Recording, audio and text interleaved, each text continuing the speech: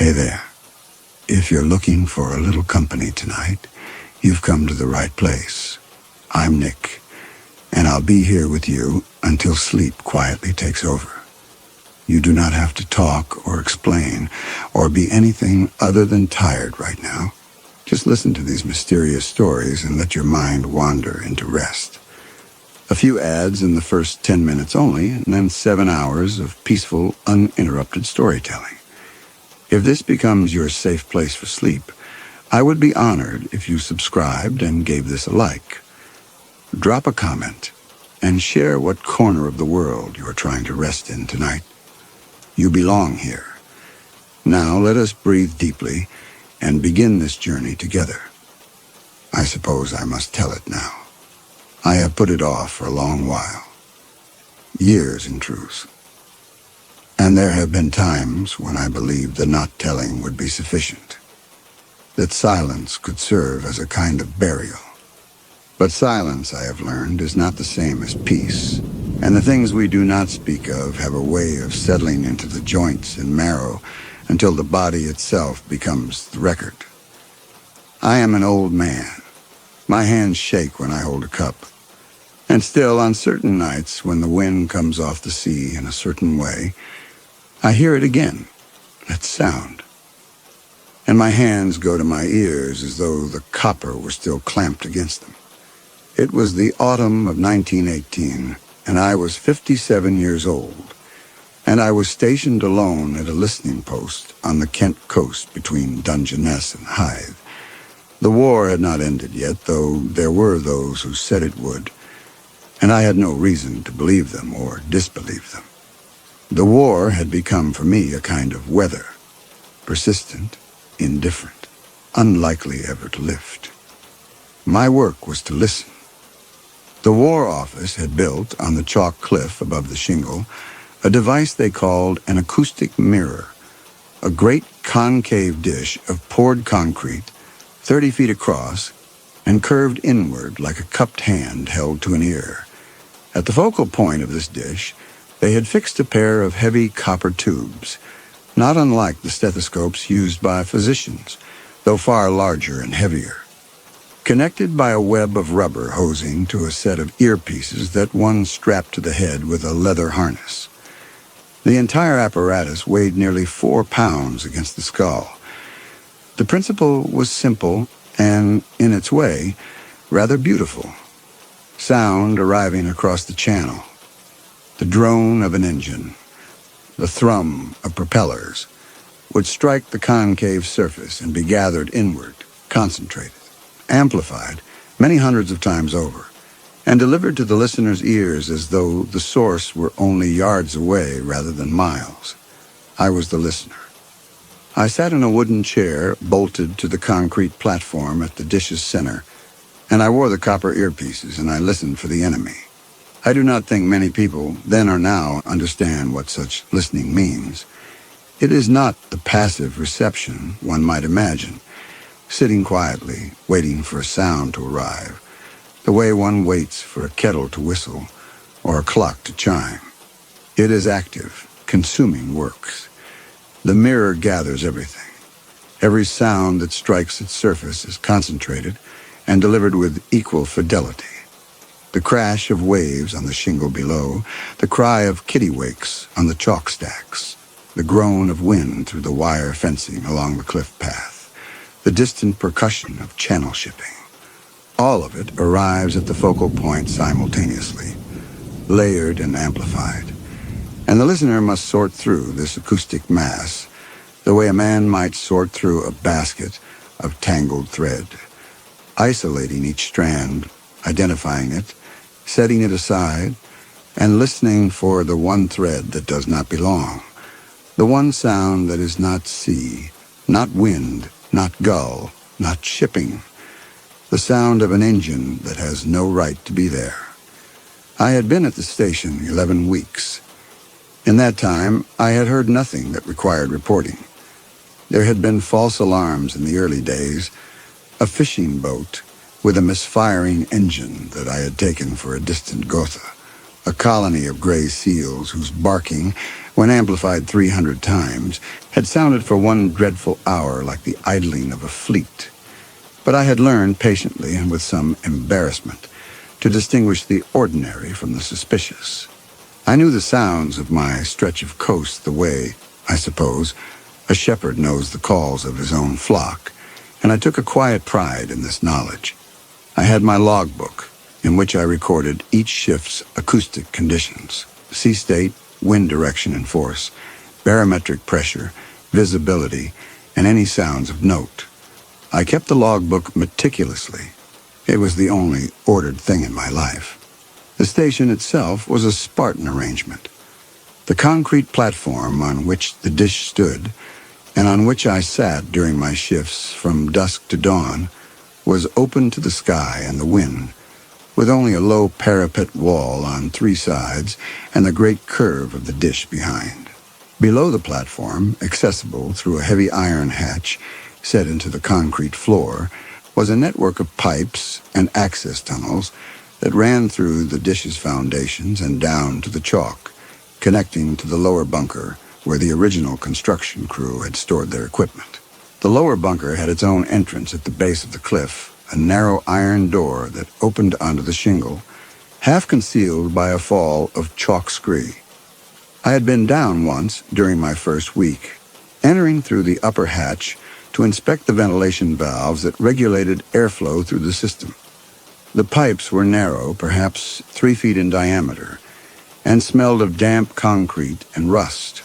Iron rungs had been bolted into the walls at intervals, forming a ladder that descended some 15 feet from the hatch to the first junction. I did not go further. There was no reason to. The valves were in good order, the lower entrance was padlocked on the outside, and the space below was not my concern. My quarters were a wooden hut 50 yards from the dish, containing a cot, a stove, a washstand, and a shelf of books I had brought from home. I took my meals there and slept during the daylight hours after a fashion. The nearest village was 4 miles along the cliff path, and the nearest military installation, a small signal station, was 6 miles inland. A relief man was meant to come fortnightly, but the schedule had grown unreliable. The influenza was taking men from every post, and my last relief had been 3 weeks late. I did not mind the solitude. I had lived alone since my wife's death in 1911, and I found the work suited me. The listening required a discipline of attention that left little room for the kind of thinking that, in quieter occupations, had a tendency to settle on me like damp. It was on the 7th of October. I know the date because I noted it in the logbook, along with the sea state, moderate, southwesterly swell, and the wind, force 4, gusting 5, from the south-southwest. That I first heard the sound I cannot even now describe with any confidence. I had been at the dish for perhaps 2 hours.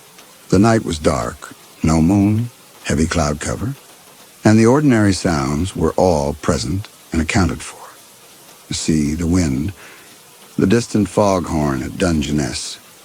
I was sorting through them with my usual patience, isolating and discarding, when I became aware of something beneath the familiar layers. Not a new sound exactly, or rather, not a sound I could point to and say, there, that is it. It was more a quality that had entered the acoustic field, a texture I had not heard before. If I were forced to characterize it, I would say it was a kind of wetness, a heavy, slow, rhythmic drag, as though something sodden were being pulled across a rough surface. It rose and fell with a regularity that suggested respiration, though it was not the respiration of any animal I knew. It was too thick, too labored, too full of liquid, and it was very faint, at the extreme edge of what the mirror could deliver. I sat forward in my chair and adjusted the angle of the copper tubes by the smallest increment, trying to center the sound, and for a moment I lost it entirely, and then it returned. That heavy, wet, dragging rhythm. And with it came something else, a thin, high scraping, metallic, intermittent, like a fingernail drawn down a pipe. I listened for 11 minutes. I timed it by my watch. Then the sound faded. Not abruptly, but gradually, the way a sound fades when its source is moving away. And the ordinary acoustic field reasserted itself, and I was left with the sea and the wind and the gulls. I noted it in the logbook.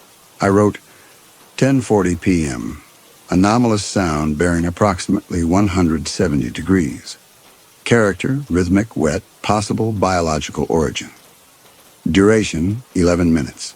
Secondary component, metallic scraping, intermittent. Source, unidentified. Sea state and wind conditions do not account for it. I did not feel afraid. I felt something closer to professional irritation. The annoyance of a man who has learned his instrument thoroughly and is confronted by a sound his categories cannot accommodate. I told myself it was likely a marine source, a seal perhaps in distress, or the wreckage of some vessel turning slowly in a current, and that I would hear it again and identify it, and that would be the end of it. I was right that I would hear it again. I was wrong about everything else. The following night, I took my position at the dish earlier than usual. The light was still draining from the sky when I strapped the harness over my head and settled the copper against my ears, and the first sounds that came were the sounds of the day retreating, the last calls of the herring gulls, the slowing of foot traffic on the cliff path a mile distant, the settling noise that the shingle made at the turn of the tide, a sound like a great exhalation. I logged these and waited. The anomalous sound returned at 10:17, 23 minutes earlier than the night before. I noted this. It was louder. Not dramatically so. I would estimate perhaps 1/3 louder. But the increase was unmistakable. The wet, rhythmic component was now clearly the dominant sound, and its character had resolved somewhat.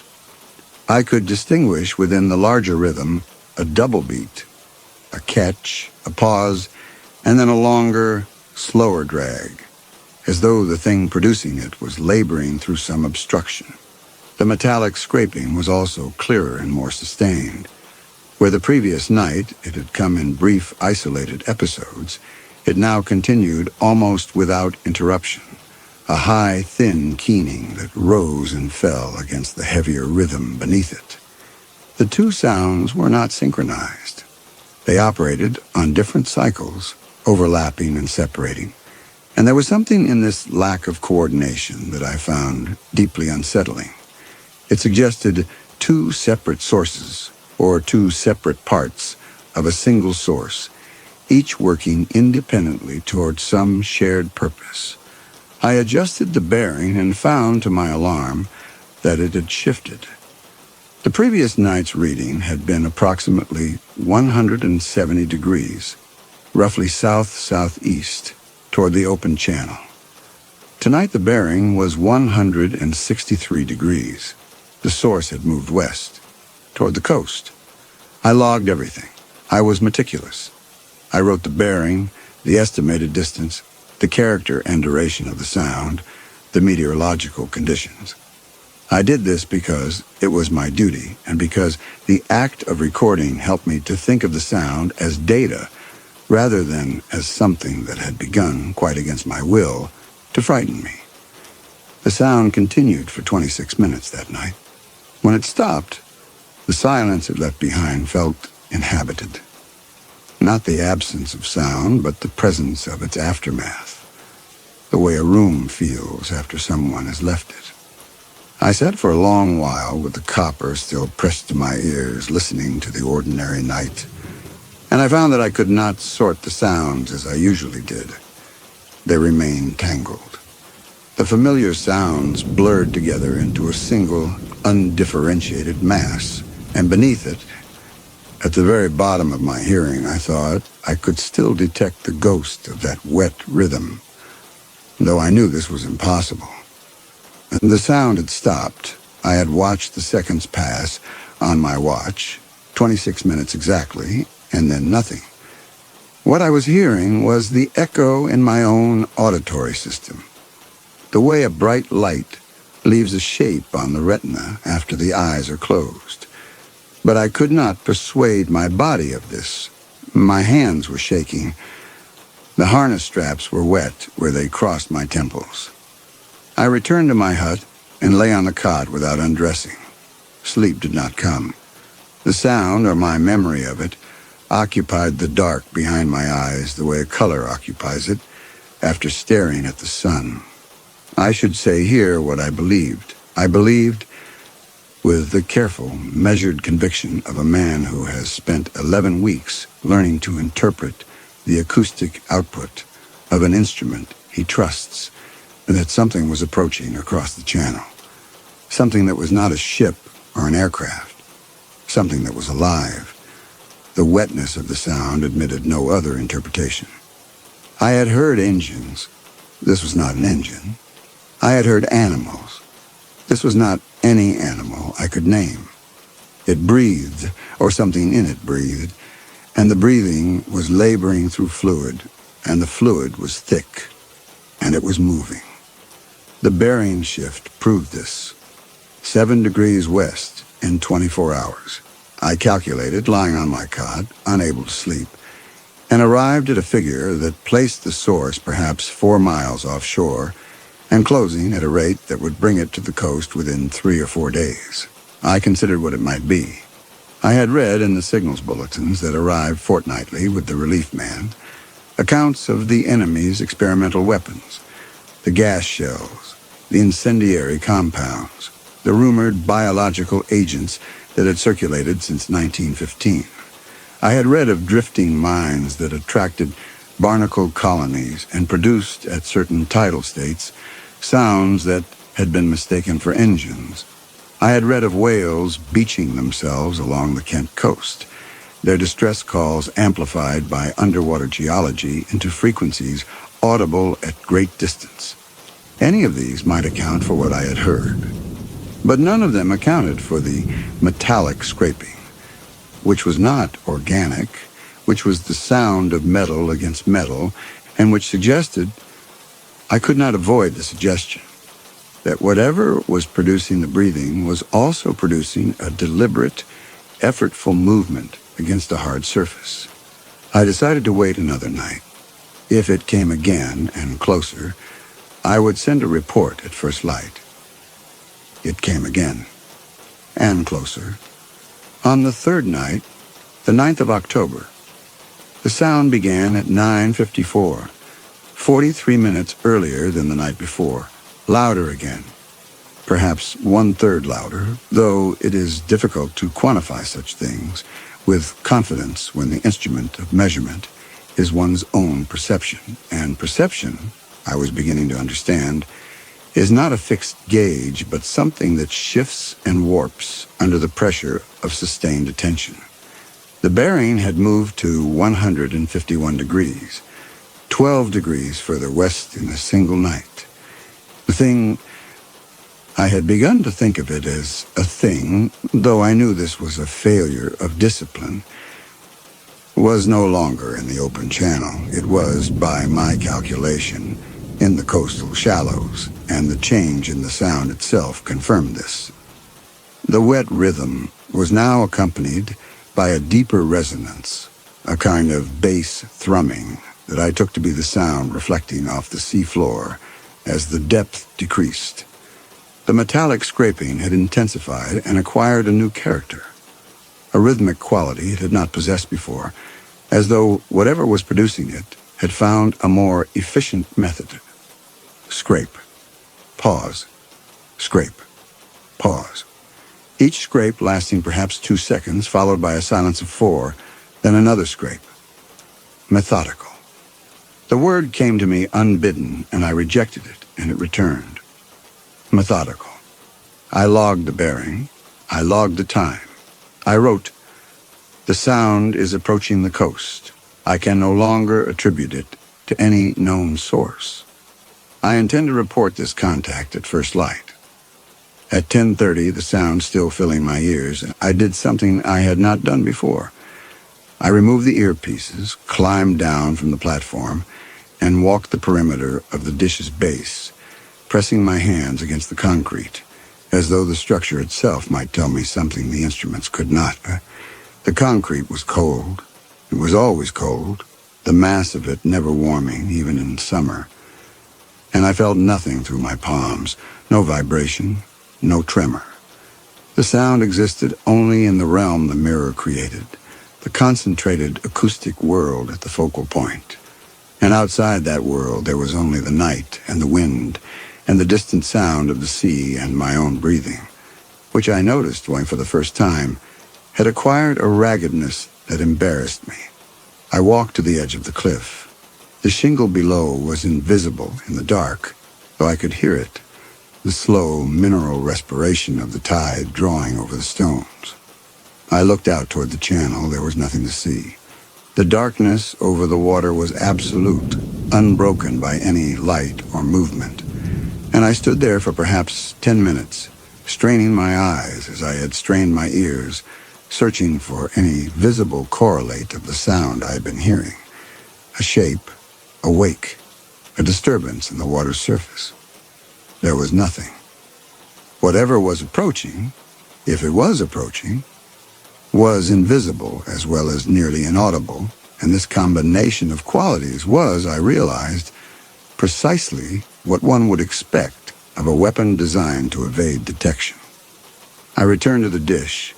I put the earpieces back on.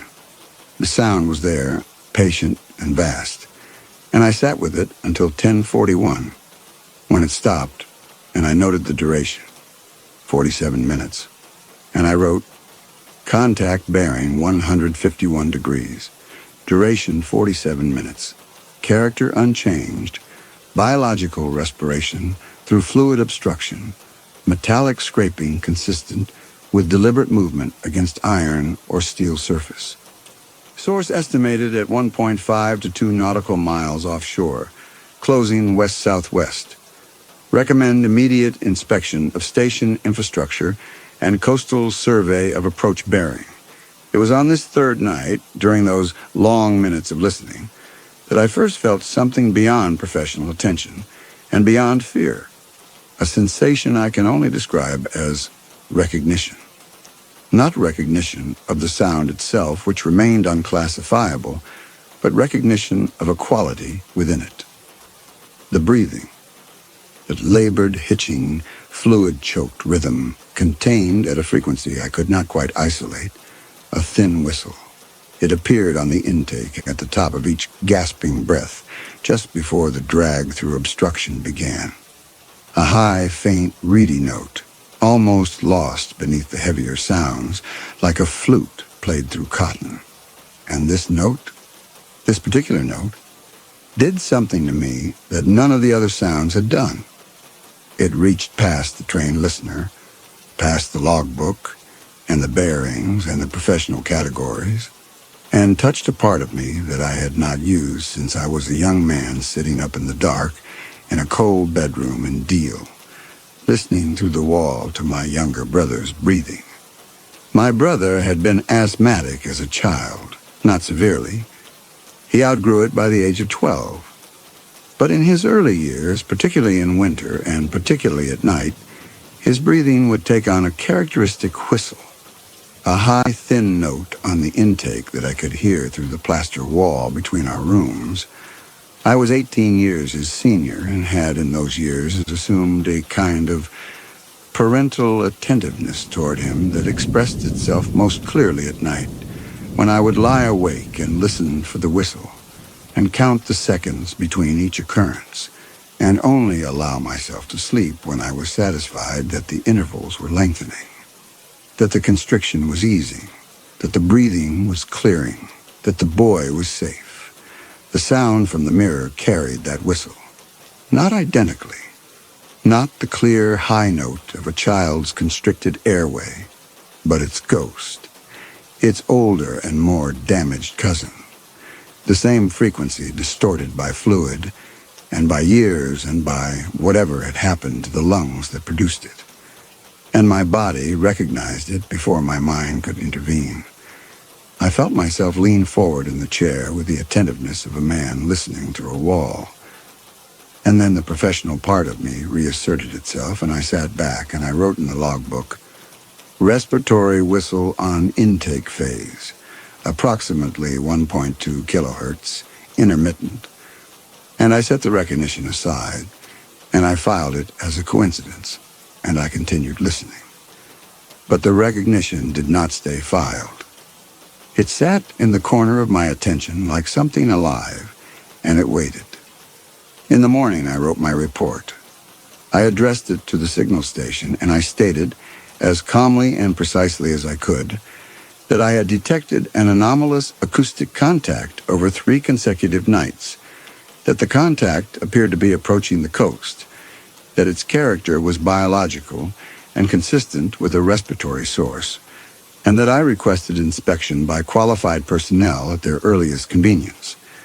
I sealed the report in the semaphore canister and walked to the flagstaff and raised the signal. Then I returned to my hut and waited. I also that morning did something I am not proud of, but which I will record because this account, if it is to mean anything, must be honest. I opened the store's trunk in my hut and found the emergency flares, 3 of them in their waterproof tubes, and I carried them to the dish and placed them on the platform beside my chair. I did not know what I intended to do with them. Flares are for signaling, not for defense. But the weight of them, the solidity of the brass tubes in my hands, gave me something that the logbook and the copper earpieces did not. The feeling of a man who has prepared for something, even if the preparation is meaningless. I also went back through the logbook entries for the previous 3 nights and read them in sequence. I was struck by how reasonable they sounded, how measured, how professional. The entries described an anomalous acoustic contact approaching the coast, and they described it in the language of signals intelligence, and they were, I believed, the entries of a man who was doing his job well. But reading them again in the gray light of morning, with the gulls calling and the tide out, and the dish standing empty above me, I noticed something that the act of writing had concealed. The handwriting was deteriorating. The first entry, October 7th, was in my usual hand, precise and legible.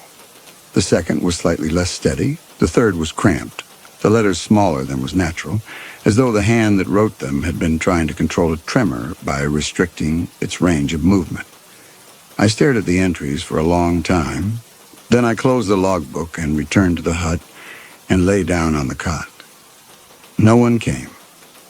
The 4th night, the 10th of October, was the worst of the listening nights, and I will describe it as plainly as I am able, though the plainness costs me something even now. I took my position at the dish at 7 o'clock, a full hour before my usual start. I did this because I had decided that I must track the sound's behavior as completely as possible, so that when the relief or the inspection team arrived, I could provide them with data rather than with fear. I strapped on the harness, I settled the copper, I opened the logbook, and I waited. The ordinary sounds came, and I cataloged them and set them aside.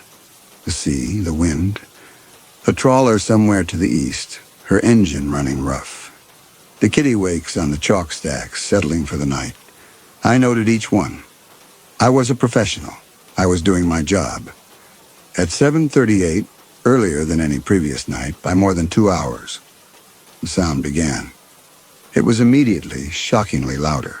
The wet rhythm was now dominant in the acoustic field, overwhelming the sea and wind, filling the copper tubes with a sound so thick and so close that I felt it as a physical pressure against my eardrums. I could now distinguish with terrible clarity the component parts of what I had been hearing. The primary rhythm was respiration, or something very like respiration. But it was respiration in extremis, the breathing of something whose lungs were filled with fluid, each intake a rattling, gasping drag through obstruction, each exhalation a heavy, wet collapse. The sound was not regular. It hitched. It caught. There were pauses, 3, 4, 5 seconds, during which the breathing simply stopped, and in those pauses the metallic scraping continued alone, isolated and somehow more frightening for its isolation, and then the breathing would resume with a raw, convulsive heave, as though the thing were being pulled back from the edge of some abyss by its own desperate biology. The scraping was now unmistakable in its character. It was the sound of something hard and thin. Fingers, I thought, and could not stop thinking, dragging against iron, not randomly, with direction, upward. Each scrape was followed by a brief, almost imperceptible clang, a tap, a grip, a weight shifting, and then another scrape. The rhythm was the rhythm of climbing. Something was climbing the iron rungs inside a pipe, climbing toward something, and the whistle was there. That reedy, high intake note I had noticed the previous night, the one that had made my body lean forward in the chair, now filled the copper with a clarity that was almost unbearable, and my body was counting again. 3 seconds, 4, 3, 4. The same intervals, the same pattern. The pattern I had counted through a plaster wall when I was a young man, and the boy in the next room was struggling for air, and I was the one who listened, the one who counted, the one who would know by the intervals whether the breathing was clearing or closing, and the intervals now were not clearing. The intervals were closing. I should have known. I think I did know. I think the counting was the knowing, and the knowing was there in my body, the way a name is on the tip of one's tongue. Present, pressing, one synapse from articulation. And the knowledge inside me that had recognized the whistle pressed against the walls of the box I had put it in, and I held the box shut. But even as I logged the bearing and the intensity, I knew that something had changed in the listening, something I had not been able to name until that moment. The sound was no longer arriving from the direction of the sea.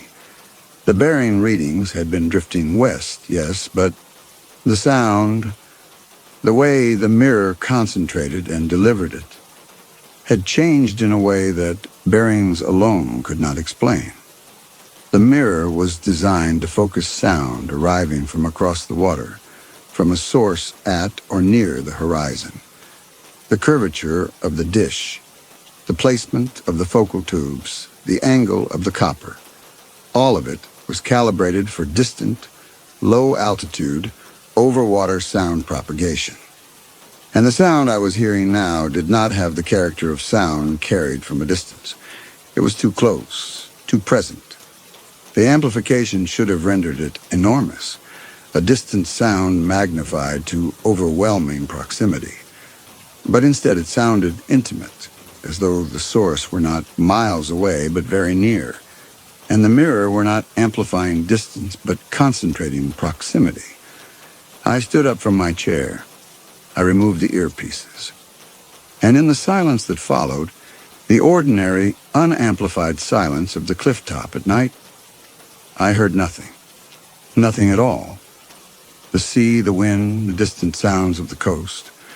All of it was there, faint and unremarkable, and there was no wet breathing, no metallic scraping, no approaching thing.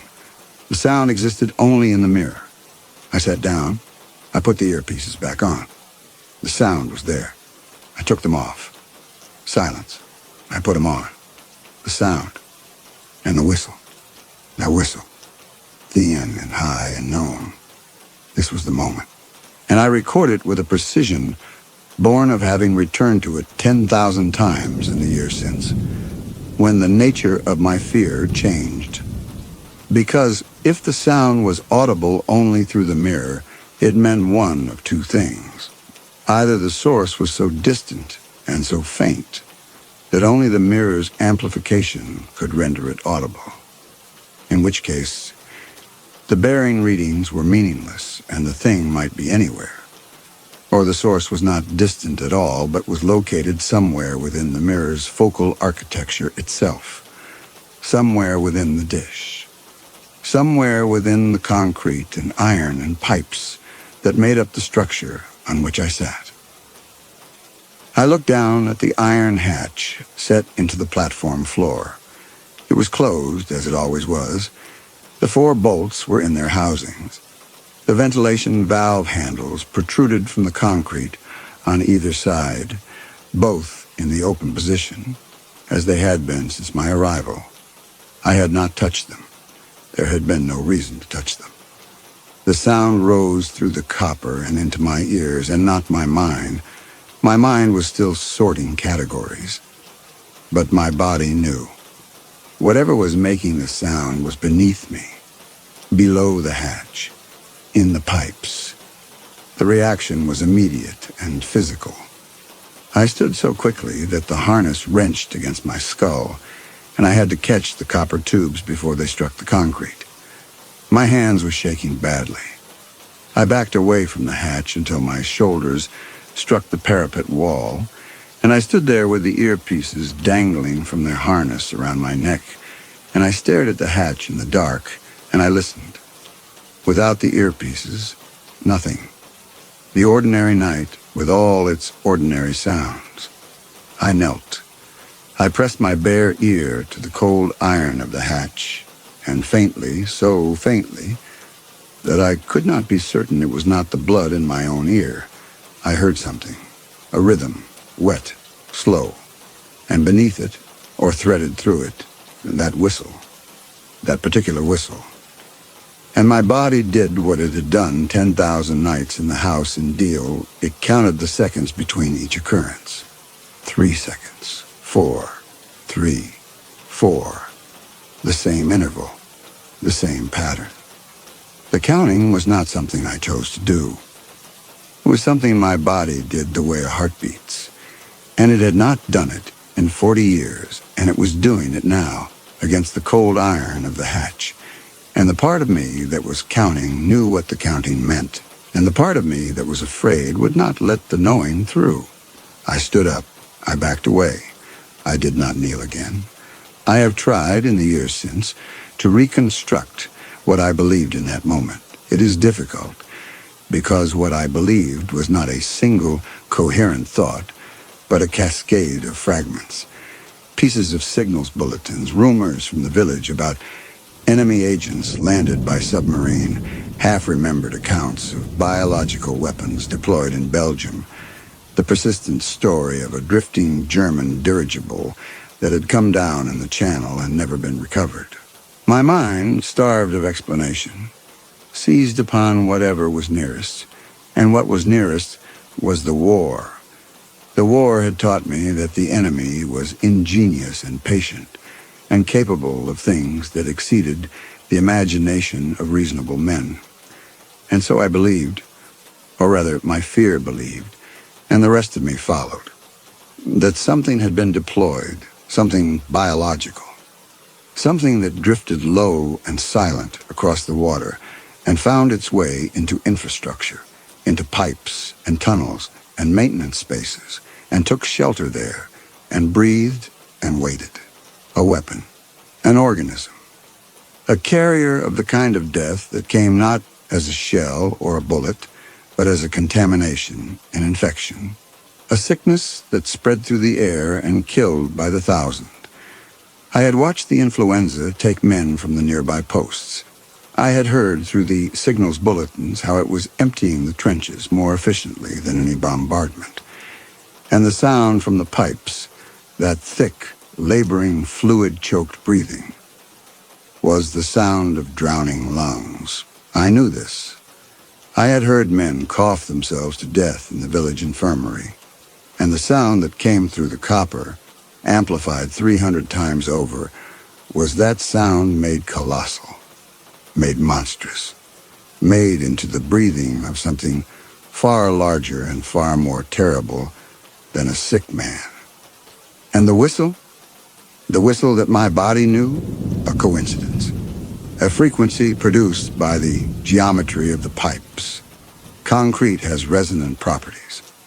The mirror amplifies everything, and in everything there are patterns, and in patterns there are echoes, And the mind, the exhausted, frightened, sleepless mind of a man who has lost his brother, will find what it is looking for, whether the thing is there or not.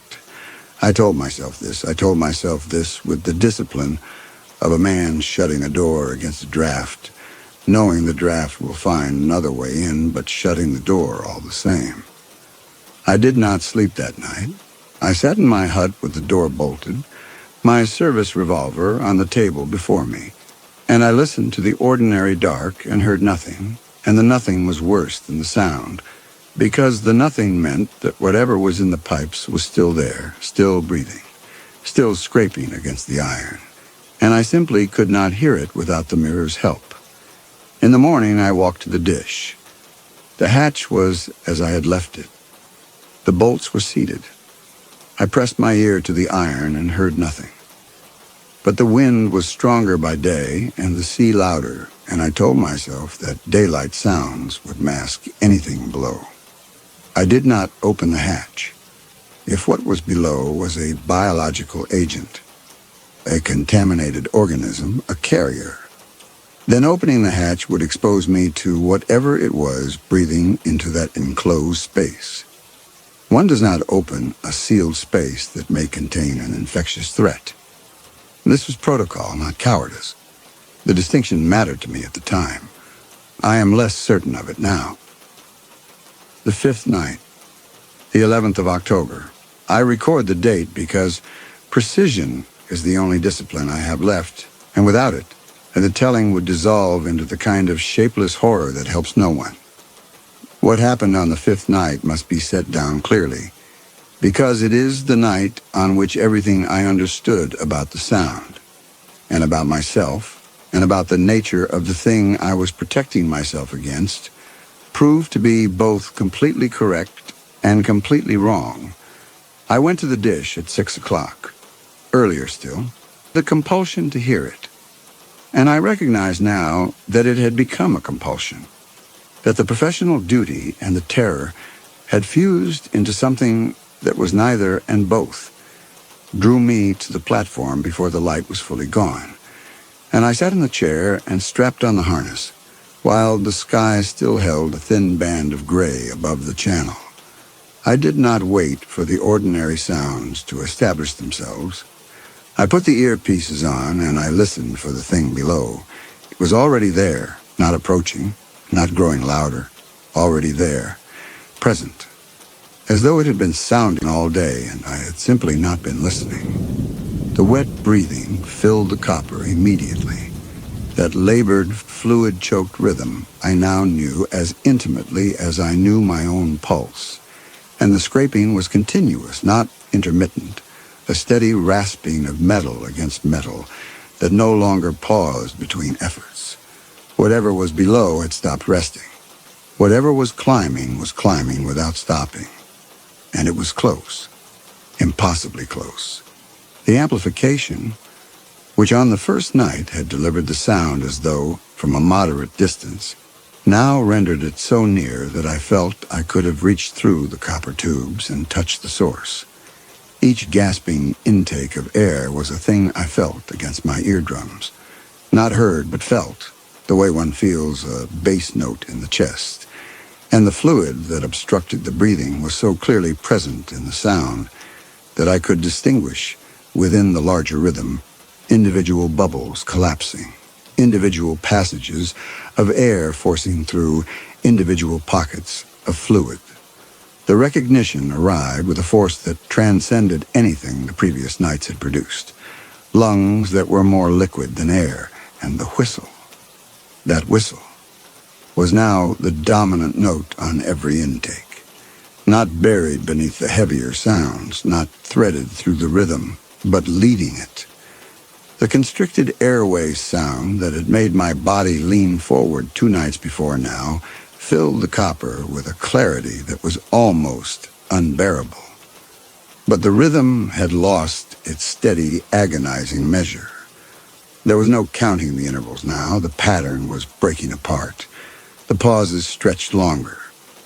5 seconds, 6, 7, before a ragged, Wet gasp would tear through the tubes, vibrating against my ears. I sat rigid, the leather harness pressing hard against my temples, listening to the desperate, failing mechanism of his lungs, yet still refusing to allow the truth to cross the threshold of my mind. The truth was there, pressing against the thin shutter of my denial, but I would not let it in. I clung to my fear of the weapon, of the contamination, of the unknown enemy, because that fear was a shield. If it was a weapon, I was a soldier doing his duty by remaining at his post. If it was him, I was something else entirely. I did not open the hatch. I did not open the hatch. I say it twice because I made the decision twice. Once when the understanding almost broke through, and once when the fear closed over it again. I put the earpieces back on. I do not know why. Perhaps because not hearing was worse than hearing. Because the silence from the hatch left my imagination free to supply whatever horror it wished, while the mirror, at least, delivered only what was real. I put them on, and I heard the breathing and the scraping and the whistle. That whistle. And I sat in my chair and I listened to it for 27 more minutes. And during those 27 minutes, the sound grew steadily louder and the scraping grew steadily more defined, and the climbing, the hands, the rungs, the upward movement grew steadily closer to the top of the ladder. At 7:34, the breathing changed. It changed because it stopped. Not gradually, not the way it had stopped on previous nights, the slow fading, the sense of a source withdrawing. It stopped the way a machine stops when something breaks. Mid-breath, mid-drag, the wet rhythm collapsing into a silence so sudden and so total that for a moment I believed the earpieces had failed. But they had not failed. The mirror was still working. I could hear the sea through the copper and the wind and the gulls. The mirror was gathering and concentrating and delivering everything it received. It was simply that the sound from below had stopped, and then it resumed, but different. The rhythm was the same hitching, fluid-choked labor, but it was weaker, noticeably, measurably weaker. The breathing that had on the first night been a faint, puzzling texture at the edge of the acoustic field was now a shallow, intermittent flutter, a ghost of itself, a sketch of respiration drawn by a hand too weak to complete the stroke. The hitching rhythm was gone. The double beat, the catch, the drag had flattened into a single, thin wheeze that came and went, with long pauses between. Pauses during which I sat rigid in my chair, my fingers gripping the armrests, waiting for the next breath the way one waits for a second shoe to drop in an upstairs room, knowing that the absence of the sound would be worse than its presence, knowing that when the breathing stopped, it would mean the thing had died, and then I would have to decide what to do about the body in the pipes. The metallic scraping had nearly stopped. A single tap, long pause, another tap. As though the hands were still on the rungs but could no longer climb, could only hold and periodically shift their grip to keep from falling. The whistle was gone. I noted this in the logbook. I wrote, "Intake whistle absent from respiratory pattern, significance uncertain." And then I sat and looked at what I had written, and the words were a lie because I knew the significance. The whistle was the constriction. The constriction was the last thing keeping the lungs partially open. When the constriction failed, when the tissue swelled shut, or the fluid filled the passage entirely, the lungs would have no airway at all. The absence of the whistle was not a sign of improvement. It was a sign of the end. I listened for 2 hours and 11 minutes. During that time, the breathing grew thinner and the pauses grew longer, and I did not move from the chair, and I did not remove the earpieces, and I did not open the hatch. The inspection team would come. They would handle it. My job was to listen, not to act, and I had listened, and I had reported, and the rest was not my responsibility. And then, at 8:11, I noted it. I wrote it in the logbook because the logbook was the last thread connecting me to the man I had been before the sound began. The breathing changed again. The shallow flutter ceased. In its place came a single, sustained exhalation. Long, slow, almost peaceful, like a man breathing out before sleep. And then a sound I had never heard through the copper or through any instrument, or with my own unaided ears in all my life. The sound of fingertips sliding down iron, not gripping, not climbing, sliding. The sound of hands that had been holding on and were no longer holding on.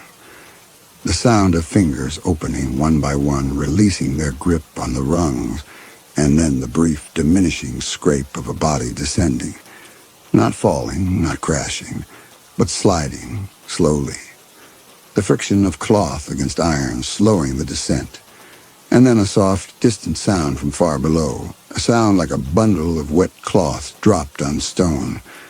Then silence. The mirror gave me the sea and the wind and nothing else. I sat in the chair for a long time. The logbook was open on my knee. The pen was in my hand. I wrote 8:11.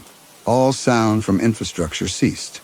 Duration of final contact, 131 minutes.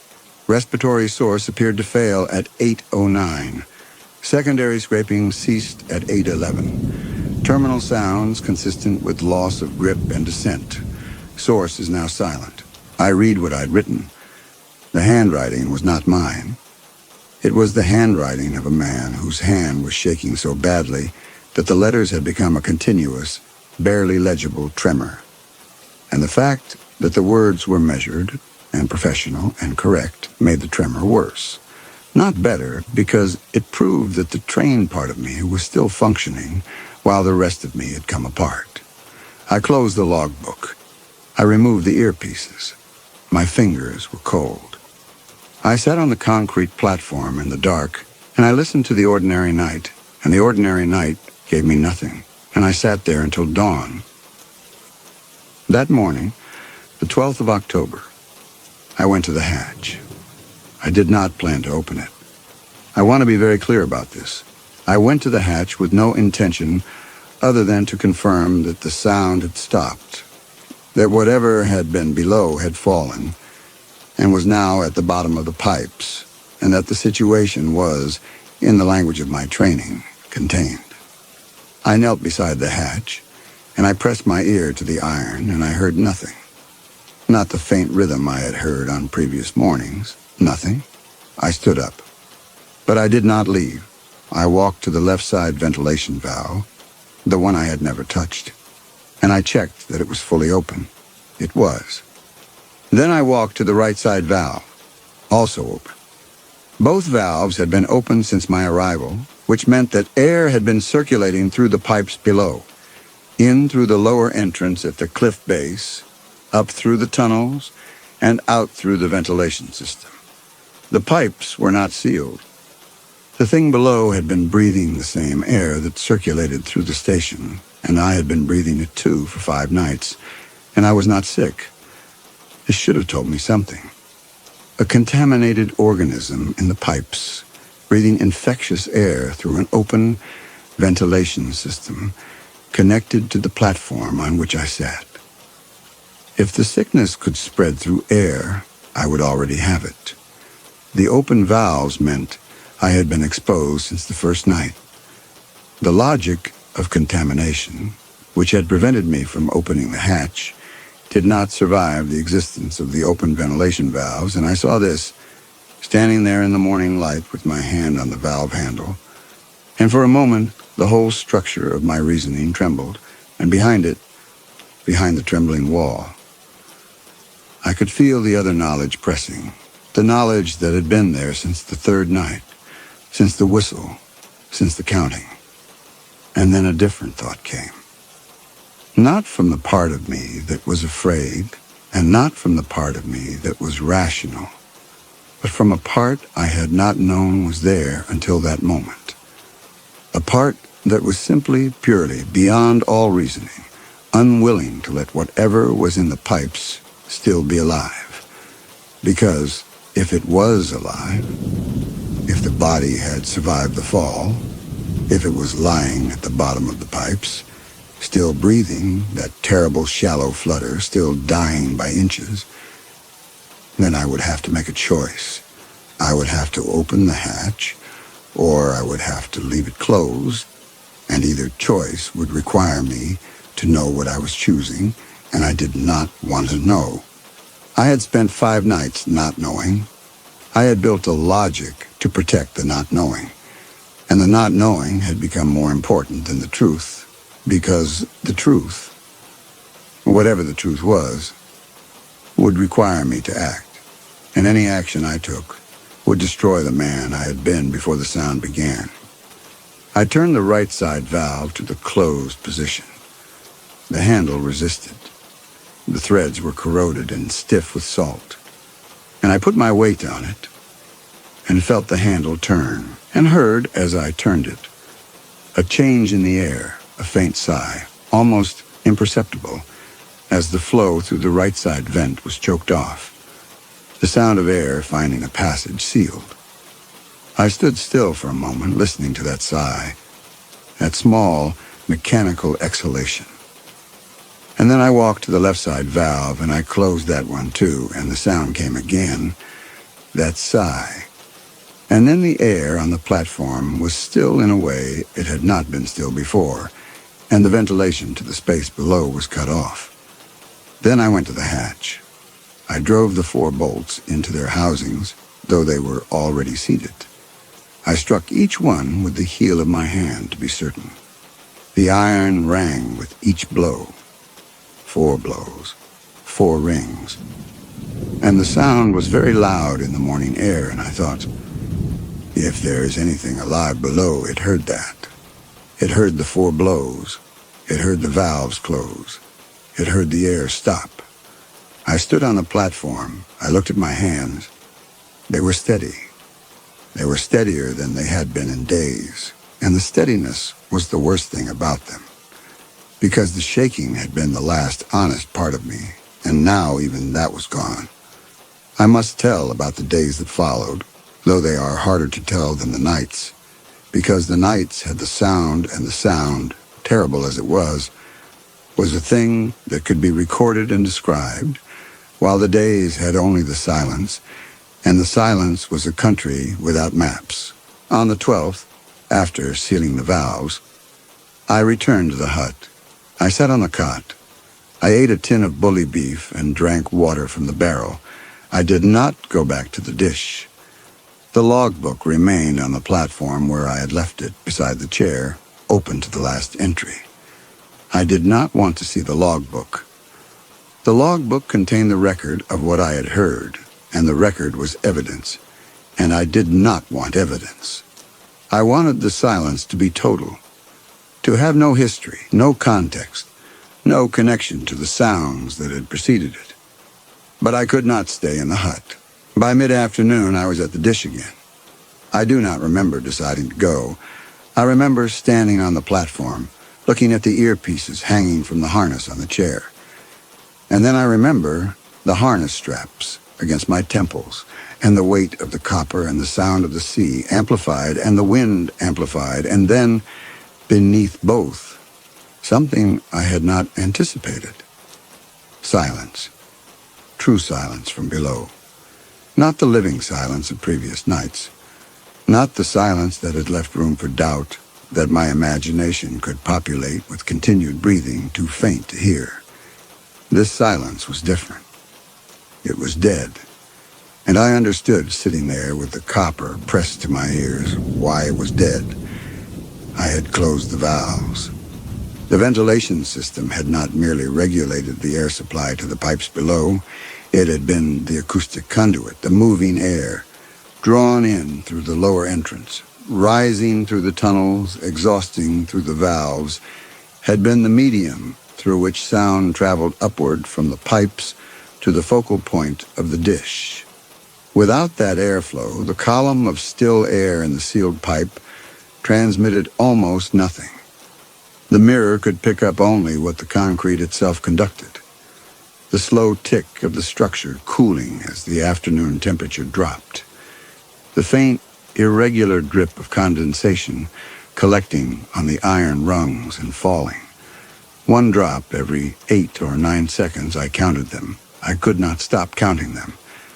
But nothing from below, nothing from the bottom of the shaft.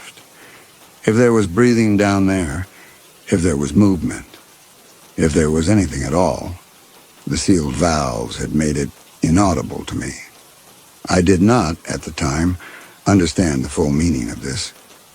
I heard the silence, and I took the silence as confirmation that it was dead, that the fall had killed it, that the breathing had stopped, that the body lay at the base of the ladder in the dark and would lie there until the inspection team came. The silence comforted me. The silence was what I needed. And I did not ask myself whether the silence was real or whether I had manufactured it.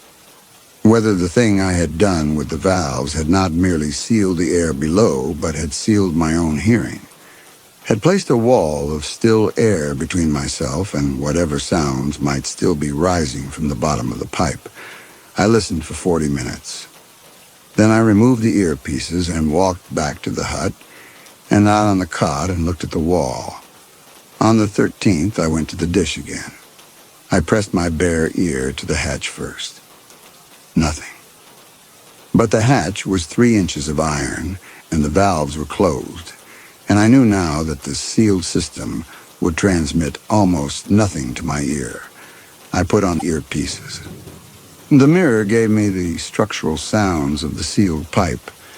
The dripping had slowed to 1 drop every 12 seconds now, the condensation diminishing as the temperature stabilized. And a new sound, or rather a new texture, a faint, intermittent clicking, tiny and deliberate, like the tapping of a pin on glass.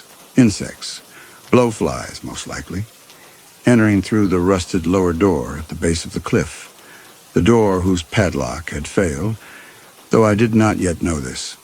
Drawn by whatever they are drawn by, navigating the horizontal tunnel to the base of the shaft. The mirror gathered their movements. The click of chitinous legs on iron, the hum of wings amplified into a low, pulsing drone, and delivered them to me with the same faithful clarity it had once delivered breathing, the sounds of attendance, the sounds of what comes after. I removed the earpieces and set them down. I walked to the cliff edge and stood there for a long time, looking at the channel. Then I walked back to the hut. On the 14th, I did not go to the dish. I stayed in the hut. I lay on the cot and I stared at the ceiling boards and I thought about nothing. And the nothing I thought about had a specific shape. It was the shape of a hatch, 3 inches of iron, 4 bolts, 2 valves. The relief team arrived on the 15th of October. There were 3 of them, a corporal and 2 sappers from the Royal Engineers. And they came along the cliff path in the late morning, and I met them at the door of my hut. And the corporal told me they had received my semaphore report and had come as soon as they could be spared. He was a young man, perhaps 25, with the tired efficiency that the war had bred into men of his age, and he asked me to describe the acoustic contact, which I did, and he listened without expression. He asked me if I had opened the hatch. I had not. He asked me if I had sealed it. 3 days ago, I said. The bolts and both ventilation valves. He looked at me for a moment with an expression I could not read. Right, he said. And then to the sappers. Fetch the toolkit. The 3 of them walked to the dish, and I followed. The platform was as I had left it. The earpieces hung from the harness on the back of my chair, the copper green with salt air. The logbook was on the small table beside the chair, still open to my last entry. The hatch was sealed. The bolts were in their housings. The valve handles were in the closed position. The corporal knelt beside the hatch. He instructed the sappers to draw back the bolts. They did, one at a time. The sound of each bolt withdrawing from its housing was very loud in the morning air, and each one sounded to my ears like the 4 blows I had struck to drive them in, and I thought, the sound is going backward. The bolts are coming out, and whatever I sealed in is about to be unsealed, and I am not ready for this. The corporal opened the ventilation valves, left side first, then right. The handles turned with a grinding reluctance, and as each valve opened, there was a rush of air, not from below, but downward, the platform air being drawn to the pipe by the pressure differential. And with that rush came the smell. It came up through the newly opened valve and through the gaps around the hatch before the hatch itself was lifted, and it was the smell of a closed space in which something has died, and I knew it at once for what it was, and my legs gave way beneath me, and I sat down on the concrete. The corporal gripped the hatch ring and pulled. The hatch opened. The full force of the smell rose from below, and one of the sappers turned away and was sick over the parapet wall. The corporal did not flinch. He looked into the pipe for a long time. Then he said something to the remaining sapper that I did not hear, and the man descended the ladder. I heard his boots on the iron rungs, the same sound, the sound I had listened to for 5 nights, amplified to monstrous scale, and now heard at its true volume, the small, ordinary sound of boots on iron. And after some time, the sapper called up. There was a body, a man, a soldier by the uniform, though the uniform was in a state of advanced disrepair, soaked through and caked with a paste of rust and concrete dust. The man was young, late 30s, the sapper estimated. He had come to rest at the base of the ladder, curled on his side in the junction where the main pipe met the first horizontal tunnel. There was fluid in the pipe around him, the product of his own lungs, the sapper said, though he said it gently, the way men said such things in those days. And clutched against the body's chest, wrapped in a piece of oilskin, was a small notebook. They brought the body up. I did not watch them do this. I was sitting on the concrete with my back to the parapet wall, in the same position I had occupied on so many nights, and I was looking at the sea, and the sea was gray and flat and told me nothing. The corporal brought me the notebook. He held it out, and I took it. The oilskin wrapping was damp but intact, and the notebook inside was mostly dry, and I opened it, and I saw the handwriting and the word I had been refusing to say, the word that the whistle had known, that the counting had known, that my body had known since the 3rd night, while my trained mind held the door shut, came at last, and it was not a word at all. It was a name. The handwriting was his, the careful, slanting hand he had used since boyhood, the school teacher's hand, precise and small, each letter formed with the patience of a man accustomed to demonstrating penmanship to pupils. I knew it the way I knew the sounds of my coast. I knew it the way I knew the sea. The notebook was a diary. It began in March, and the early entries were written in that careful hand, brief and steady. Ypres Road. Field Hospital, 2 days. Cannot speak. They think it is the shock. Perhaps it is. Left when the guns started again. Walking south. A woman in a farmhouse gave me bread. I wrote on the back of a cigarette paper what I needed, and she read it and fed me, and I could not thank her, and she did not ask me to. Calais, I think. Fishing boats in the harbor. If I can get across, I can walk the rest. The entries continued through the summer. Sparse, sensory, the record of a man navigating by instinct and by silence. No place names after the first few, no dates for long stretches. Descriptions of light, of weather, of the quality of an English road after months of French mud. Green. I had forgotten there was this much green. My boots are finished. I took a dead man's boots near Ashford. They are too large. I stuffed the toes with newspaper. The cough started 4 days ago. I thought it was the dust. It is not the dust. And then the October entries. The handwriting changed. The careful school teacher's letters grew larger, more erratic, the pen pressure varying as though the hand could no longer maintain a consistent grip. The lines tilted downward on the page. Found the Cliff Station. The mark on the post says it is yours. I went down the shingle to the lower door, and the lock came apart in my hands. The pipes are cold, but out of the wind. I can hear your boots on the concrete above. Tried to climb to you. Got 5 rungs before my arms gave out. The breathing is very bad now. I can taste iron. I will try again when I have rested. I am trying to reach you, but I cannot climb. I tried 3 times tonight. Each time I get fewer rungs. The cough produces a sound I can hear in the pipes, and it is very loud, and I am afraid you will hear it and be frightened. I am sorry for the noise. I stopped reading. I closed the notebook. I opened it again. I could not stop reading. Fell. Cannot feel my legs. My matches are gone. Writing in the dark now, guiding the pencil with my left thumb along the edge of the page. Something is wrong with the air today.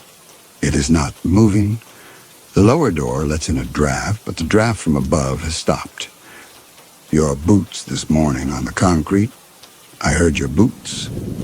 This entry was the last one written in anything resembling sentences. After it, the handwriting collapsed into fragments. Words scattered across the page at angles, some barely legible, some written over other words, as though the hand had lost its sense of where it was on the page in the absolute dark. Are cold now, could not speak at Ypres, and cannot speak now, and cannot climb, you are above me, and I only. And then on the last page that bore any writing, in letters so large and so unsteady that they filled the entire page, 5 words. Wanted to hear your steps.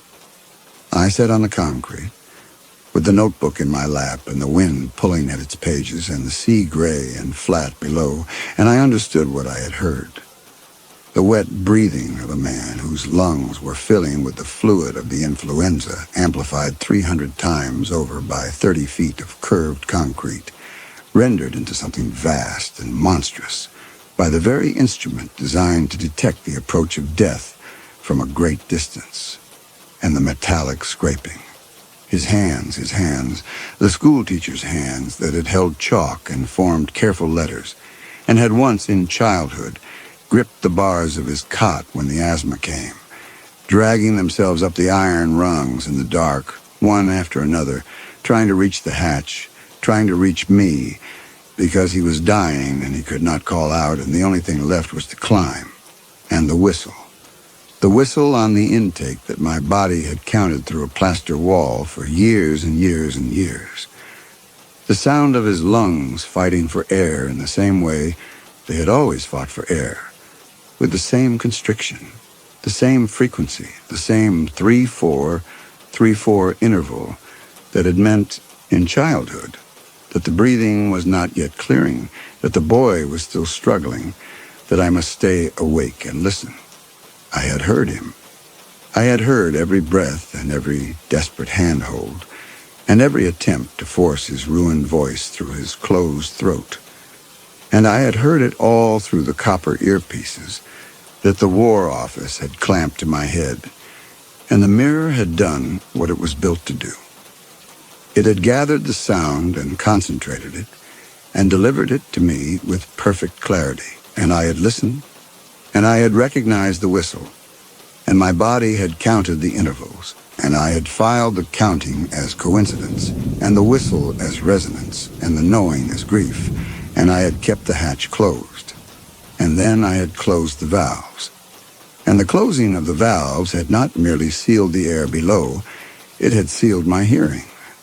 The still air in the plugged shaft had transmitted almost nothing to the mirror, and I had taken the silence as confirmation of death, and the silence had comforted me, and all the while, on the morning of the 12th, when I heard my own boots on the concrete, and he heard them too, He was alive at the bottom of the shaft, alive and writing, alive and feeling the draft from above die as I cranked the handle shut, alive and listening to the 4 blows of my hand on the bolts, each one ringing down the iron like a bell.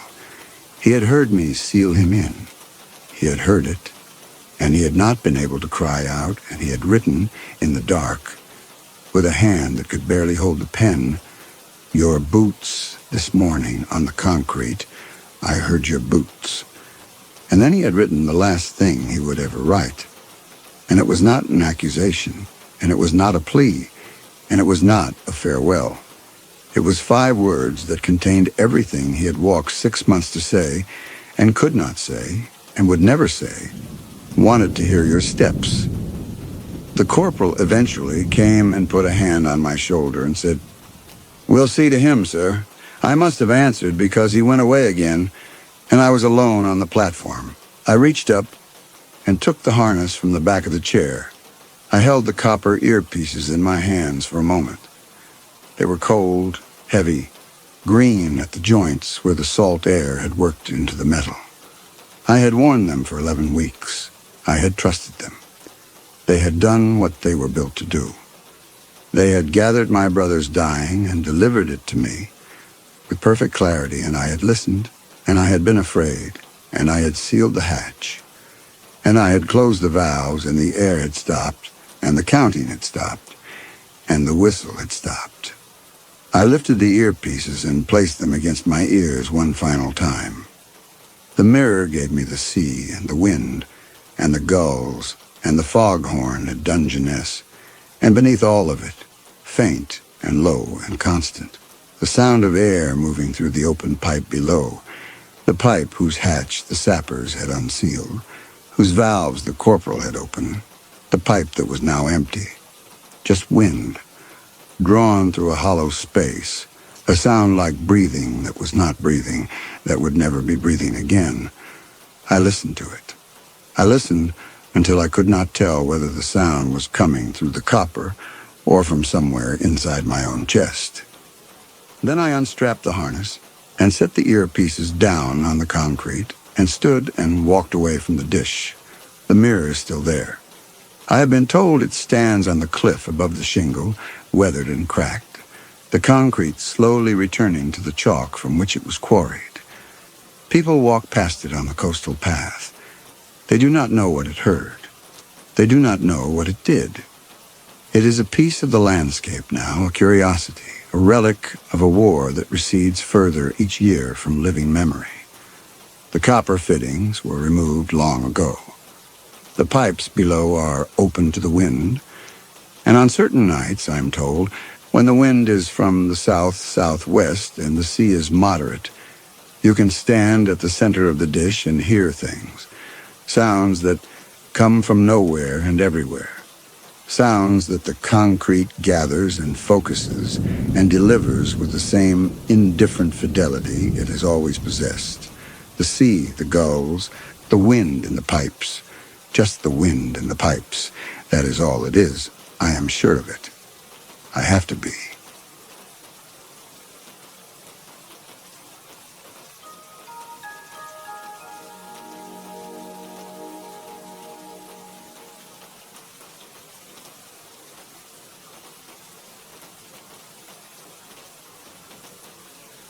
Your grandfather's portrait is still hanging in the council chambers, isn't it? The man said. And it wasn't a question. Holden Calder set his fork down. Across the white linen at the Beaufort Inn, the executor from the Harrick firm in Charleston smiled with teeth that were either very expensive or very good, and Holden decided it didn't matter which. What mattered was that this man, 45, maybe 50, suit cut a full grade above what a trust and estates lawyer from any Charleston firm would typically wear to dinner in the Low Country, had just demonstrated a knowledge of Beaufort County government decor that suggested something more than casual research. The portrait was oil on canvas, commissioned in 1929 for Rollins Calder, Holden's grandfather, who had served as chairman of the Beaufort County Council for 28 years and whose name was etched into the cornerstone of the county administration building on Carteret Street. The portrait showed Rollins at his desk in the chairman's office with the county's survey map spread before him, one hand resting on the map and the other holding a pen, as if he had been interrupted while drawing a boundary line and had looked up at the painter with the expression of a man accustomed to deciding where things went. It had hung in the council chambers since 1931 behind the chairman's seat, where every county employee, every contractor, every citizen who appeared before the council would see the Calder face looking down from the wall. Beaufort County said artifact when it meant monument. The portrait was a monument. Holden's father had served 22 years as chairman after Rollins. Holden was in his 17th. The Calders did not merely govern Beaufort County. They were Beaufort County in the way that live oaks were the landscape, not planted so much as original to the soil. The executor had called 3 weeks earlier. He represented an anonymous estate, a benefactor of considerable means, he said, who had followed Holden's career with deep admiration and who wished to make a significant philanthropic gift to the community. Not money, something more permanent. The executor had been polite and specific on the phone, and polite specificity was the one quality Holden found most reliable in professional strangers. He had agreed to the dinner because the Horrick firm was real. He had checked the South Carolina Secretary of State's business filings within an hour of the call, its letterhead verified, and because he had never in his life refused a compliment, delivered on good stationery. Now the executor was describing a library, not a branch library or a reading room attached to the County Historical Society, but a freestanding archival institution, purpose-built, climate-controlled, 2 stories, dedicated entirely to the Calder family's civic legacy in Beaufort County, from the first Calder to hold public office in 1847 through Holden's present tenure and beyond. The benefactor would fund the construction, the curation, and the first 20 years of operational endowment. The building would be called the Calder Archival Library. It would stand on the vacant lot at the corner of Bay and Charles Streets, 3 blocks from the county building, visible from the waterfront park where tourists ate ice cream and photographed the marina. Holden picked up his water glass and drank. The lot at Bay and Charles was privately held. He knew this because he had looked into acquiring it in 2008 for a county satellite office, a project he had personally championed on the council before the recession killed the budget line. The owner, a retired dentist in Hilton Head, had wanted more than the land was worth, and Holden had walked away, which was the response of a man who understood that overpaying, whether with public money or private, was a confession of eagerness, and eagerness was a currency that Holden Calder never spent in public. He asked who held the deed now. The executor said the trust had acquired the parcel 18 months ago. A clean transaction, fair market value. The benefactor had been planning this project for some time. 18 months. Holden set the glass down. The purchase dated to mid-2010, before the current governor had begun his informal search for a candidate to fill the state Senate seat vacated by Hugh Redmond's retirement. Before there was a shortlist or a vetting process or a name being circulated in the State House.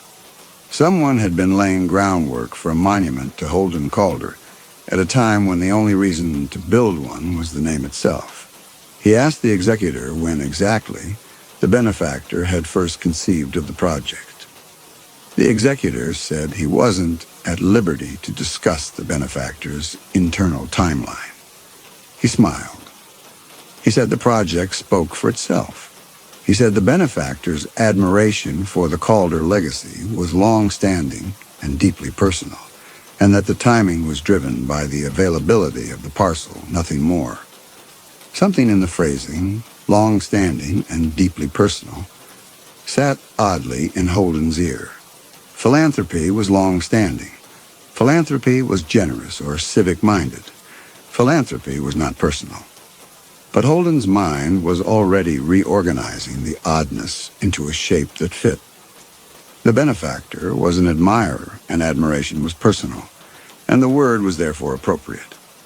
And by the time the executor moved on to the architectural details, the oddness had been absorbed into the larger warmth of the evening, dissolved the way a drop of something bitter dissolves in a full glass.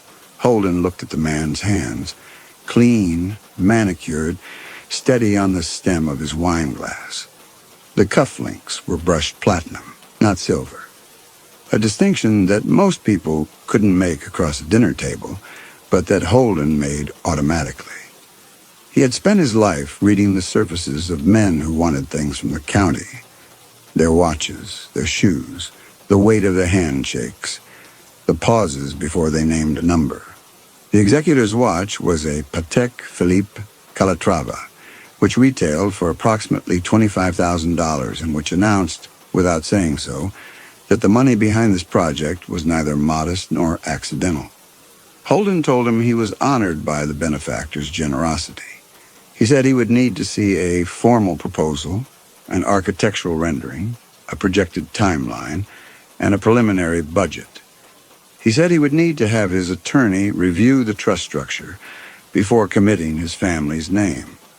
He said all of this in the measured tone of a man performing due diligence, and the executor nodded at each requirement with the patience of someone who had anticipated every one of them and had the corresponding document already prepared in a file somewhere. They finished dinner. The Beaufort Inn's dining room had emptied. It was a Tuesday in February, and the tourist season wouldn't start until April. The executor picked up the check without looking at the total and left a tip calculated to the exact penny of 40%, which told Holden that the man's attention to financial detail was entirely deliberate. They shook hands on the sidewalk under the palmettos. The night air smelled of marsh and pluff mud and the diesel exhaust of a shrimp boat idling at the marina. The executor said the architectural renderings would be delivered within the week. He said the benefactor looked forward to a long and rewarding collaboration. Holden drove home along the river road with the windows down. His house was on Ladies Island, a 10-minute drive across the Woods Memorial Bridge, set back from the road behind a screen of live oaks draped with Spanish moss that his wife maintained were the most beautiful trees in Beaufort County, and that Holden maintained were a liability in hurricane season. The house was a renovated plantation cottage. Not a plantation, his wife corrected when guests asked. A cottage on a former plantation, with 4 bedrooms, a wraparound porch, and a dock on Factory Creek, where Holden kept a boat he used 6 times a year. His wife was asleep when he arrived. He sat in his study for 40 minutes, looking at the framed photograph of his grandfather that hung above the desk. The one taken in 1934, Rawlins on the steps of the county building with one hand on the limestone column, wearing the expression of a man who had decided where everything went and expected everything to stay there. Holden felt something he would later identify as the first genuine happiness he had experienced in years. Not pleasure, not satisfaction. Happiness. The specific warmth of being recognized for what you were by someone who had the resources to make the recognition permanent. He did not call his attorney.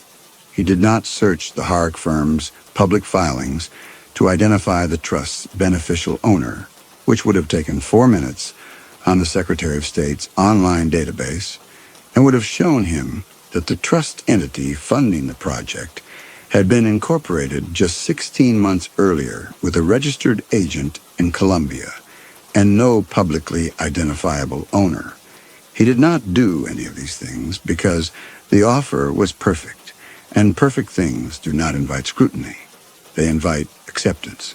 He went to bed and did not sleep immediately.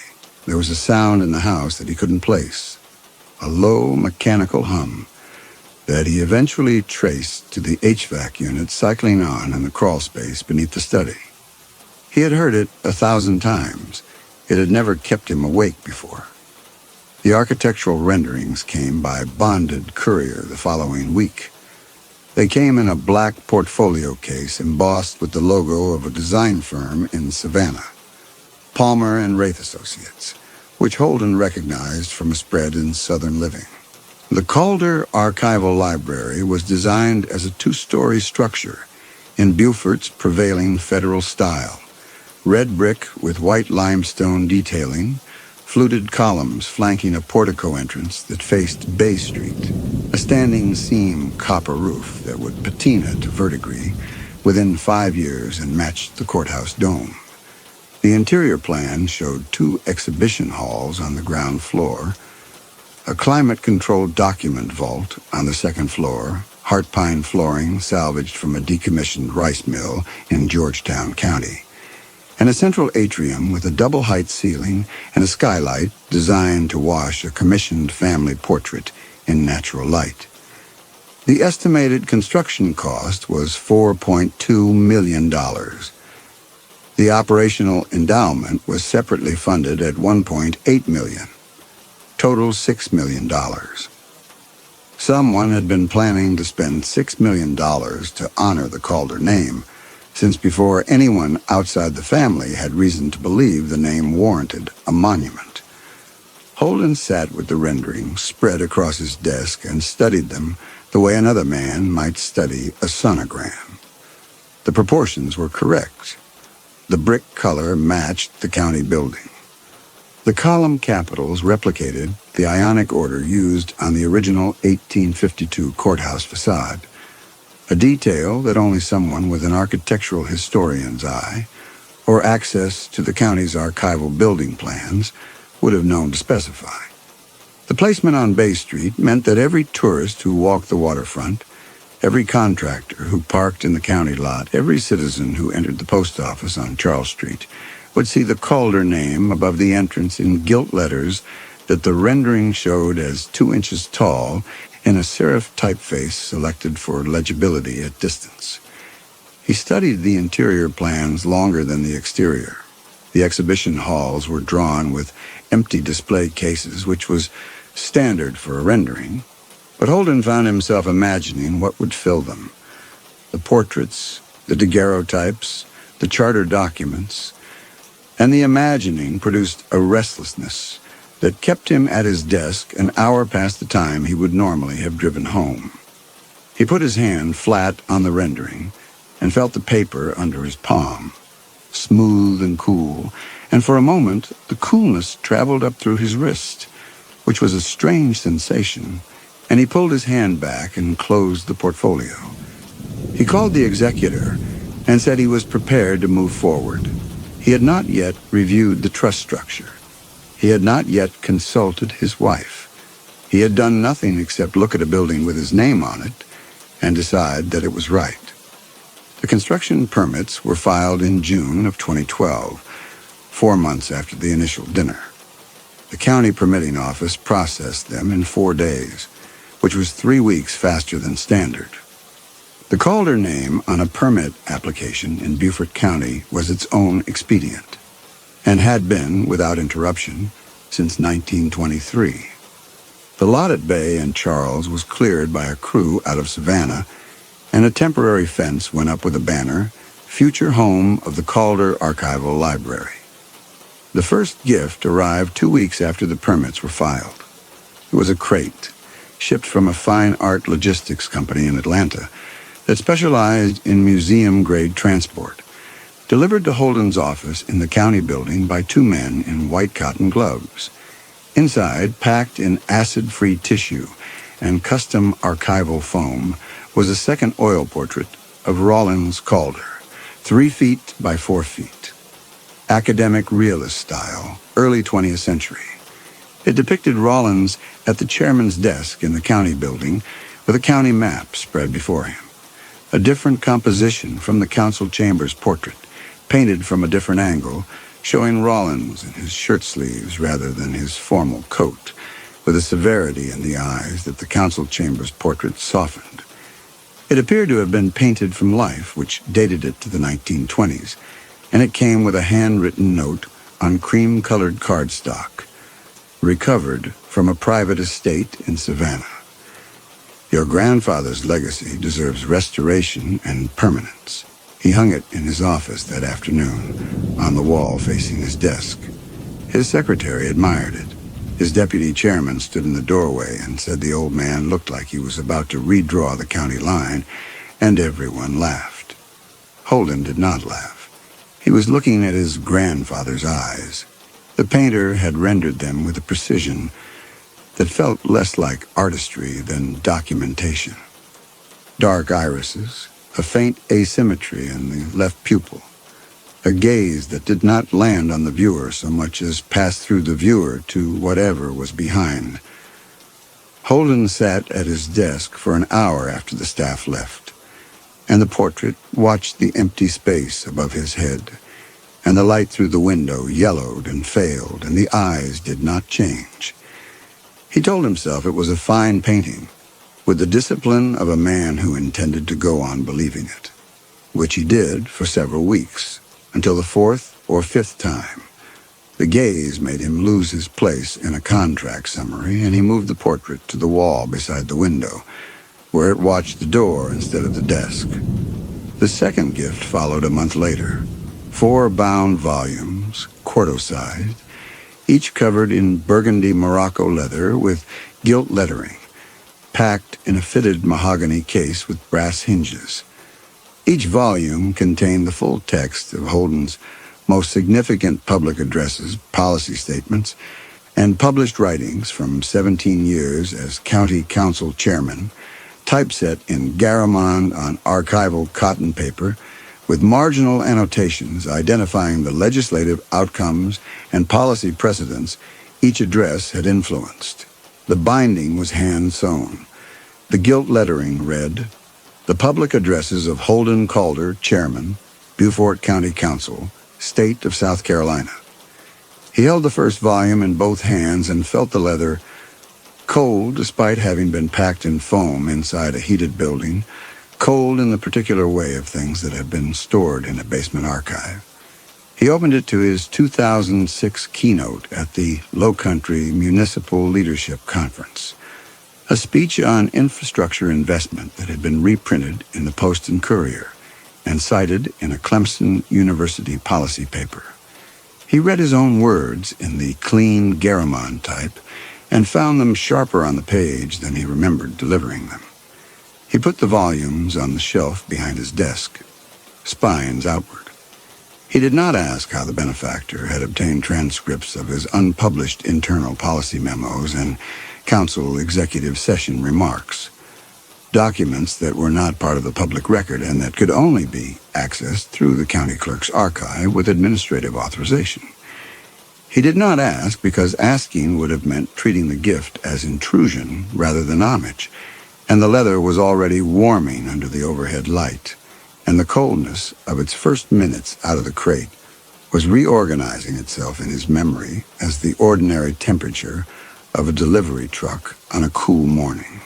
But that night, in his study, he found himself pressing the pads of his fingers together, testing them, as though the cold had left a residue. He mentioned the museum to his wife over dinner. She asked who the benefactor was. He said the identity was confidential, held by the trust. She asked whether he had spoken to anyone about whether a sitting county chairman could accept a public monument bearing his family name while being considered for the Senate appointment. He said the gift was to the public, not to him personally, and the governor's office had no formal ethics review process for potential appointees at this stage. She looked at him the way she sometimes looked at him when his son called from Charleston at 2 a.m, patience and judgment in equal measure, and said nothing more about it. The foundation was poured that fall. Holden drove past the site every morning on his way to the county building. He watched the surveyor's stakes go in, then the forms, then the concrete. The foundation, when it was finished, a gray rectangle sunk into the sandy, low-country soil, looked from the street like something other than a beginning. It looked like a grave measured with industrial exactitude and poured with material that would outlast the men who had poured it. He registered the thought and kept driving, because Holden Calder did not traffic in metaphor. Metaphor was for people who could not read the literal terms. By winter, the steel framing was up.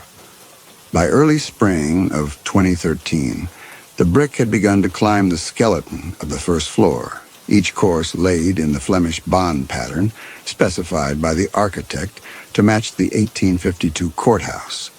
Holden could see the building from his office window if he stood at the right angle. He found himself at that window more often than the view justified. The columns had not yet been installed, but the portico's steel skeleton was visible, and there was something about the steel, the raw geometry of it, the way it held its shape against the sky without the softening of brick, that made him think of a rib cage, an open rib cage, a structure that would soon be enclosed, sealed, and that for now was showing him its interior the way a surgeon shows you the cavity before closing. He stepped back. He went to his desk. He picked up a contract summary and read 3 paragraphs without absorbing a word, and the leather volumes on the shelf were warm now, months after their arrival, and the warmth was correct, and the portrait beside the window watched the door with a gaze that Holden had reclassified as vigilant rather than assessing.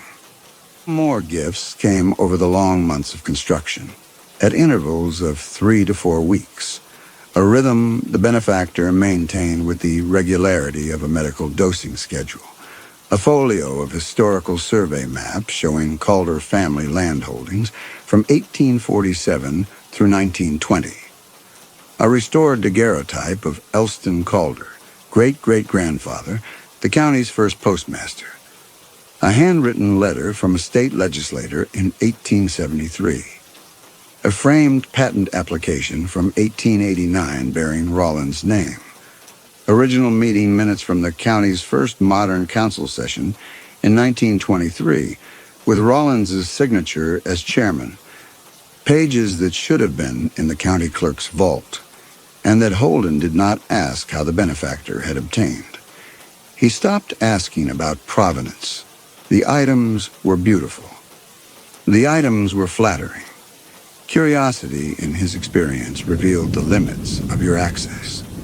Powerful men did not ask where things came from. But the items accumulated, and the accumulation had a weight that was not physical. His office, which had always felt spacious, began to feel furnished in a way that was closer to occupied. The portrait, the volumes, the maps leaning against the baseboard, the daguerreotype beside the photograph of his wife. Each object was beautiful.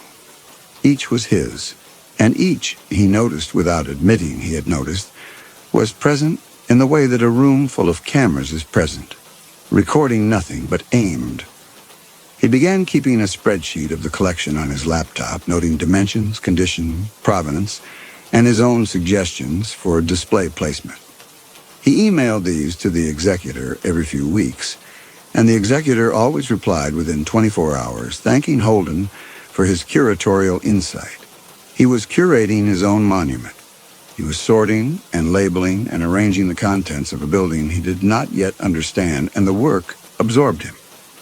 What he could not have named was that the sorting had the quality of a man laying out his own clothes for a funeral, choosing the tie, pressing the shirt, polishing the shoes, all of it done with care, all of it done with pride, none of it done with the understanding of what the clothes were for. A colleague on the county council, a woman elected 4 years earlier who did not owe her seat to any Calder, asked him after a session whether he had run the museum project past anyone in the governor's office, given the pending appointment. She said it gently. She said the optics of a county chairman accepting a multi-million-dollar monument from an anonymous donor while being vetted for a state appointment were optics that editorialists enjoyed examining. Holden thanked her and said his attorney had reviewed the arrangement, which was not true. His colleague nodded and did not raise the subject again, because in Beaufort County, a Calder's assurance was the end of the conversation. His son called one night in June of 2013, 1:30 in the morning. The boy was 28 and had not held a job longer than 4 months, since graduating from a college in Georgia that Holden had personally called the dean to ensure would grant a diploma, a DUI in Charleston, his third. The arresting officer had noted an open container and a controlled substance in the glove compartment. Holden made 3 phone calls before sunrise. The first was to the Charleston County solicitor, a man whose initial appointment Holden had brokered through a connection in the State House, a favor that had never been articulated in language a transcript could capture, but that both men understood had not expired. The second was to a defense attorney in Charleston, whom Holden had steered county legal work to for years through the council's outside counsel selection process. The third was to the precinct captain, a 4-minute conversation in the measured tone that Holden used when he wanted someone to understand that a request was not a suggestion. By noon, the DUI had been reduced to a traffic violation. The substance notation had been removed from the report. The arresting officer had been reassigned to a desk rotation. This was not new. This was how the machinery worked, and Holden operated it with the fluency of a man trained at the controls since birth. His grandfather had done the same. A handshake, a word at the Rotary Club, a file that vanished from the clerk's office overnight. Holden never threatened. He never left a traceable record. He reminded people in the gentlest terms of the architecture they inhabited, an architecture in which Holden Calder was the load-bearing wall. He drove past the museum that afternoon. The brick exterior was nearly finished. The columns were being installed. The building looked from the street like something that had always been there and was only now deciding to become visible, the way a growth beneath the skin becomes visible when you finally press the right spot. He stopped the car. He sat for 2 minutes. The crew was on break, and the building stood unattended, its interior exposed through open window frames, steel beams, wiring conduit, plywood subfloor, and Holden had the sudden irrational conviction that the building was looking back at him. Not the crew, the building, the steel and the brick, and the empty space where the display cases would go. He put the car in drive and went home and did not mention this to anyone, because it was not a thought that Holden Calder would have, and therefore it had not happened. That night, lying in bed, he heard the HVAC cycling on in the crawl space. The same low hum he'd first noticed the night of the dinner, now 18 months ago. He listened for 20 minutes, trying to place what it reminded him of, and then he placed it. The same frequency as the climate control specifications in the museum's engineering plans. 68 degrees, 45% humidity. The house and the museum were breathing at the same pitch. He turned over and pressed his face into the pillow and told himself this was coincidence, which it was, and went to sleep, which took an hour. In September of 2013, the executor returned to Beaufort with the trust documents. They met in Holden's study at home. His wife brought coffee and withdrew, closing the study door with the particular care of a woman who had learned to read the weight of a meeting by the sound of its latch. The portfolio contained the charter for the Calder Archival Trust, 41 pages, dense institutional trust law, language that Holden could follow in its broad strokes, but that he would normally have sent to his attorney for a review. He did not send it to his attorney. He read it himself in his study, with the executor sitting across from him, because the document was about his family's legacy, and Holden Calder did not delegate decisions about his family's legacy to hired professionals. He was identified as the founding patron. The trust board, 5 members, would be appointed by the estate executor and serve staggered terms. The board had sole authority over operations, collection management, and exhibition design. He read the irrevocability clause, section 4.2, which stated in language he understood to be permanent that the founding patron relinquished all authority to alter, amend, or terminate the trust. He read the editorial independence provision, section 7.3, which stated that no external party, including the founding patron, could exercise editorial control over the content or presentation of the collection. And then, in the financial provisions, section 9.4, the founding patron would commit a minimum maintenance contribution of $200,000 per year for the first 5 years, payable from personal or family trust accounts as a condition of the naming rights. The executor explained this as standard in named gift philanthropy, the equivalent of a donor's pledge to maintain commitment to a building bearing their name. $1 million over 5 years, against a $6 million gift. The ratio flattered Holden's sense of his own bargaining position, and he did not examine it further. He understood in broad terms what he was signing. He understood that the trust was irrevocable. He understood that he had no editorial control over what went into the display cases. A man with less pride and more caution would have called his attorney. A man with less hunger for permanence would have asked why an anonymous benefactor needed the founding patron to have zero authority over the contents of his own monument. Holden was not less proud and not less hungry. He was a man who had spent his life deciding where things went, and he had decided that this building, with his name on it, was where his legacy went, and the decision was made, and Holden Calder did not revisit decisions. He signed on page 41, confident, slightly oversized, with a flourish on the terminal stroke of the R in Calder that his deputy had once called architectural. The pen scratched against the paper with a sound that seemed louder than the air conditioning and the ceiling fan, and the insects outside, a sound that occupied the room and then was gone. The executor countersigned. He thanked Holden for his trust. The word landed without irony, or with an irony so deep that its surface was indistinguishable from sincerity.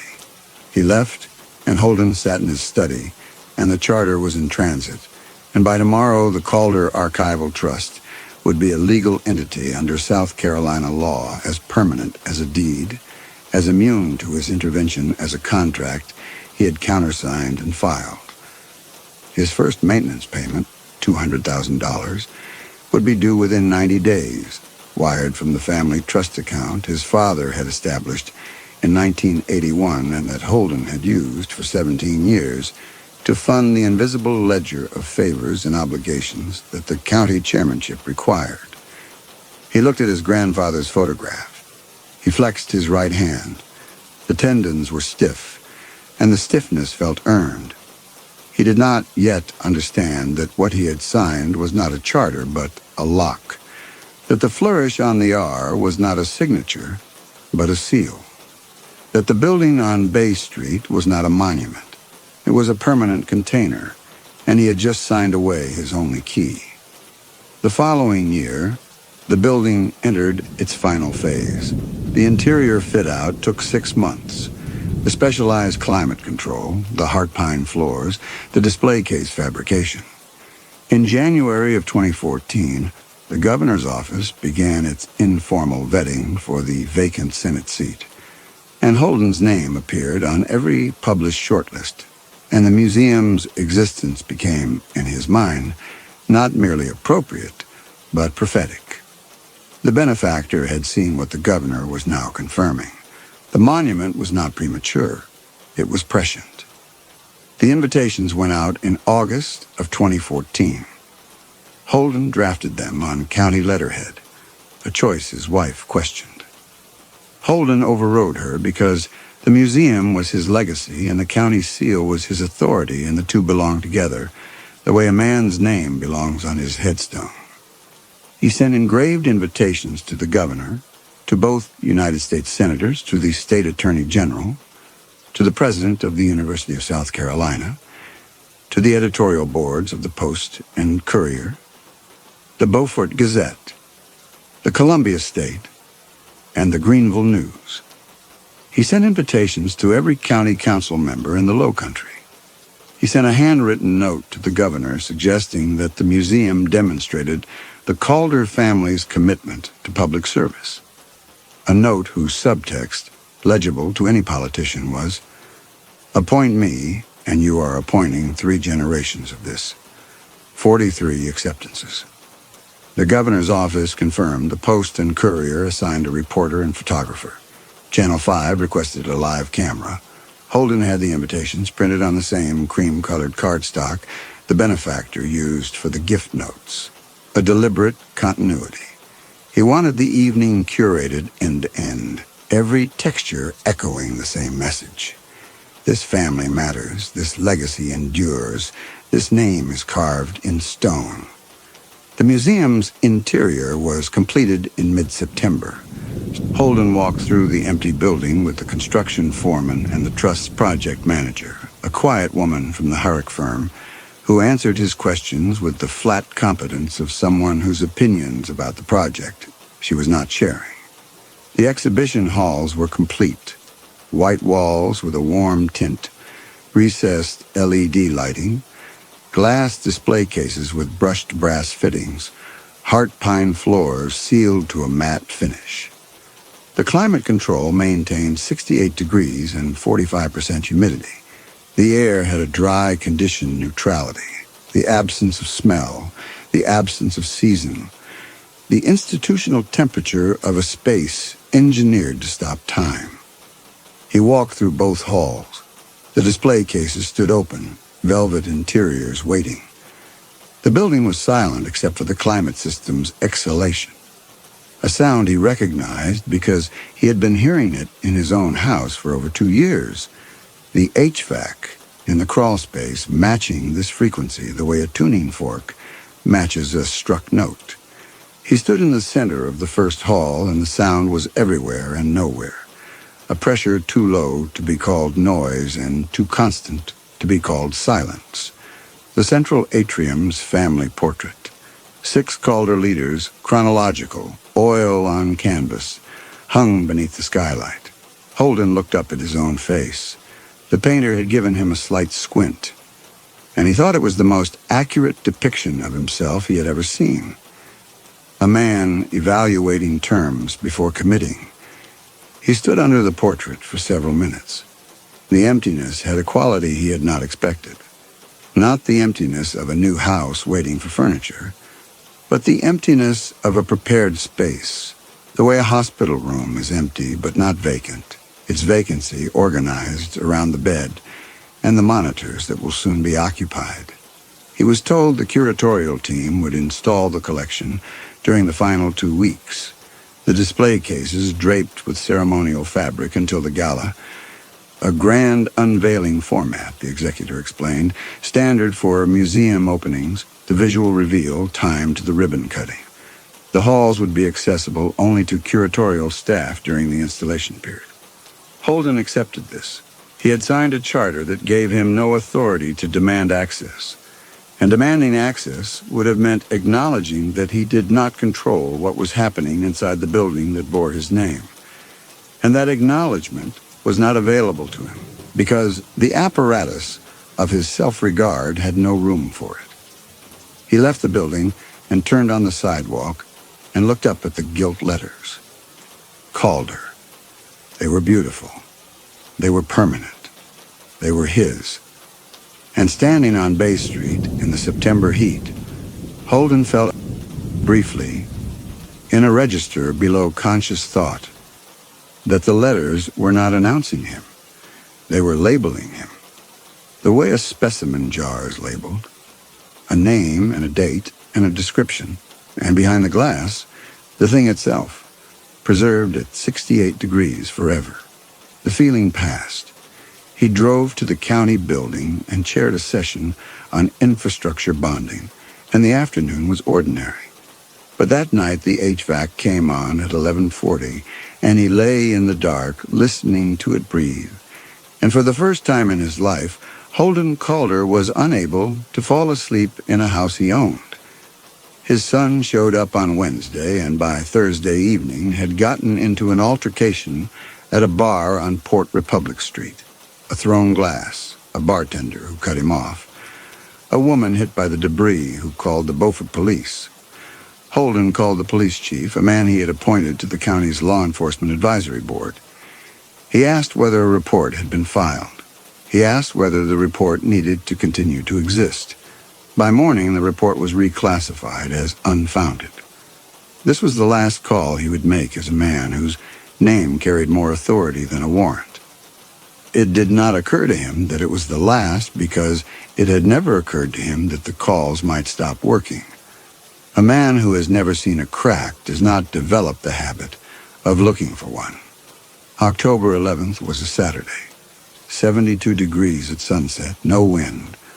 A sky that faded from copper to the color of a bruise. The catering company erected a tent in the side lot with champagne and shrimp. The valet company blocked off 2 streets. The Channel 5 crew positioned a camera on the sidewalk opposite the portico. Holden arrived at 6:15, charcoal suit, burgundy tie. He looked standing under the gilt letters exactly like what he was, a powerful man in front of a beautiful building with his name on it. His wife stood beside him. She had asked once during the drive whether anyone in the governor's office had raised concerns about the museum. He had said no one had, which was true only in the sense that he had never asked. She wore a navy dress and pearls that had belonged to his mother, and she held his arm with the equilibrium of 31 years of standing beside a man in public. The governor's advance team had swept the building at 5:30, standard protocol. They had checked exits, sight lines, structural integrity, the mechanical room. The exhibition hall, still draped for the unveiling, had been assessed. The team lifted a corner of fabric on 2 cases, confirmed framed documents under glass, and moved on. They were checking for threats to the governor's person, not to his political relationships. The drapes were heavy, museum-grade velvet, opaque. The risk matrix for a ribbon cutting at a library hosted by a county chairman was low. The governor arrived at 7:10 in a black SUV with state plates. He shook Holden's hand on the portico for the cameras, and the handshake was firm, and held for 2 beats longer than protocol required, which was the governor's way of signaling. To the cameras, to the crowd, to Holden, that the appointment was coming, and that this evening was part of the scaffolding of that appointment.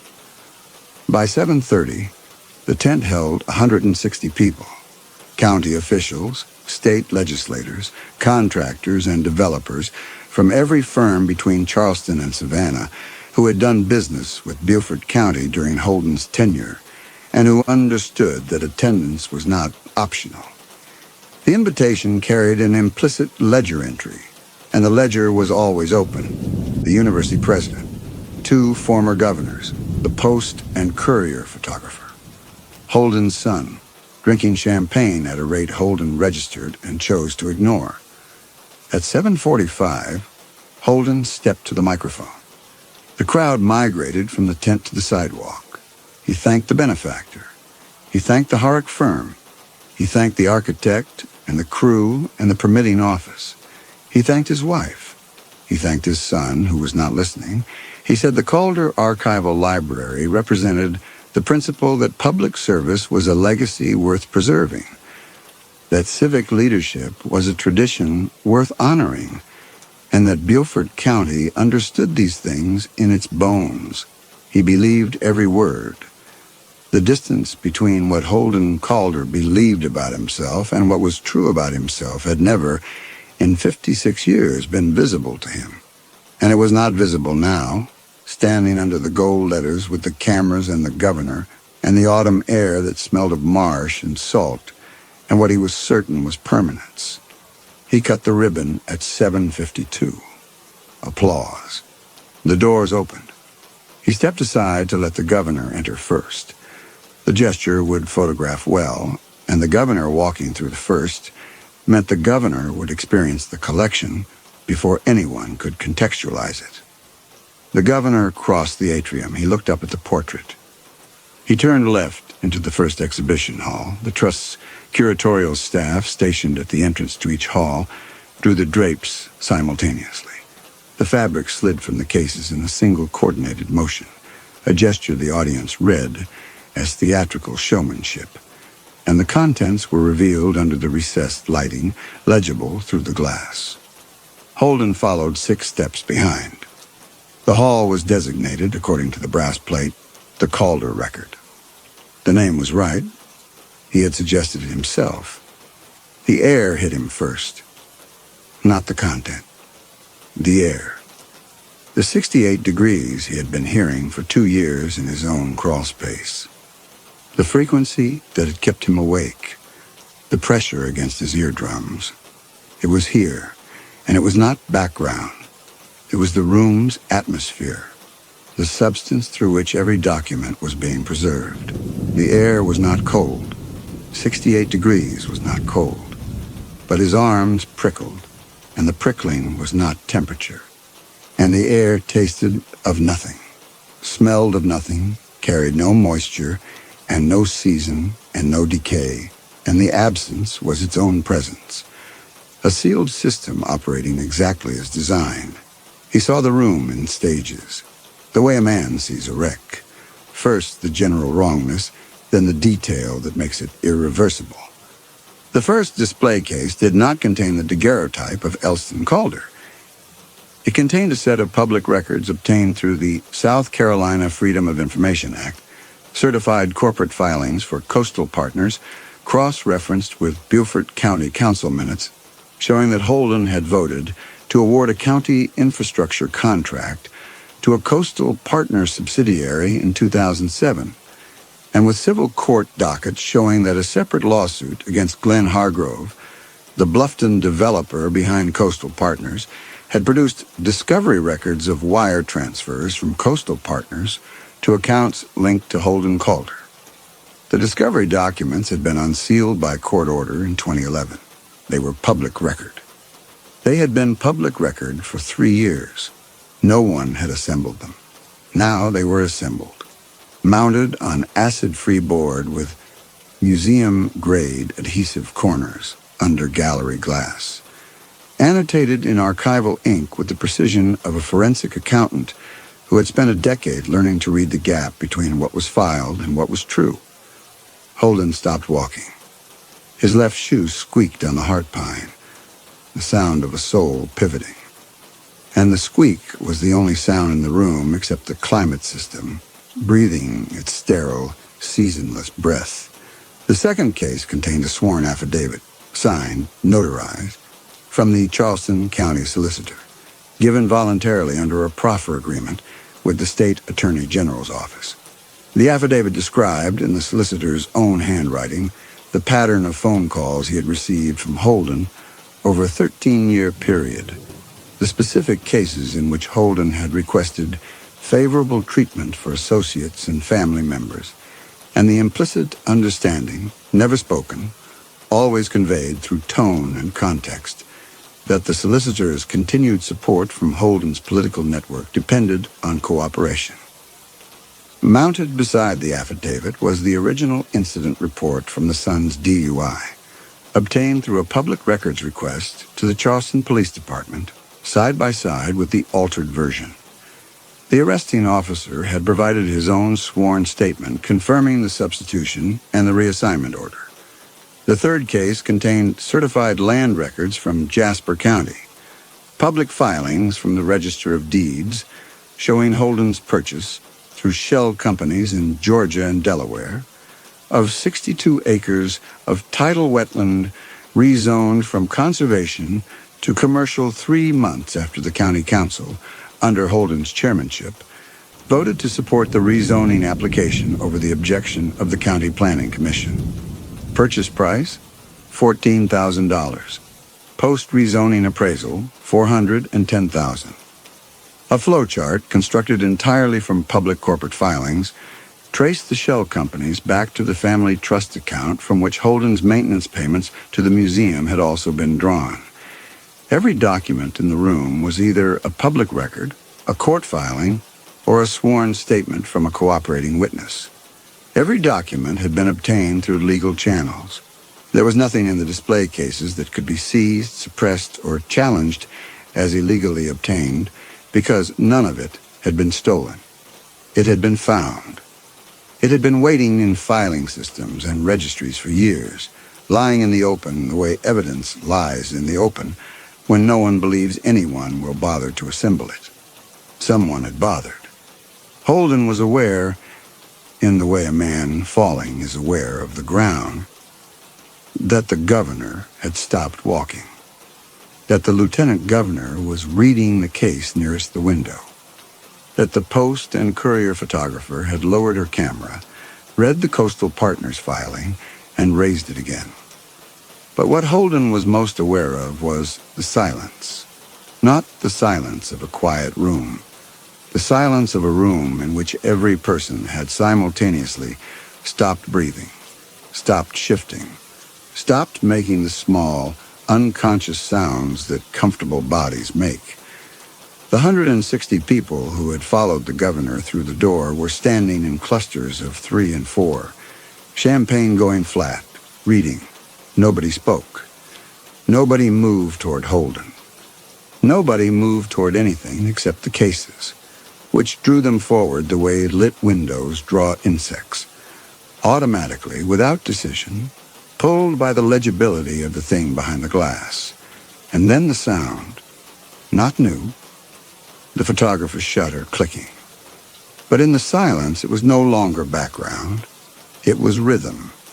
An automated, even insectile tick that moved from case to case, recording each document, each pairing, each frame.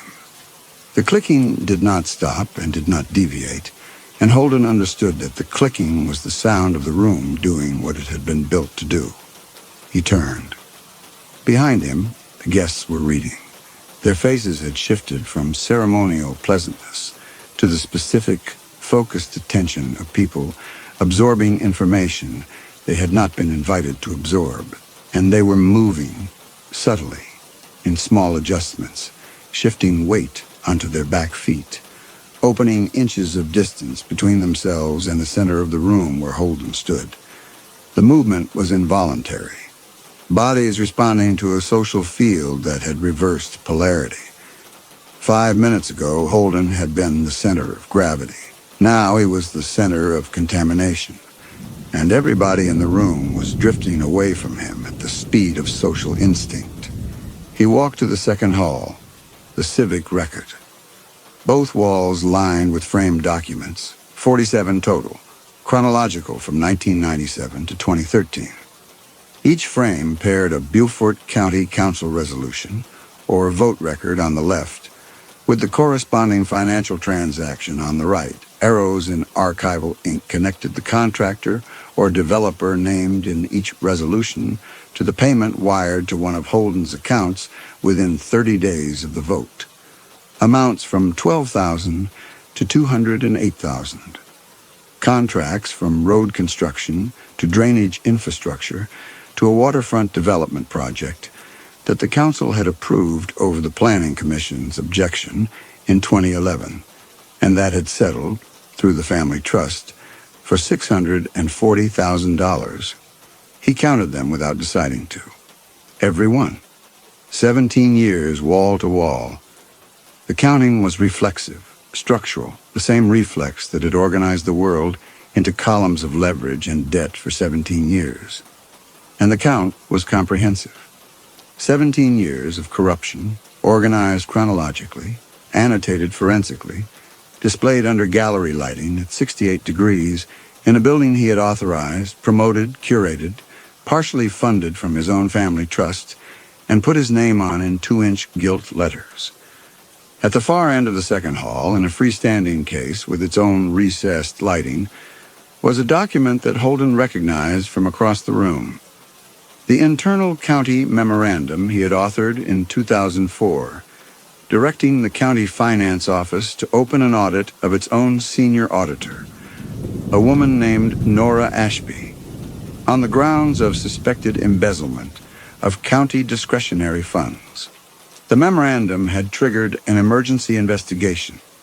The investigation had resulted in Ashby's immediate suspension, her arrest, and 18 months of criminal proceedings during which her CPA certification was suspended, her professional reputation destroyed, and her savings exhausted by legal fees before the charges were quietly dropped for insufficient evidence.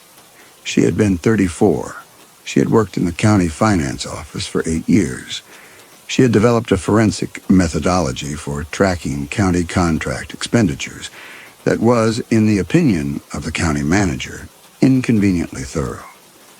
And in 2003, that thoroughness had led her to the connection between Holden Calder and Coastal Partners, which she had reported to the state auditor's office, and which Holden had decided could not be allowed to remain in any system he did not control. The memorandum was mounted on the left side of the case. On the right, arranged chronologically, were the documents Ashby should not have survived to obtain: a sworn recantation from the private investigator Holden had hired, describing the instructions Holden had given at a gas station outside Walterboro, the false accounting entries the investigator had planted in the finance office's records, and the $9,000 Holden had paid in 20s in a white envelope. Below it, a forensic accounting analysis, constructed from bank records subpoenaed during the investigator's own disciplinary proceedings, traced the cash from Holden's safe deposit box through the meeting to the investigator's credit union. Below the documents, a brass plate, same typeface as the building's exterior. This exhibit curated by the Nora Ashby Foundation for Civic Accountability. Holden read the name. He read it again. He read it a third time. Nora Ashby, small woman, short dark hair, had come out of a state university's accounting program and built a reputation in the county finance office for expenditure tracking work that made her audits unpredictable. She had found the Coastal Partners connection in 2003 while reconciling a routine contract payment, a discovery that should not have been possible from the summary records available to a senior auditor, which meant she had been cross-referencing vendor registrations with corporate filings on her own time, which meant she was better at the work than Holden had understood. He had destroyed her career in 11 weeks. He had not thought about her since. She had been removed from the system the way a corrupted entry is removed from a ledger, and the system had continued to function, and the space she had occupied had been overwritten by a decade of contracts and votes and favors. She had spent that decade thinking about him. She had rebuilt, re-established herself as an independent forensic accountant, someone who read numbers for the gap between what was filed and what was true. She had not stolen anything. She had not wiretapped anyone. She had filed public records requests. She had tracked down cooperating witnesses willing to give sworn statements. She had assembled what had always been available and arranged it with the care and permanence of a museum curator, because that is what she had become. And she had gotten Holden Calder to authorize it, promote it, curate it, put his name on it, fund a portion of it from his own family trust, and invite every person in the state whose opinion he valued to walk through the door and read the evidence under gallery glass. He walked back through the first hall. The governor was gone, extracted through a service exit within 3 minutes, which was the speed at which a political organization recognized that the man it had been planning to appoint to the state senate was now the subject of a permanent, publicly accessible corruption exhibit in a building the governor had just been photographed entering. The handshake on the portico, firm, held 2 beats too long, would be on the 11 o'clock broadcast and in the morning papers, and the governor's communications director was already, Holden was certain, drafting the statement that would describe the governor's attendance as a routine community engagement unrelated to any pending appointment decisions. The lieutenant governor was on his phone in the atrium, his voice carrying the words, "Distance and immediately." The photographer was working the room case by case. The Channel 5 crew had entered with a handheld camera and a boom, and the reporter was narrating in a voice that suggested she knew she was recording the lead for every broadcast this week. Holden's son was in the first hall, champagne glass empty, reading the display that contained the altered police reports from his DUI arrests.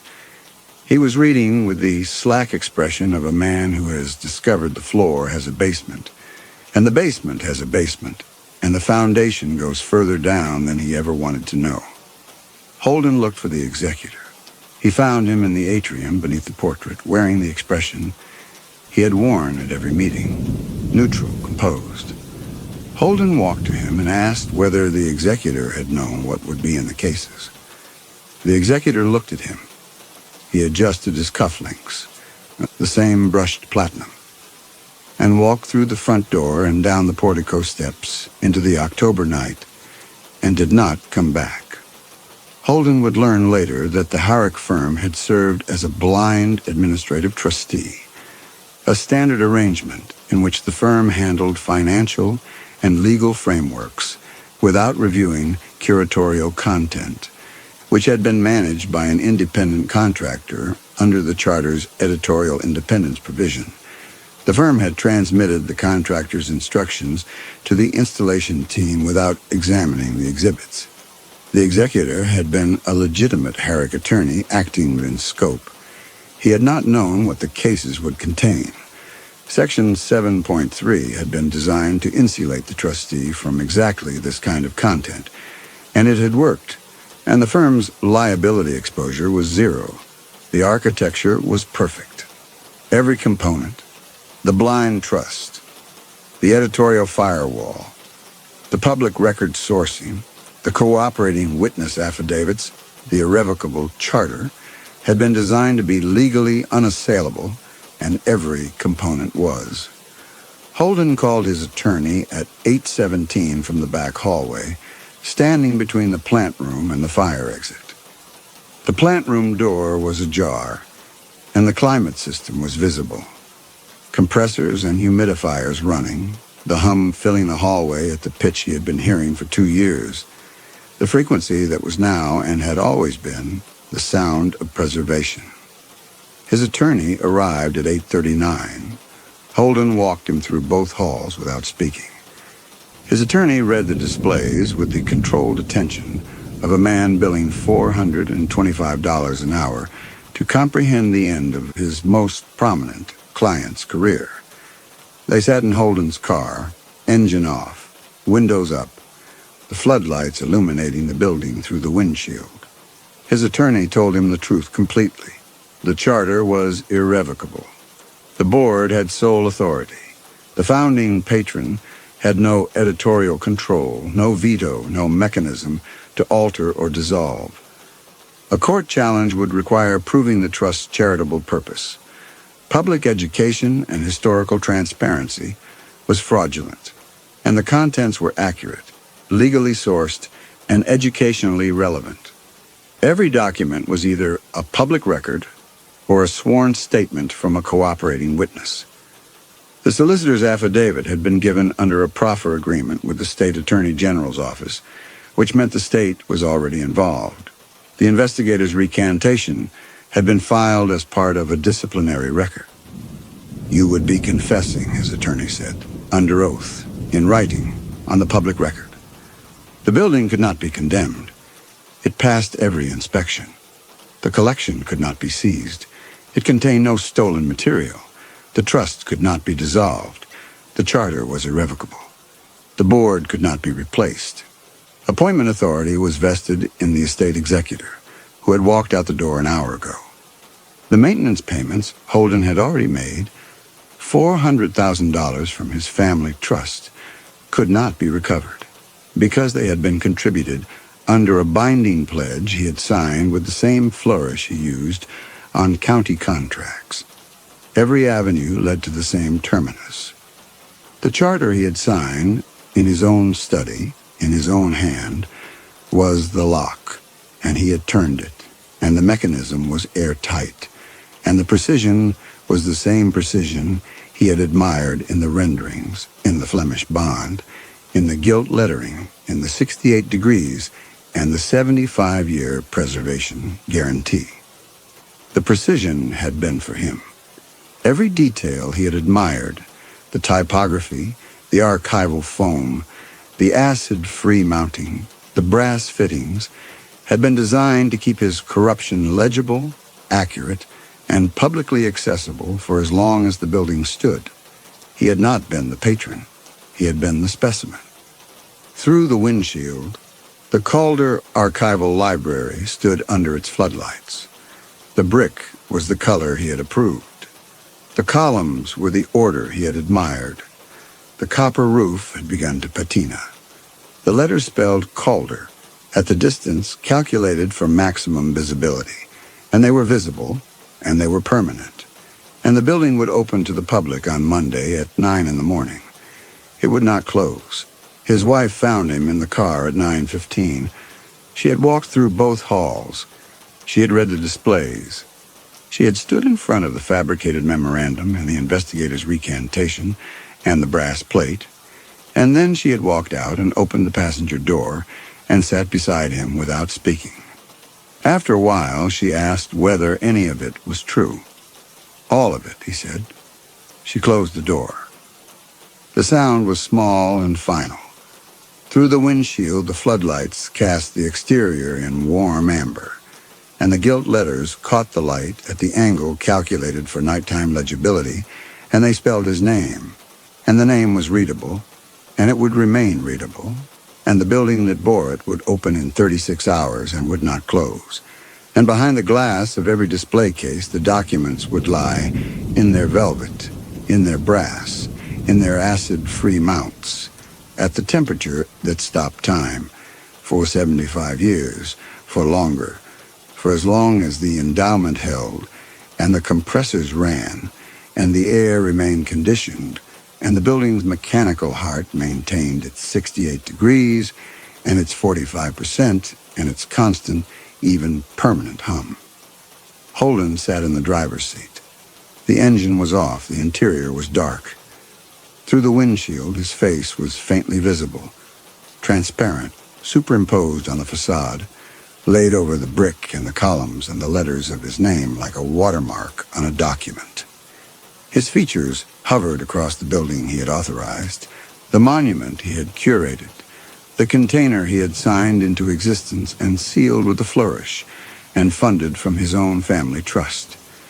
Behind his reflection, through it, the floodlit walls held steady, and the climate system held steady, and the 68 degrees held steady, preserving everything at the temperature at which nothing changes, nothing decays, nothing is forgotten, and nothing is allowed to die.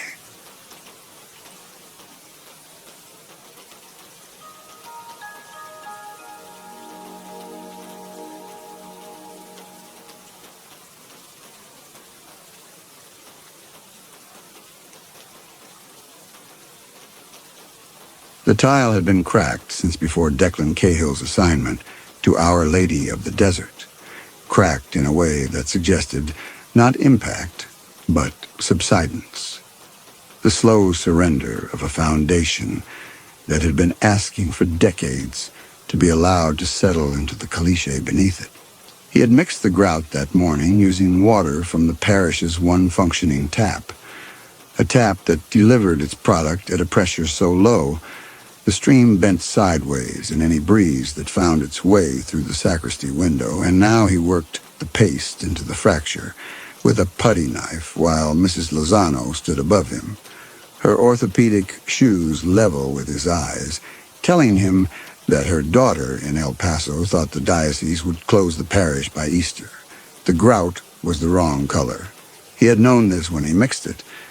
The parish operating budget did not extend to color-matching tile grout, and the hardware store in Sierra Blanca stocked exactly one shade, a gray so pale it looked like an accusation against the terracotta floor. He pressed it into the crack with more force than the repair required. Mrs. Lozano was still talking. Her daughter had opinions about the structural integrity of the bell tower, the condition of the roof over the nave, the way the parking lot. a generous term for 8 spaces of decomposed granite, had begun to return to the desert from which it had been unconvincingly separated in 1957. He told her the diocese had not contacted him. This was true in the way that the absence of communication from a large bureaucratic institution is always true and always incomplete.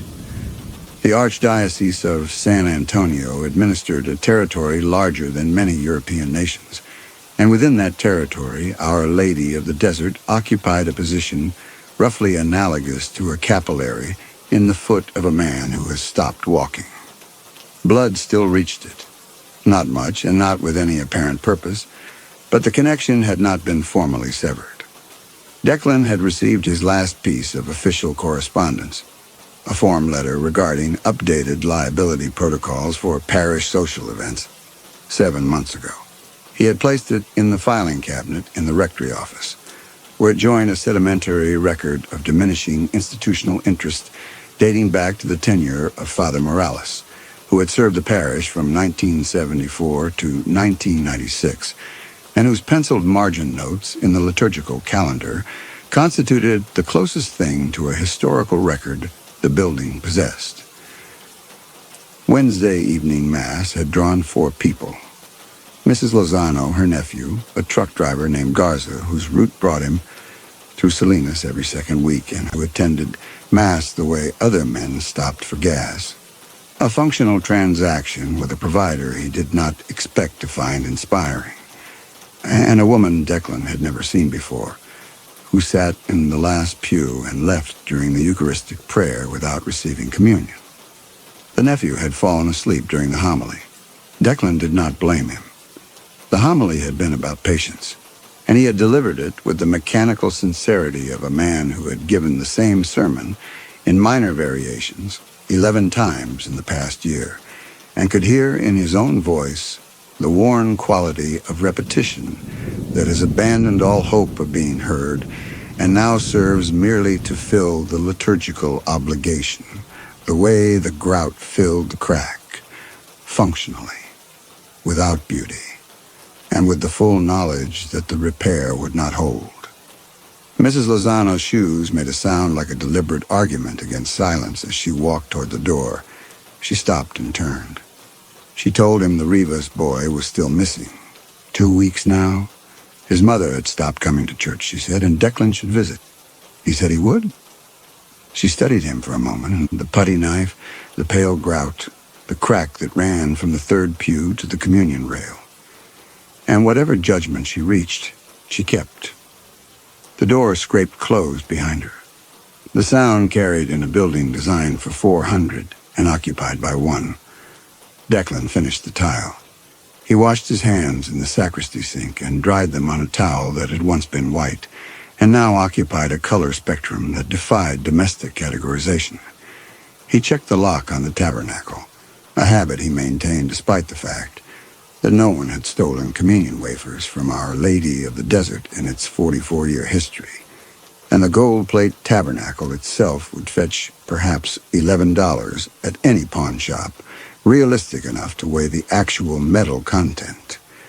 He turned off the overhead fluorescence, leaving only the sanctuary lamp, a red glass vessel that burned continuously above the altar, signifying the presence of the consecrated Eucharist, and which constituted, at this hour, the only visible assertion of purpose the building made against the dark. The confession booth stood against the west wall of the nave, between the 4th and 5th stations of the cross, in a position that received the last of the afternoon sun through a window depicting the agony in the garden, and received nothing at all after 5 o'clock. It was not a booth in the modern sense. No face-to-face option, no reconciliation room with comfortable chairs and a box of tissues, but the older kind, the kind Declan remembered from his childhood in Galveston, a wooden cabinet the size of a telephone box with a curtain on one side and a door on the other, and a screen between the two halves that reduced the penitent to a silhouette and a voice. The wood was mesquite, local, and it had dried and split in places where the varnish had surrendered to decades of desert air. The screen was brass, darkened to near black. The curtain on the penitent's side had been replaced in the 1980s with a fabric that was, in the dim light, indistinguishable from the original. No one had used the confession booth since September. Declan was walking toward the side door that led to the rectory when he heard the curtain move. The sound was unmistakable. The friction of heavy fabric against a wooden rod. A sound the booth had made 10,000 times, and which Declan's body recognized before his mind engaged. He stopped. The sanctuary lamp threw its red light across the front of the nave, but did not reach the booth. He stood in the aisle between the pews and listened. The building made its night sounds, the contraction of roof tin, the tick of the furnace pilot, the silence of a large enclosed space in which the air has nowhere to go and knows it. Then from behind the screen, a breath, not a settling, not a draft finding the curtain, a breath, the involuntary admission of a body that has lungs and is using them. Declan felt his hands close at his sides. He was not a man inclined to fear. 23 years of priesthood across 4 assignments of declining prestige had equipped him with the ability to enter unfamiliar situations with at least the appearance of calm. But the church was locked. He had locked it himself. The side door required a key. The front door required a key. The windows had been painted shut during Father Morales' tenure, for reasons Morales' margin notes did not explain, and the paint had ossified into a seal more effective than any lock. He stood in the aisle and listened to the breathing. It was not regular. It hitched and recovered in the way of someone who has been crying and is trying to stop. The respiratory rhythm that belongs to grief attempting to compose itself for speech. Declan knew this sound.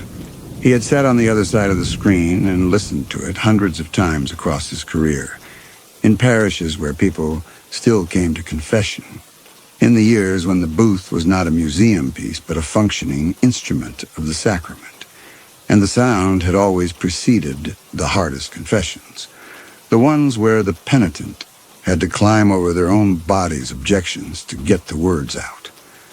He entered the priest's side of the booth and sat down. The wood took his weight with a creak that had been part of the sacramental furniture of his vocation for 2 decades. He leaned toward the screen. On the other side, the silhouette was wrong, too low, as if the person were kneeling not on the kneeler but on the floor itself, and too narrow, and the shape of the head was bowed so far forward that the profile through the brass mesh was almost featureless. He waited. The breathing continued. He offered the standard opening, a quiet prompt that the seal of confession was absolute, and that nothing said in the booth would leave it. The voice that answered was Thomas Rivas. Not a voice like the boy's, not an approximation. The voice was the Rivas boy's voice, the way a fingerprint is a fingerprint. Unique, unreproducible, carrying in its specific frequencies and cadences and regional inflections the irreducible identity of a particular human being. Declan had heard this voice dozens of times. At the parish's summer program, at the Wednesday evening mass where the boy served as altar server during the months when his mother could convince him to attend, at the convenience store on Route 62, where the boy worked weekends, and where Declan stopped for coffee on his way to the county hospital to administer last rites to people who were, by the time he arrived, generally past the point of requiring them. The voice said, "Bless me, Father, for I have sinned." Declan's hands gripped the armrests of the booth. The wood under his fingers was body warm, which meant either that someone had been sitting here for a long time, or that the evening had not cooled as much as he'd thought. Through the screen, the silhouette had not moved. The breathing had steadied, the way it does when someone is finally committed to speaking. The voice, the Rivas boy's voice, confessed to stealing $40 from his mother's purse on the morning before he disappeared. It described the location of the purse, the denomination of the bills, the feeling of the money in his hand as he walked out the back door into the dawn light that came over the Quitman Range like something poured from a tilted bowl. The voice broke twice during this confession. The breaks were not performative. They were the breaks of a 17-year-old boy who had been raised to understand that theft from your mother was not merely a legal or ethical failure, but a violation of something sacred, something encoded in the fabric of the family itself, and who had carried the weight of that violation into whatever had happened to him in the desert and had not been able to set it down. Declan said nothing. His training held him. 23 years of sitting in the dark while other people's pain came through the screen. But his training had never accounted for this. The Rivas boy had been missing for 14 days. Search parties had covered the desert south of town to the Rio Grande and found nothing. Not a shoe, not a water bottle, not a scrap of the red backpack his mother said he'd been carrying. The county sheriff had filed the report. The mother had stopped eating. The voice asked for absolution. Declan's mouth opened. The words of the sacrament were there. Ego te absolvo a peccaris tui.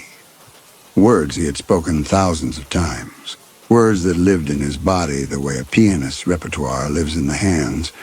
Words that would come whether he willed them or not, because the sacrament did not depend on the priest's understanding of the penitent's condition, but only on the priest's authority and the penitent's contrition. And the contrition in this voice was absolute. He closed his mouth.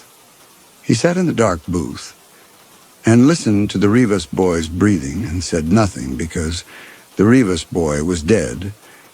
He knew this the way you know the sound of a door closing in a house where someone has just left. Not because you saw them go, but because the house has changed. The acoustic signature of the occupied space has altered in a way that cannot be faked. And the town had changed like that 2 weeks ago, had lost a frequency it did not know it was producing, and the absence was in the air the way a missing tooth is in the mouth. You feel it every time your tongue moves. The silhouette waited. Then the curtain moved, and the breathing retreated, and Declan sat alone in the booth listening to the sound of the empty church settling around him. He did not sleep that night. He sat in the rectory kitchen, where the fluorescent tube above the sink had developed a flicker that pulsed at a frequency just below the threshold of conscious awareness, but well above the threshold of physiological irritation. And he drank coffee from a mug with the Archdiocese of San Antonio crest that had been in the rectory since before his arrival, and that represented, in its chipped glaze and faded insignia, the full trajectory of institutional investment in this outpost of the faith. He did not call the sheriff. He did not call the diocese. He did not call anyone because what he had heard was protected by the seal of confession, the most absolute confidentiality protocol in the Catholic sacramental system, a seal that had survived the Inquisition, the French Revolution, the sexual abuse crisis, and the sustained legislative assault of multiple secular governments, a seal that Declan had never broken and did not intend to break now, even though the penitent on the other side of the screen had been, by every evidentiary standard available to the secular world, dead. He sat in the kitchen and drank his coffee and did not examine too closely the shape of his own fear, because examining it would require him to assign it a cause, and the causes available to him were all impossible. The next evening, at the same hour, the curtain moved again. He was in the booth this time. He had been in the booth since 5 o'clock, sitting in the dark on the priest's side with the door closed and the screen open and his hands on the armrests, waiting. He had told himself he was making himself available for the sacrament of reconciliation, that any priest would do the same. But the honesty he demanded of his penitents was harder to apply to himself, and he knew, in the place below the words, that he was waiting for the thing that had come the night before. The curtain moved. The kneeler took weight. The silhouette settled behind the screen, and tonight it was different. The proportions had changed, the head higher, the shoulders wider, the posture not of grief, but of exhaustion. Specific slump of a body that has been moving for a long time and has finally stopped. The voice that spoke was not the Rivas boy's. It was a woman's voice, mid-30s. The accent was Midwestern. Flat vowels, a cadence that suggested interstate highways and franchise restaurants, and the vast, placid interior of the country where the landscape does not insist on itself. Declan had never heard this voice before. The voice identified itself as a hiker who had been crossing the desert on a long-distance trail.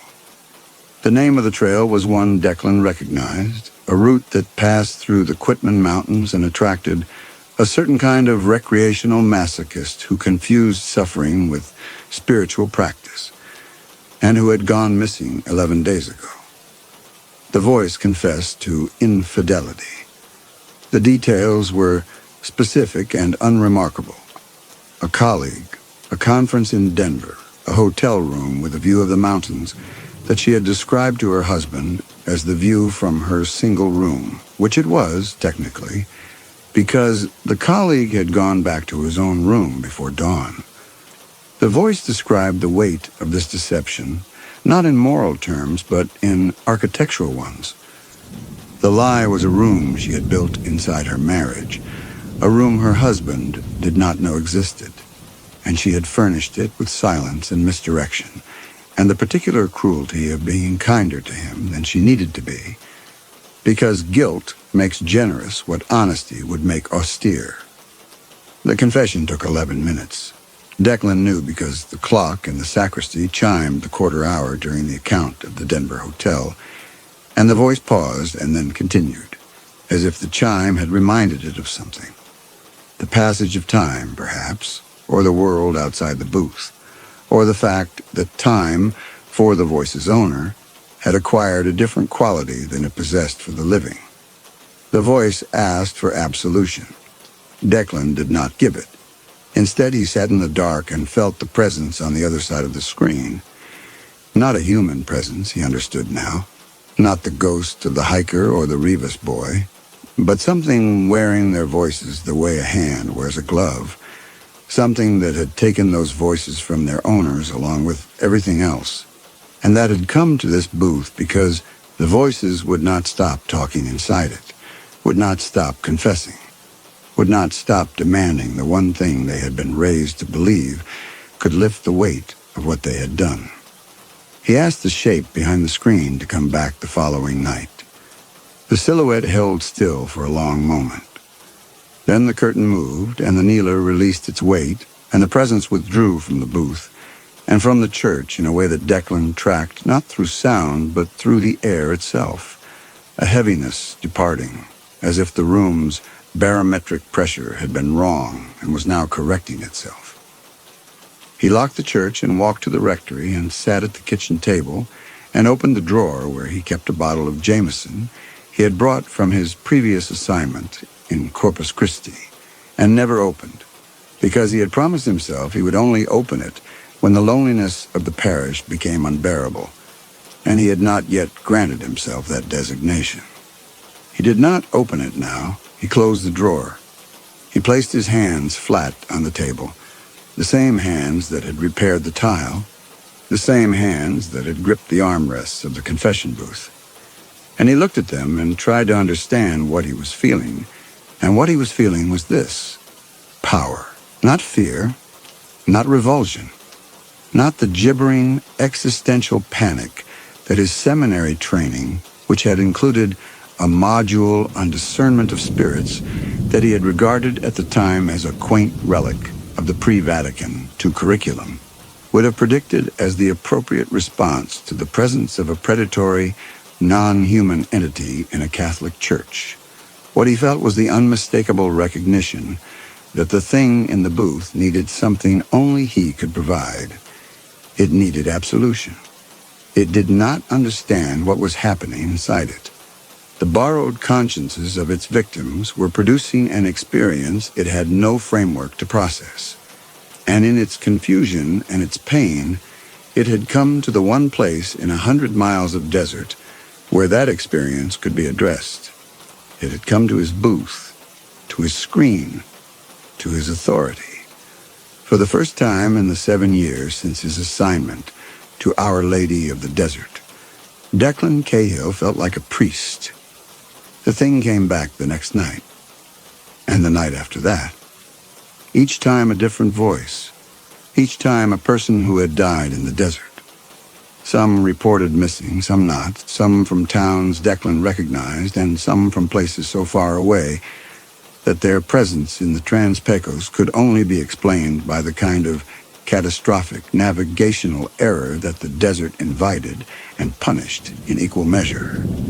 The confessions varied in severity and in kind, but shared a quality of desperate specificity that Declan came to recognize as the signature of the genuine article. Real sins remembered in granular detail, carried by real human consciousnesses that had survived the death of their bodies inside the thing that had consumed them, and could not stop insisting on the rituals of their faith. The entity bore the weight of these confessions the way a building bears the weight of furniture carried into rooms not designed for it, with visible structural distress. Declan could hear it in the voices, a distortion beneath the human frequencies, a harmonic that did not belong to any throat, that surfaced when the confessions reached their worst moments and the guilt became most acute. The thing was suffering. Declan had no theological framework for the suffering of a predatory entity that had accidentally ingested the moral architecture of its prey. But he recognized suffering when he heard it, and what he heard through the screen on those nights was something ancient being crushed by something it had swallowed without understanding what it was. He began to understand the transaction. The entity came to the booth because the voices inside it demanded the booth, the Catholic ones at least. And in this part of Texas, along this stretch of border, the desert's dead were disproportionately Catholic, and their consciences were disproportionately formed by the specific sacramental logic of confession and absolution, a logic that insisted sin could be forgiven, but only through the mechanism of verbal admission to an ordained representative of the church, and that without this mechanism, the sin remained, accumulating, compounding, generating a spiritual debt that the living experienced as guilt, and that this thing, whatever it was, experienced as something worse, something Declan could only describe as a kind of interior burning, a caustic weight that increased with every consciousness it consumed, and that was, he began to suspect, the first pain it had ever known. He withheld absolution, not out of cruelty. At least, he told himself it was not cruelty, but because the conditions for absolution had not been met. The sacrament required contrition, confession, and penance. The confessions were real. The contrition, borrowed though it was real. But penance, the amendment of life, the commitment to sin no more, that was beyond the reach of the thing on the other side of the screen, because the thing's sin was not theft or infidelity or any of the human failures its victims had carried. And it had not stopped consuming, and it would not stop because consumption was its nature, the way breathing was Declan's nature.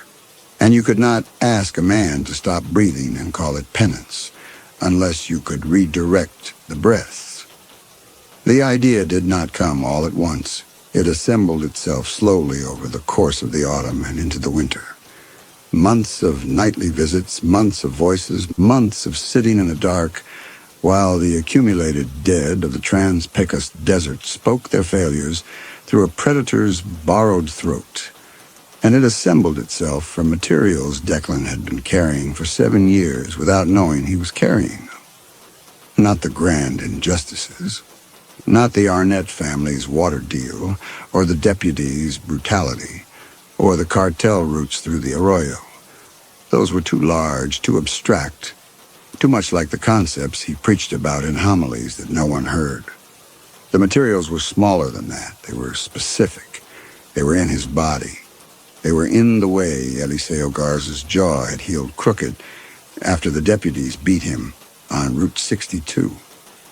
Healed without surgery because the county hospital required insurance Garza did not have, and the deputy's report classified the injuries as consistent with a single-vehicle accident. And Garza had signed the report because the alternative was a second visit, and Declan had watched Garza sign it through the window of the parish office, had watched the pen move across the paper from 30 feet away and had done nothing, had called no one, had filed no report of his own, because the seal of confession covered what Garza had told him about the beating and the institutional channels available to a priest in a parish the diocese had functionally abandoned were precisely as effective as the grout in the cracked tile. They were in the bodies he had found in the Arroyo, 2 in 7 years. The first had been a man in his 20s, face down in the sandy wash behind the church parking lot, dead approximately 4 hours by the time Declan discovered him during his morning walk. He had called the county sheriff. The deputy who responded, Flood, had processed the scene with the rote indifference of a man cataloging storm damage. Photographs, measurements, a body bag from the trunk of the cruiser, and a series of questions directed at Declan that were designed not to gather information, but to establish that the priest had no information worth gathering. The body was removed. The report was filed. The Arroyo continued to function as a drainage channel and, intermittently, as a dumping ground. And 6 months later, the second body appeared, a woman this time, younger, the details of whose death Declan had absorbed and stored in the same place he stored everything else he could not act upon. The place where a priest's knowledge and a priest's impotence coexist, generating a pressure that has no outlet because the architecture of the vocation was not designed to accommodate the desire to intervene in the physical world with physical force. That pressure had been building for 7 years. The thing in the booth had not created it. The thing in the booth had given it a door, and still he did not go through. Not yet. For 3 nights after the idea first assembled itself, he sat in the booth and listened to the confessions and withheld absolution and said nothing about what he was considering, because what he was considering was not a theological proposition or a pastoral strategy. What he was considering was the direction of lethal force against named human beings, and the fact that the force would be directed through a sacrament and executed by a non-human entity did not alter the moral substance of the act. And Declan knew this, knew it with the clarity that 23 years of moral theology provides, knew that the Church's position on the deliberate taking of human life was unambiguous, and that no sacramental framework could be constructed to justify it. And he sat in the booth and knew all of this and felt the pressure behind the door and did not open it. What opened it was not an idea, but a sound. On a Thursday night, walking back to the rectory from the booth, he passed the Arroyo. The wash was dry, the sky was clear. The desert's daytime heat had dissipated into the kind of sharp, mineralized cold that the Trans-Pecos produces in February. A cold that seems to come not from the atmosphere, but from the ground itself, as if the earth were exhaling something it had been holding all day. Declan walked along the edge of the wash and heard, from the direction of the highway, a truck, not the 18-wheelers that used Route 62 as a corridor between El Paso and points east, but a smaller vehicle, moving without headlights, its engine pitched low in the register, that meant first or second gear. The sound of a vehicle that was not traveling, but delivering. He stood at the edge of the arroyo and listened to the truck pass. It did not stop. He continued south toward the river, and the sound diminished and was replaced by the desert's baseline silence. And Declan stood in the cold and looked at the arroyo where two people had been deposited like construction waste and felt the pressure behind the door reach a density that was no longer sustainable, not because a new piece of evidence had been added, but because the accumulated weight of 7 years of evidence had finally exceeded what the structure containing it could hold. And the structure was his priesthood. And the priesthood was cracking the way the tile had cracked, not from impact, but from subsidence, from the slow recognition that the foundation had been insufficient from the beginning. He went back to the church. He entered the booth. The thing was gone. It always departed within minutes of the confession's conclusion. But the booth retained its presence the way a room retains the scent of a person who has just left. Declan sat in the priest's side and placed his hands on the armrests and spoke into the empty penitent's compartment, laying out the terms of what he was proposing, and his voice in the empty booth sounded different to him, rougher, more deliberate, as if the words were being pulled from a place deeper than his vocal cords, and the empty booth listened with the patience of furniture. And Declan sat there and spoke to no one, and felt, in the specific quality of the silence that answered him, something he could not have named and did not try to name, a rehearsal. He was rehearsing. He was preparing his mouth and his mind for what he would say the next night, when the curtain moved and the kneeler took weight, and the thing settled behind the screen with its latest cargo of borrowed guilt. The next night, when the curtain moved and the kneeler took weight and a new voice began to confess, a ranch hand from Marfa who had been missing since August and whose sin was striking his daughter in a moment of drunken rage. Declan listened to the confession and then, for the first time, spoke to the thing beneath the voice. He told it he could end the burning. The silence from the other side of the screen lasted long enough that Declan began to wonder if the thing had left, if it had retreated from the booth the way an animal retreats from a trap it has recognized. But then the brass mesh caught a faint distortion, the suggestion of a face pressing close, and the silence acquired an attention so focused that Declan felt it on his skin, a physical sensation, as if the air between them had been pulled taut. He did not frame what he said next as a bargain. He framed it as penance, the sacramental requirement for absolution. And in framing it this way, he was not lying exactly, because penance was indeed a requirement, and the direction of future behavior was indeed the traditional form that penance took. And if the behavior he was directing was the consumption of specific human beings rather than the recitation of Hail Marys, this was a matter of degree, not of kind, or so the words suggested. And the words came smoothly, and more smoothly than they should have, as if the rehearsal in the empty booth had done its work, and Declan heard himself speaking with a fluency that disturbed him even as it carried him forward. The thing's agreement was not a word, not in any of the voices it carried. The agreement came as a vibration through the booth's mesquite frame, a resonance so low that Declan felt it in his molars and in the bones of his wrists where they rested on the armrests. And then the curtain moved and the presence withdrew, and Declan sat alone in the dark booth and felt the specific exhilaration of a man who has found, in the rubble of his failed vocation, a purpose commensurate with his authority. He gave the arrangement a name, not the creature's name, which he did not know and suspected was not a thing that could be spoken with a human mouth, but a name for the transaction between them, a frame that would allow him to carry what he was doing without his mind rejecting it, the way a body rejects a transplanted organ. He called it the penance, not the creature, the arrangement. The penance was in effect.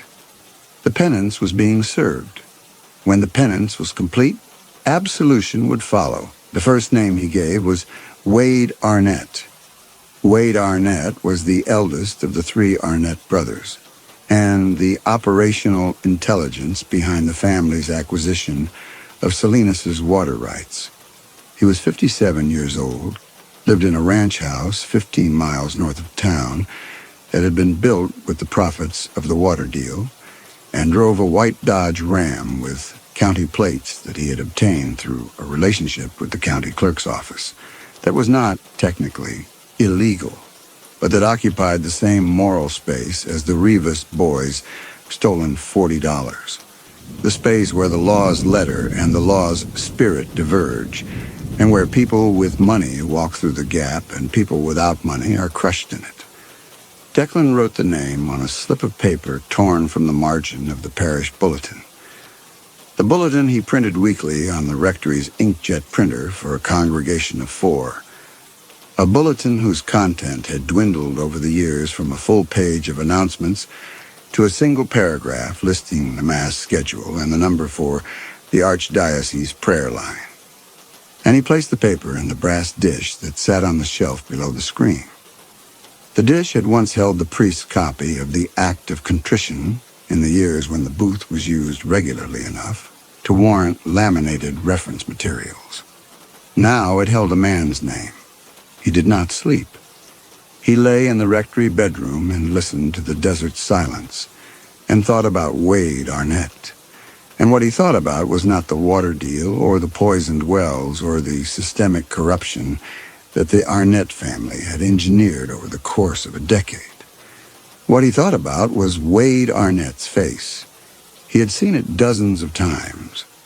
At the gas station, at the county courthouse, once at the hardware store in Sierra Blanca, where Arnett had been buying fence posts, and had nodded at Declan with the automatic courtesy of a man who acknowledges clergy the way he acknowledges traffic signals, as a feature of the civic landscape that requires a minimal response and no further engagement. The face was ordinary, weathered in the way that Trans-Pecos faces weather, lined along the vectors that decades of squinting into horizontal light produce. A face that belonged to a man who ate breakfast and read the newspaper and had opinions about the Dallas Cowboys, and who had, incidentally, made the deliberate decision to redirect a town's water supply through a pipeline to a development site that existed only as a promotional brochure, a decision that had sickened children and killed livestock and driven families out of their homes, and that had been, for Wade Arnett, a line item in a business plan. Declan lay in the dark and looked at the face in his memory and tried to feel what he expected to feel. The righteous conviction of a man executing judgment. And what he felt instead was a tremor in his hands, a fine vibration that he could not attribute to cold or caffeine or age, a vibration that was localized in his fingers and that intensified when he thought about the slip of paper in the brass dish, as if his hands knew something about what they had done that the rest of him had not yet processed. In the morning, the slip was gone. The dish was empty, not blown away, not disintegrated. Gone the way a thing is gone when a hand has taken it, deliberately, completely, with intent. Declan stood in the booth and looked at the empty dish and felt the tremor in his hands and waited. Wade Arnett disappeared on a Tuesday in March. His truck was found on Ranch Road 1111 with the engine running, and the driver's door open and the radio playing a Tejano station out of Juarez. There was no blood, no sign of struggle, no indication of where Wade Arnett had gone or how he had gotten there. The county sheriff filed a report. The sheriff's department searched the surrounding desert for 3 days with dogs and a helicopter, borrowed from the Border Patrol, and found nothing. Not a boot print, not a thread, not a button. And the search was suspended, and Wade Arnett joined the desert's growing inventory of people who had been present and then were not. Declan heard about the disappearance from Garza, who heard about it from a dispatcher he knew at the county office, and the news reached the parish kitchen on a Wednesday afternoon with the flatness of information that has traveled through several hands and lost its emotional charge. And Declan received it and nodded and said something about praying for the family. He did not remember the exact words afterward, only the sensation of his mouth producing sounds that were appropriate to the situation while his hands, wrapped around the diocesan mug, continued their fine unsteadiness. And Garza left. And Declan sat at the table and looked at his hands and understood that the unsteadiness was not fear. It was anticipation. That night, the curtain moved, and Wade Arnett's voice confessed through the screen. The sins were considerable. The voice detailed the water deal with the specificity of a deposition. Names, dates, dollar amounts, a single meeting at the Midland Petroleum Club, where the County Water Board had been persuaded to reclassify 3 agricultural wells as non-essential. The voice described these transactions without self-pity and without justification, in the flat, exhausted tone of a man who has been carrying a weight and has finally found someone to hand it to. But beneath the deposition's data, the voice carried something else, something that had nothing to do with the water rights or the business plan or the county's complicity. The voice carried the full weight of Wade Arnett's private knowledge of himself, the knowledge that accumulates in any human life and that is never shared because it is too ordinary to confess and too heavy to carry alone. The way he had stopped calling his son after the divorce, not because he was angry, but because he was ashamed of the sound of his own voice on the phone, ashamed of the pauses where he could not think of what to say, ashamed of the distance between the father he had intended to be and the father the phone call revealed him to be. The way he drove to the ranch house every evening and sat in the truck for 10 minutes before going inside, not because he dreaded the house, but because the truck was the last space in his life where no one needed anything from him, and the engine's idle was the closest thing to silence he could find. The way he had looked at the Quitman Range at dawn on the morning of his last day and thought, without emotion, that it was beautiful, and that he had lived beneath it for 30 years and had never said so to anyone. The confession took 22 minutes. Declan counted.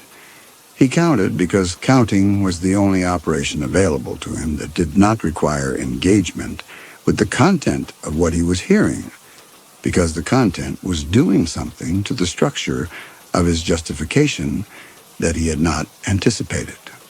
The sins were real, and they were damning, but they were wrapped in the ordinary textures of a human life, and the ordinary textures were making the sins harder to isolate, harder to point at and say, this is why. And Declan sat in the booth and listened, and felt the architecture of his righteousness accept a load it had not been designed to bear. The voice asked for absolution. Declan granted it. He spoke the words, Ego te absolvo a peccatis tuis in nomine Patris et Filii et Spiritus Sancti. And the sound that came from the other side of the screen when the words landed was not a sound a human throat could produce. It was the sound of something releasing, a tension dissolving, a pressure equalizing, a weight being lifted from a structure that had been bearing it at the limit of its capacity. The booth's mesquite frame vibrated with it. The brass screen hummed a single note and went still. Then the curtain moved, and the presence departed, and Declan sat in the booth and felt the words of absolution still resonating in his chest. Words he had spoken thousands of times. Words that had become so routine they had lost their weight. Words that had been, for the past 7 years in this empty parish, a performance delivered to an absent audience. And for the first time in longer than he could calculate, the words felt like what they were supposed to be. They felt like power. The second name was Dale Arnett, the youngest brother.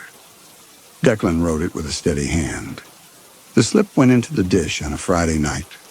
By Monday, Dale Arnett's truck was found on the same ranch road, engine running, Door open, radio silent. The county sheriff's report noted the similarity to his brother's disappearance. A detective from the El Paso field office drove out, interviewed the remaining brother, and returned to El Paso with a file that would be reopened periodically for the next several years and never resolved. Dale Arnett's confession, when it came through the screen, was briefer than his brother's. The sins more concentrated, less diffuse, the voice carrying less of the private human texture that had complicated Wade's. Dale Arnett had known what the water deal would do to the town. He had not cared. His confession was the confession of a man whose cruelty had been efficient rather than tortured, and the absolution Declan granted was correspondingly easier to speak, and the ease disturbed him less than it should have. And the fact that it disturbed him less disturbed him not at all, and this was the first sign, though he did not recognize it as such, that the structure he had built was beginning to carry him rather than the other way around. The third name was the deputy named Flood. The fourth was a man Declan knew only as a voice on the phone that called the Arnett ranch house at predictable intervals and whose operations in the desert had produced the bodies in the arroyo. A man whose name Declan obtained through a conversation with Garza, who knew things about the desert's economy that he shared with Declan, not out of civic duty, but out of the intimacy that develops between a priest and a regular parishioner in a parish too small for anonymity. Each name went on a slip of paper, each slip went in the brass dish, each disappeared overnight, and within days, never more than a week. Each name's owner disappeared from the world in the same manner Wade Arnett had. Suddenly, completely, without evidence of violence or departure, as if the desert had simply opened a door and the person had walked through it, and the door had closed. The confessions that followed were the payment. Each voice, each recitation of sins, each request for absolution, these were the proof that the penance was being served, that the instrument Declan had forged from the raw material of an ancient sacrament and an ancient predator was functioning as designed. He granted absolution each time. He spoke the words with increasing conviction. The booth no longer felt like a weapon. The town began to change. The process was not dramatic, not the overnight transformation of a fairy tale, but the kind of slow, organic recovery that occurs when a persistent infection is cleared and the body remembers, gradually, how to function without the pathogen. The water came back first. With the Arnett brothers gone and their corporate entity headless, the county's legal apparatus, sluggish, compromised but not entirely dead, began the process of restoring the original water rights. The wells were tested. The contamination levels dropped. People who had been driving 40 minutes to fill jugs at the Sierra Blanca grocery store began to drink from their own taps again. The deputies changed too. Not all of them. The corruption in the Hudspeth County Sheriff's Department was not a single tumor that could be excised but a systemic condition. But the worst of them were gone. Flood had disappeared in April. His partner, who had drawn his own conclusions about the actuarial implications of continued service in Salinas, had requested a transfer to El Paso. The beating stopped. The bodies stopped appearing in the arroyo. The desert's nighttime traffic rerouted itself to crossings farther south, and Salinas was left, for the first time in a decade, without the constant ambient hum of organized violence that its residents had come to regard as a feature of the landscape, like the wind. People returned. Not many. Salinas was not going to become a boomtown. But families who had left when the water went bad began to come back. They called it luck. They called it the market correcting. Some of them, the ones who attended Our Lady of the Desert on Sunday mornings, called it grace. Declan's parish filled, not to capacity. The building still held 400, and the Sunday congregation stabilized at around 60. But the change was seismic in the context of a parish that had been ministering to single digits. He hired a part-time music director, a woman from Van Horn who drove an hour each way, and who transformed the liturgical experience from Declan's unaided baritone to something that approximated, on good weeks, the kind of worship experience that makes people return not out of obligation, but out of desire. He repaired the roof.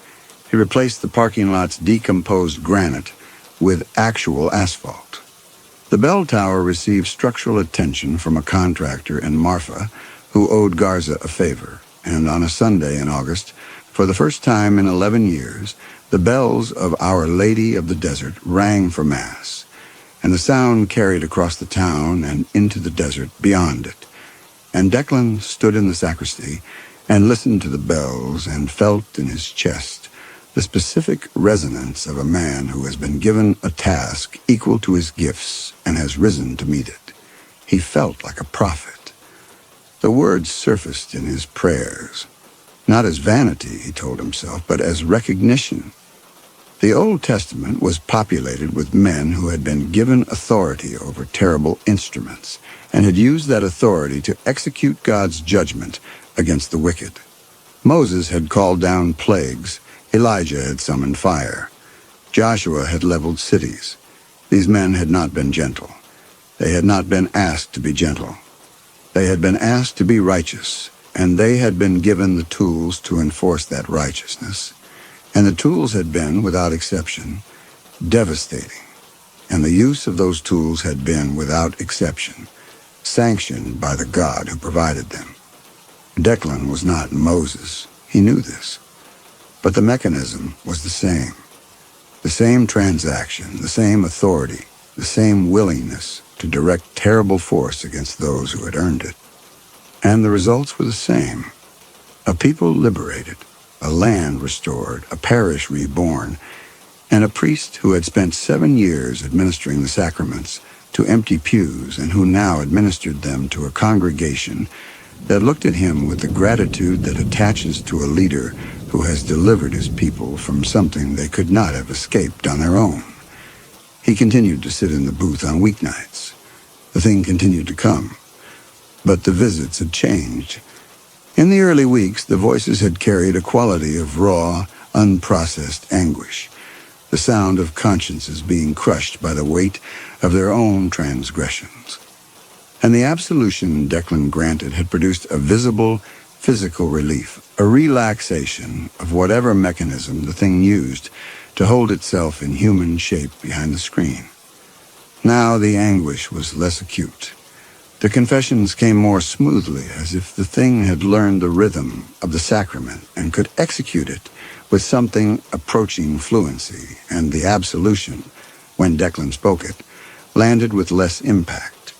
The way a drug loses efficacy with repeated administration. Declan noticed this. He filed it alongside the other things he had noticed and chosen not to examine.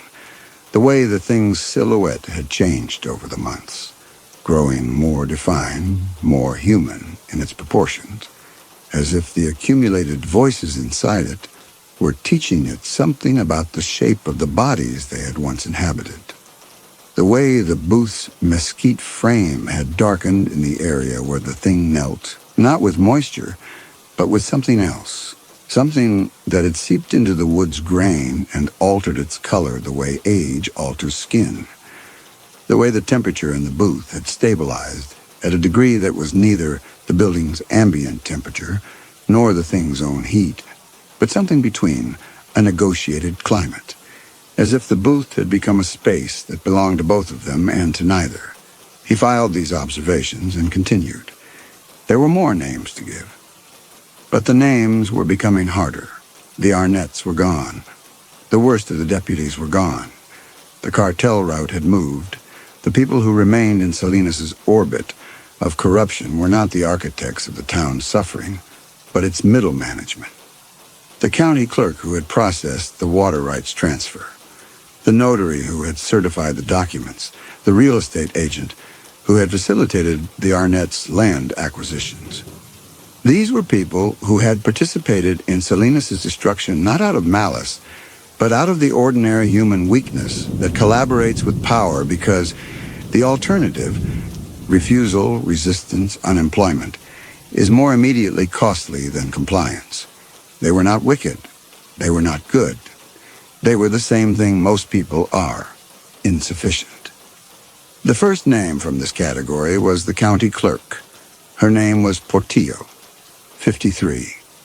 2 grandchildren who visited every second weekend and who sat in the back seat of her sedan eating animal crackers while she drove them to the park in Sierra Blanca, because the park in Salinas had been closed since the water contamination was discovered, its fountain capped and its grass dead, a casualty of the same infrastructure collapse that Portillo herself had helped process through the county's administrative system.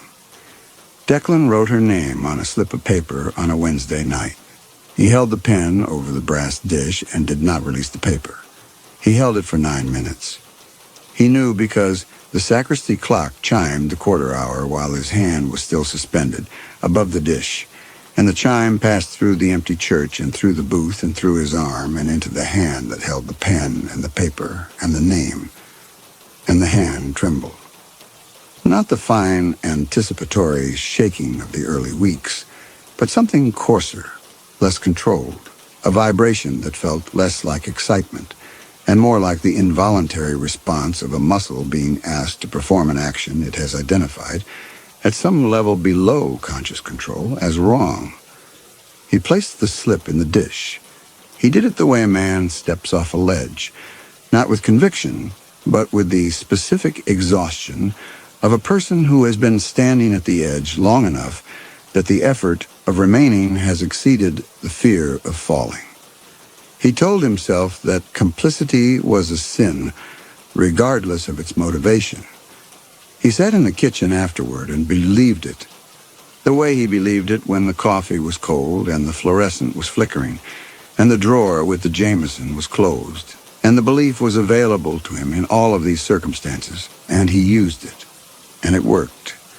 And the working of it was so efficient and so complete that he did not notice the moment when the belief stopped being a conviction and became a tool, a device for prying open the space between what he was doing and what he could tolerate having done, a space that moral theology is designed to hold shut, and that moral theology, applied with sufficient pressure, can also hold open.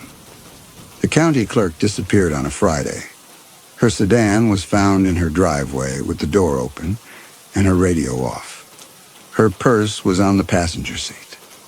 Her grandchildren were with their mother in El Paso that weekend, a coincidence of scheduling that Declan noted and filed and did not examine, because examining it would have required him to consider the possibility that the timing of his slips was producing effects in the world beyond the disappearances themselves, that the penance had logistics, that the thing in the booth was not merely responding to the names, but planning around them.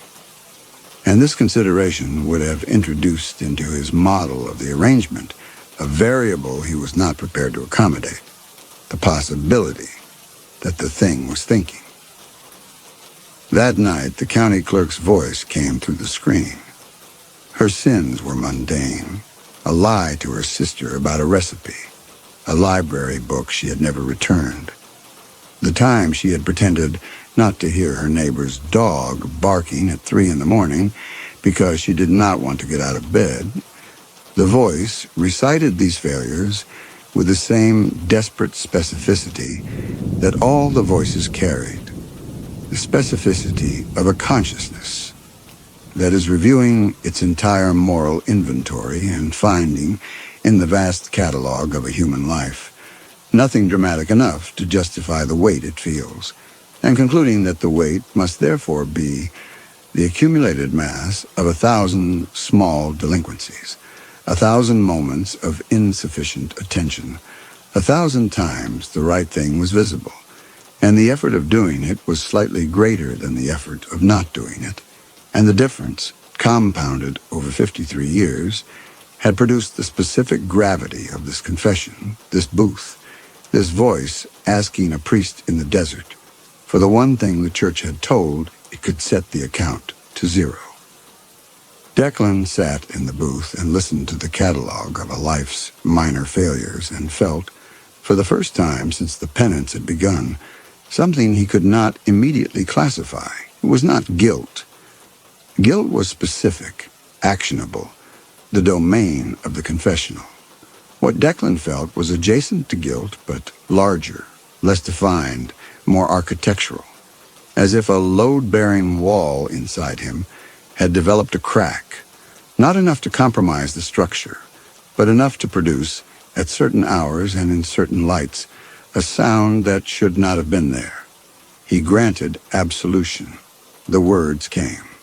They came with the same practiced precision as always, but the sound of them in the booth was different, thinner, less resonant, as if the space between the words and their meaning had widened by a degree that was measurable but not yet critical. The voice thanked him. The curtain moved. The presence withdrew. Declan sat in the booth and pressed his palms flat against the armrests and noticed that the wood was no longer body-warm. It was something else, a heat that did not dissipate when he lifted his hands, a heat that seemed to come not from the surface of the wood, but from inside it, as if the booth itself had developed a metabolism, a circulation, a warmth that was sustained by something other than the ambient temperature of the building. He did not examine this. He went to the rectory and made coffee and sat at the kitchen table and opened the drawer with the Jameson and closed it again and placed his hands on the table and did not look at them. Sunday Mass drew 72 people. The music director led the congregation in a hymn that rose through the nave and filled the space above the pews, where the acoustic architecture of the building, designed for 400 voices, had waited 44 years to do its work. And the sound was, Declan thought, beautiful. And the thought came with a tenderness that surprised him, as if he were hearing it from a distance, as if the beauty of the sound were something happening to someone else in a place he could see but not enter. He delivered the homily. It was about mercy. He spoke about mercy for 20 minutes, and the congregation listened with the attentiveness of people who believe they are in the presence of a man who has been given access to something they have not. And Declan felt their attention and was sustained by it, and did not ask himself whether what he was describing as mercy and what the penance was delivering were the same thing, because the question had a shape he recognized, the shape of the crack in the load-bearing wall, and he was not yet ready to look at it directly. After Mass, a woman he did not recognize approached him in the vestibule. She was middle-aged, dressed for travel, carrying a paper bag from the bakery in Sierra Blanca. She told him she was the Rivas boy's aunt, that she had driven from Lubbock to see the town her nephew had disappeared from, and that the boy's mother, who still attended the parish, who sat in the second pew every Sunday with a stillness that Declan had learned to read as the composure of a person who has replaced faith with its performance, had told her that the church was the best thing about Salinas. Declan thanked her. The woman studied his face. She asked him whether he thought the boy was at peace. He said he believed so. She nodded. She left the bakery bag on the table by the holy water font and walked to her car and drove away. And Declan stood in the vestibule and looked at the bag and did not open it because opening it would require his hands, and his hands had begun, in the past several weeks, to feel different to him. Not numb, not painful, but present in a way they had not been before, as if the work they had been doing in the booth and at the kitchen table and with the slips of paper had altered their relationship to the rest of his body, had made them autonomous, had given them a purpose and a direction that were not entirely his own. He went to the rectory. He did not eat the bakery item. He sat at the table and did not open the Jameson, and did not examine his hands, and did not think about the county clerk or her grandchildren, or the library book she had never returned. And outside the window, the desert did what the desert did at dusk, which was to become briefly unbearably beautiful. the light on the Quitman range turning the color of something heated past its tolerance, and then go dark. There were no more names. Declan had used them all, the Arnetts, the deputies, the cartel intermediary, the functionaries, the complicit, the insufficient. Every person he could identify as a participant in Salinas' degradation had been named and taken and confessed and absolved, and the brass dish sat empty in the booth, and the town was clean, and the parish was full, and the thing still came. It came every night. It sat behind the screen, and it breathed, and it waited. And when Declan did not place a name in the dish, it knelt in silence for the duration of an hour.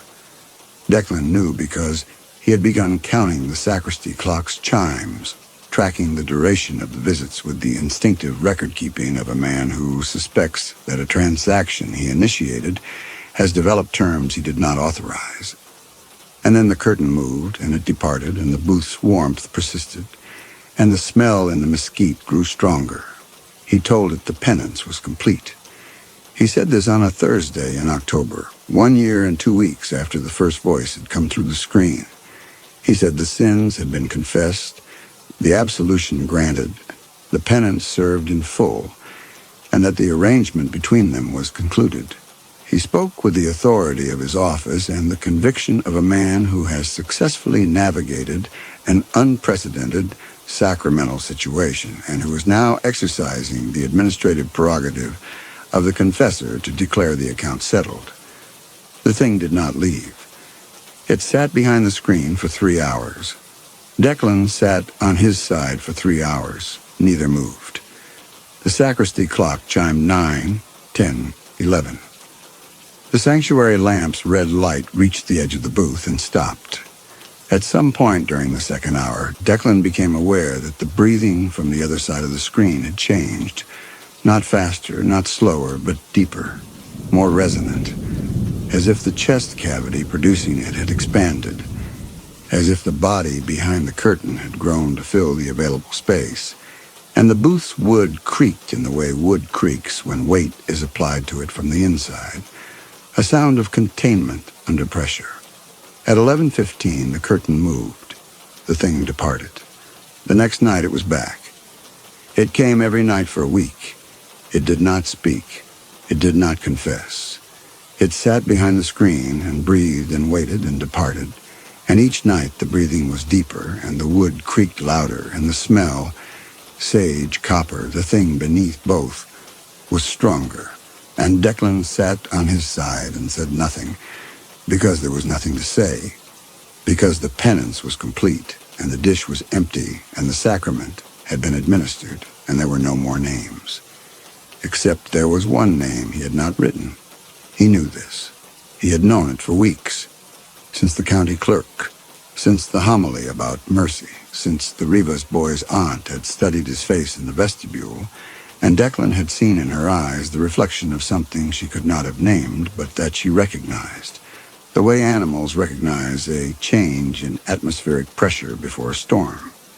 He had known it in the kitchen, in the way his hands lay on the table, in the way the Jameson drawer stayed closed, not because he was resisting temptation, but because the act of resistance had become the only ritual of self-denial he had left, the only evidence he could produce to himself that he was still the man who had mixed grout on a Wednesday evening and pressed it into a crack in the floor of a church that was falling apart.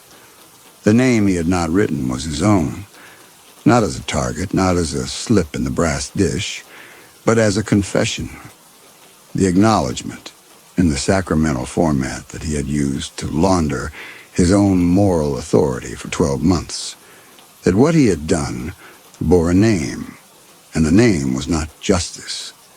He had directed the killing of 11 people. Some had been genuinely wicked. Some had been ordinary.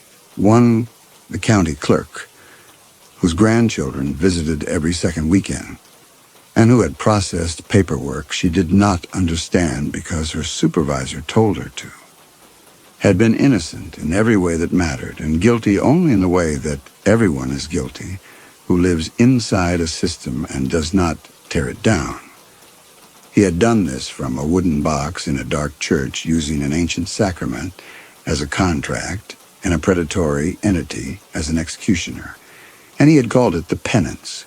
And he had felt like a prophet. And the feeling had been, he could admit this now in the kitchen, with the fluorescent flickering and the coffee cold, and the Jameson drawer closed. The feeling had been magnificent. That was the sin, not the killing, not the bargain, the magnificence. The specific, luminous Old Testament exhilaration of being the man with his hand on the lever of divine judgment. The man who decided who lived and who died. The man whose authority extended beyond the sacramental into the actual, beyond the spiritual into the physical, beyond the booth into the desert. He had loved it.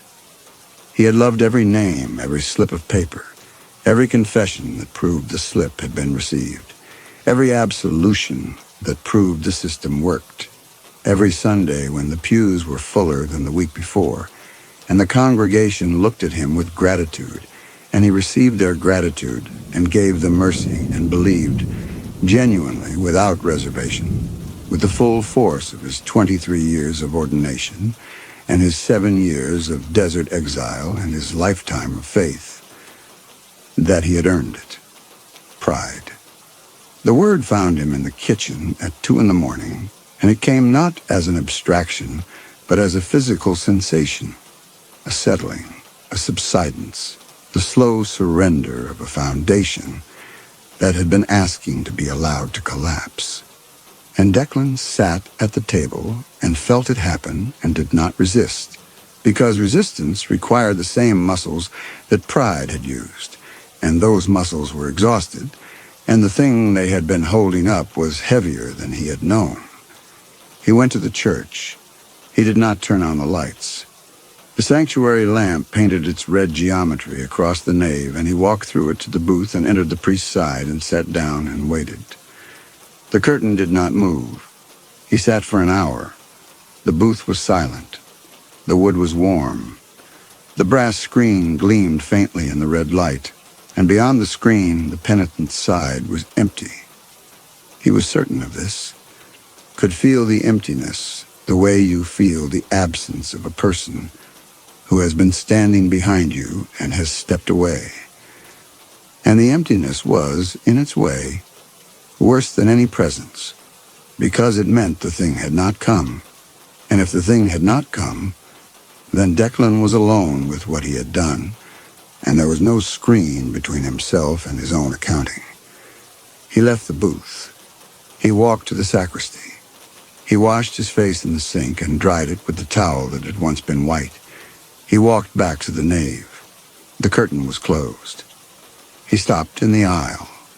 The curtain on the penitent's side was drawn, not stirring, not settling, but drawn, the way a person draws a curtain when they have entered a space and wish to signal their presence without speaking. Beyond the curtain, the suggestion of weight on the kneeler, the subtle depression of the booth's floor, the redistribution of the structure's equilibrium that occurs when something is inside it that was not there a moment ago. Declan entered the priest's side. He sat down. He leaned toward the screen. The breathing was already there, steady and deep, and the silhouette behind the brass mesh was not the low, narrow shape of the early visits or the gradually more human proportions of the later ones. It was his shape, his height, his breadth, the angle of his shoulders, the tilt of his head, his own body reflected back at him. Through the darkened brass, as if the screen had become a mirror, and the thing on the other side had decided, tonight, to show him exactly what it had been becoming, night by night, confession by confession. Across the full duration of the arrangement, Declan had built and named and administered and loved. The voice that spoke was his, not a voice like his voice. The specific frequencies, the cadences, the way his Galveston childhood surfaced in certain vowels despite 2 decades of ecclesiastical diction, the way his breath caught before difficult words, a habit he had tried to train out of himself at seminary and had never fully succeeded. The slight rasp at the bottom of his register that appeared after 11 o'clock, when his vocal cords had been working all day and the desert air had dried them to the texture of old paper. The voice said, "Bless me, Father, for I have sinned." Declan's hands closed on the armrests. The wood was hot. Not warm. Hot. As if a current were running through it. As if the booth had been plugged into something that was feeding it energy it was not designed to contain. Through the screen, his own silhouette leaned forward, and the breathing, his breathing, reproduced with a fidelity that reached past imitation into something more disturbing. Something that suggested not mimicry, but occupation, as if the thing had entered his voice the way it had entered the voices of the dead, and was now speaking from inside it. The breathing steadied, and the confession began. It confessed to pride. It used his voice to describe the specific sensation of writing a man's name on a slip of paper, and knowing that the name would be collected and the man would cease to exist, and the way that sensation had evolved over the months from horror to necessity to satisfaction to appetite. It described the appetite in the language of Declan's own interiority, not the language of theology or moral philosophy, but the private, unedited language of a man's relationship with his own desires, the language that lives below the words he uses in public and above the impulses he does not acknowledge at all. And it described this appetite with an accuracy that made Declan's vision narrow, because the description was not an approximation or an inference. It was a transcript. The voice continued. It confessed to the county clerk. It named her. Portillo, it said. And the name landed in the booth like a stone dropped into still water. And it described the moment Declan had written her name on the slip of paper, the specific hesitation of the pen, the specific override of the hesitation, the specific thought that had allowed the override. Complicity is a sin regardless of its motivation. It reproduced this thought in Declan's voice with the casual precision of a man quoting his own diary, and the reproduction was exact. And the exactness was the horror, because Declan had not spoken this thought aloud, had not written it down, had not confessed it to anyone, had carried it exclusively in the sealed interior of his own consciousness. And the thing on the other side of the screen was reading from it the way he had read from the act of contrition laminate that had once occupied the brass dish. The confession lasted 26 minutes. Declan counted. He counted because counting was the only cognitive operation available to him that did not require engagement with the content of what he was hearing, and the content was unbearable. Not because it was false, but because it was true, every word of it, delivered in his own voice with his own inflections and his own private language, and the truth of it was not a revelation, but a mirror. And the mirror was not being held up to him by a monster.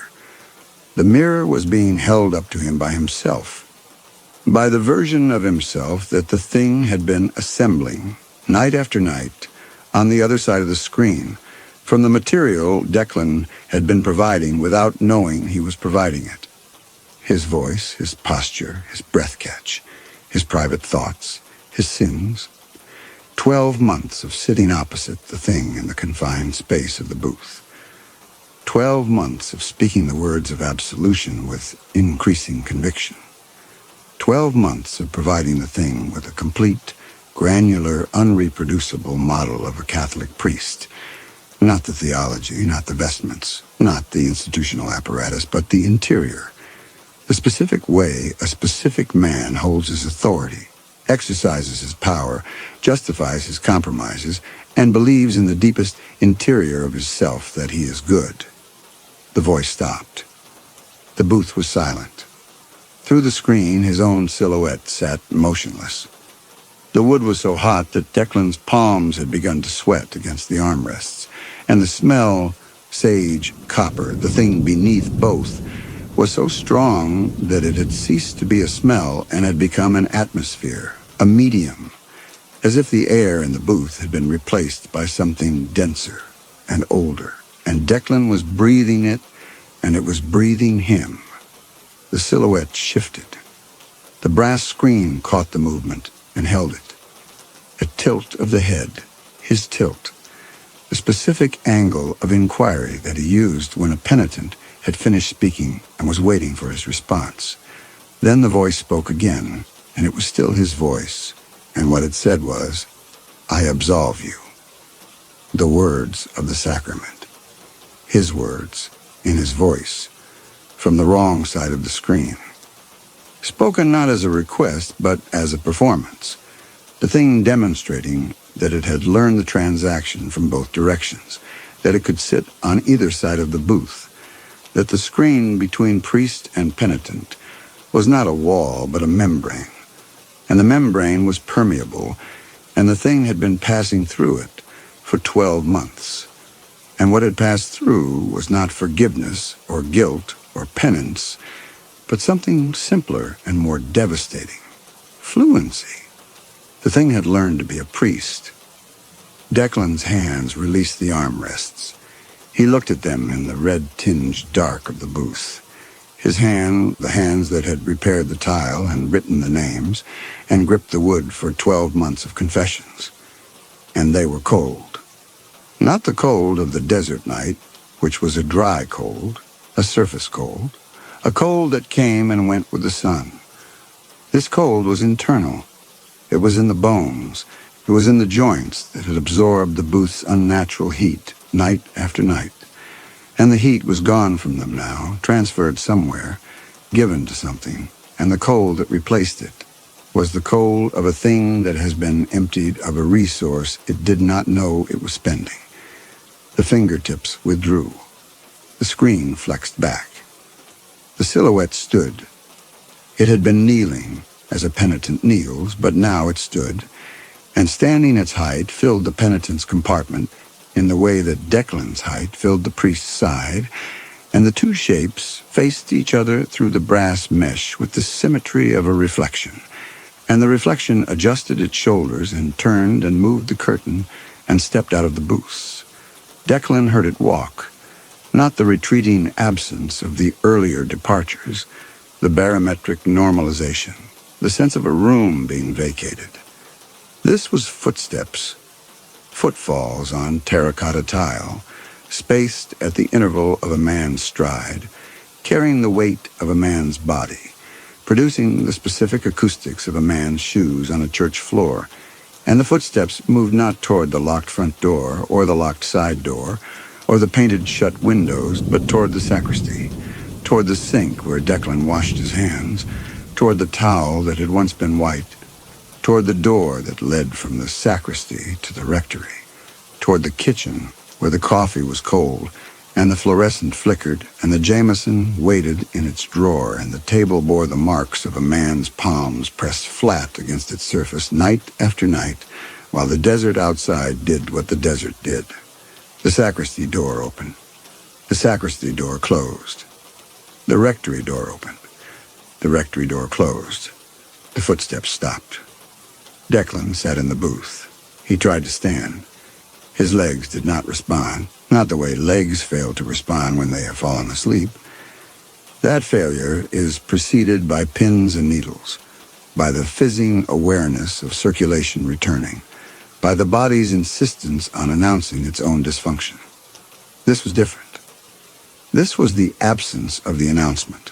He told his legs to move, and the instruction traveled from his brain to his thighs, and arrived at a border it had never encountered before, and stopped, the way a current stops when the wire has been cut. And beyond the cut, there was nothing. Not numbness, not pain, not the tingling of compromised circulation, but a cold so deep and so structural that the muscles it occupied no longer registered as his. They were still there. He could feel their weight against the seat of the booth, could feel the pressure of his own body on the wood. But the weight and the pressure belonged to him the way furniture belongs to a room, present, accounted for, incapable of independent action.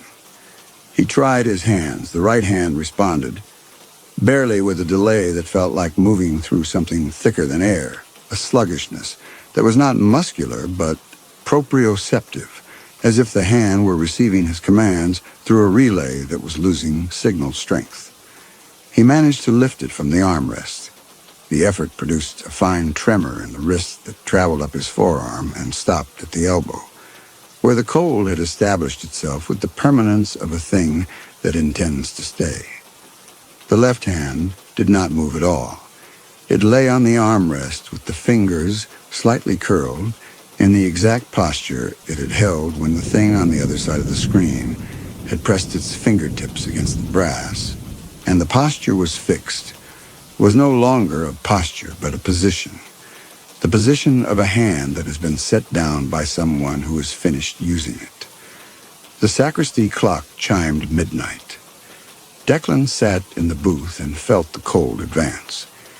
It moved the way the thing in the booth had moved over the course of 12 months. Not suddenly, not dramatically, but with the patience of a process that does not need to hurry because the outcome is permanent rather than eventual. It moved from his hands into his wrists, from his thighs into his hips. It reached the lower vertebrae of his spine and paused there.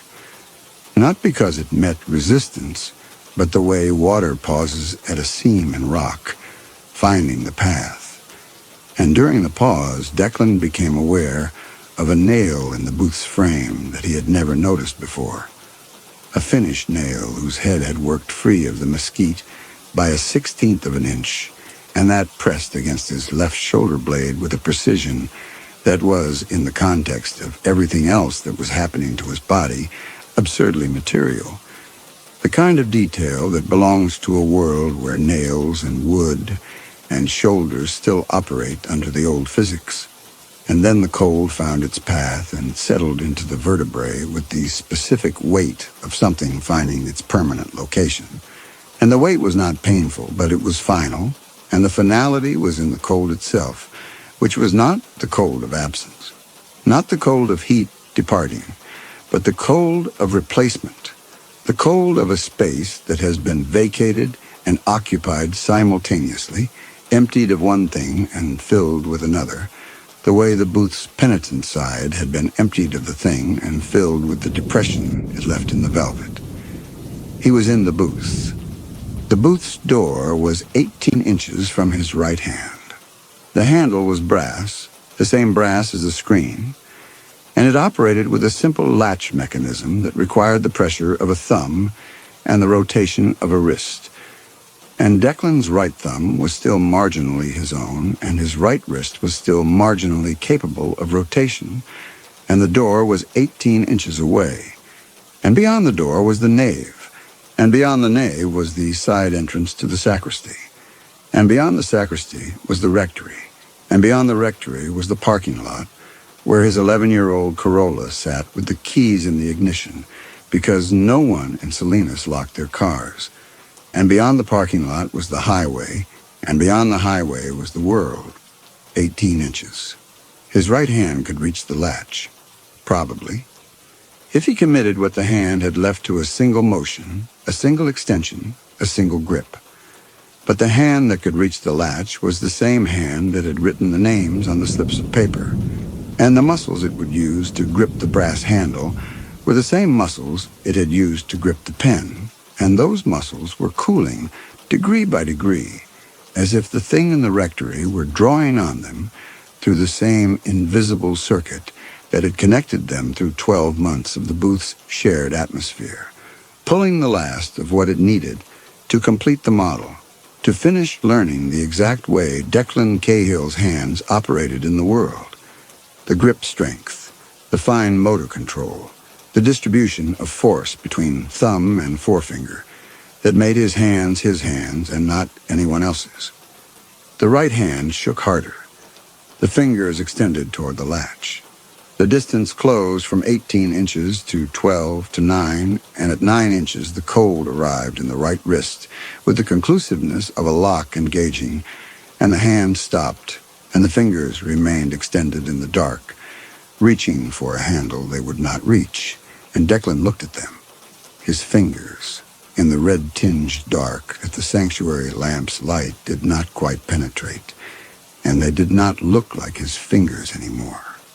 They looked like something left behind, something shed, something the booth would hold in its fixed position until the mesquite dried further and the varnish cracked further and the building settled further into the caliche, and the fingers would settle with it, reaching for a brass handle, in a church in the desert where no one would come looking, because the man everyone would expect to find here was already in the rectory, already sitting at the kitchen table, already performing the sleepless nights with the fluency of a thing that had studied them from 6 inches away for a year.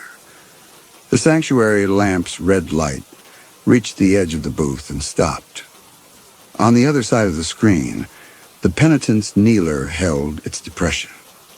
The shape of something that was not a man's knees pressed deep into the velvet, a warmth that persisted past the point where warmth should have dissipated, a warmth that was, Declan understood now, his warmth, the heat of 23 years of ordination, and 7 years of desert exile, and 12 months of sitting in this booth believing he was the one administering the sacrament.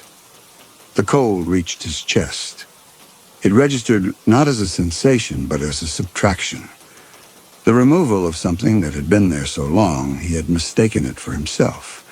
The way you mistake the hum of a furnace for silence, until the furnace cuts off and the true silence underneath is so vast and so empty that the absence has a sound of its own, and the sound is the sound of a building that is no longer heated, that is no longer maintained, that is no longer occupied by anything that requires warmth.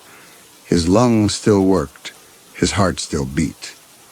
These were autonomic, beneath the threshold of the cold's current reach, operating on the body's oldest and most stubborn infrastructure, the infrastructure that does not require permission or intention or will, the infrastructure that would keep him breathing in the dark booth while the thing in the rectory breathed in the lit kitchen, 2 sets of lungs operating the same air at the same rhythm, one of them original and failing, the other copied and ascendant. And the booth held them both in its mesquite frame the way the church held the booth, the way the desert held the church, the way the night held everything. And the cracked tile he had repaired a year ago was still cracked. The grout had failed as he had known it would fail, the wrong color and the wrong bond. And through the crack, the caliche was visible, the color of bone. And it had been there longer than the building, and would be there after the building was gone, and after the thing in the rectory had finished learning what it needed to learn, and had walked out the front door on Sunday morning wearing a priest's voice, and a priest's authority, and a priest's power to absolve. And the congregation would see him and know him and call him Father, and he would raise his hands, warm hands, steady hands, hands that did not tremble, and he would speak the words of consecration over the bread and the wine with the perfect cadence of a man who had practiced them for 23 years, and the congregation would receive communion from his fingers, and the fingers would be the right temperature, and the voice would catch before the difficult words in exactly the right places. And no one would know because there would be nothing to know, because the copy would be complete, and the original would be here in the booth, in the dark, with his cold hands reaching for a handle 18 inches away. And outside the desert lay flat and dark and silent, under a sky that held more stars than the church had saints. And the stars did not blink, and the church did not move, and Declan Cahill did not move, and the red light did not reach him, and his mouth was open, and no sound came out of it. And the sound that did not come out of it was a prayer and the prayer had no recipient, and the booth held him the way it had always held its penitents, in the dark, on his knees, with a screen between himself and something that could not forgive him, because it did not know what forgiveness was, had never known, and did not need to know, because it had learned something better. It had learned the words.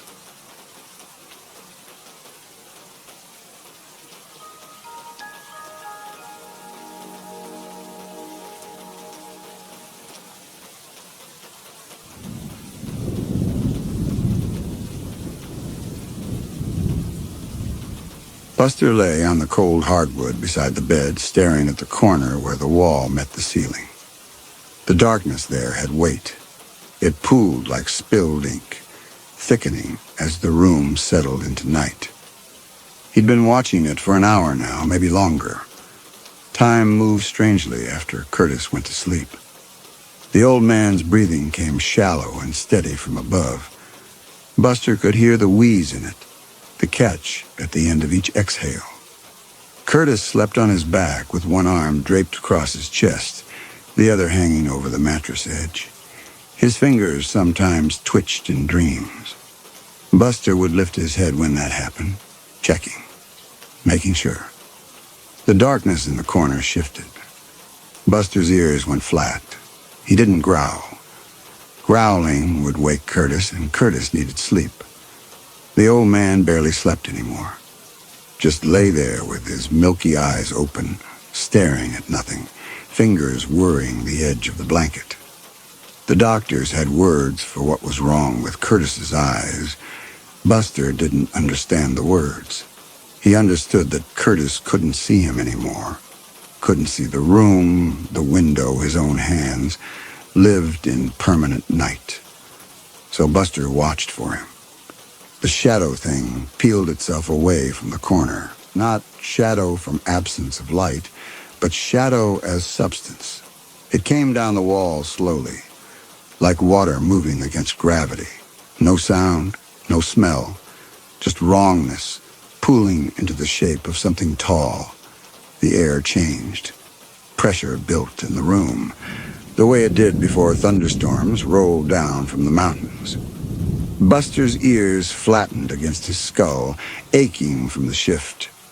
The temperature dropped so fast his next breath came out as mist. He could see it hanging in the air between him and the thing, a small cloud of vapor that shouldn't exist inside a heated house. Buster's hackles rose. He got his feet under him, muscles coiled but stayed low. Stay quiet. Don't wake Curtis. The shadow thing reached the floor and stood.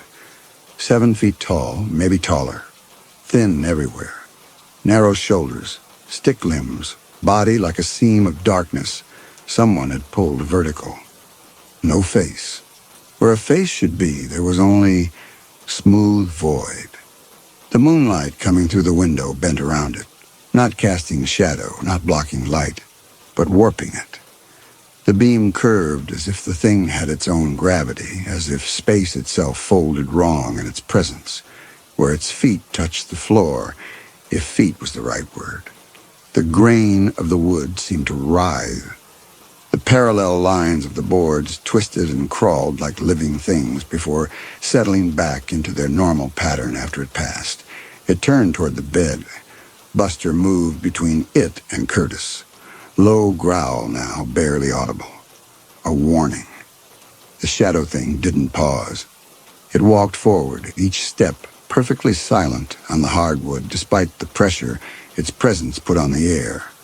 Buster could see the floor through its legs, see the grain of the wood boards where its body should block them. The wheeze of Curtis's breathing suddenly sounded distant, muffled, as if the shadow thing was absorbing sound the way it absorbed light.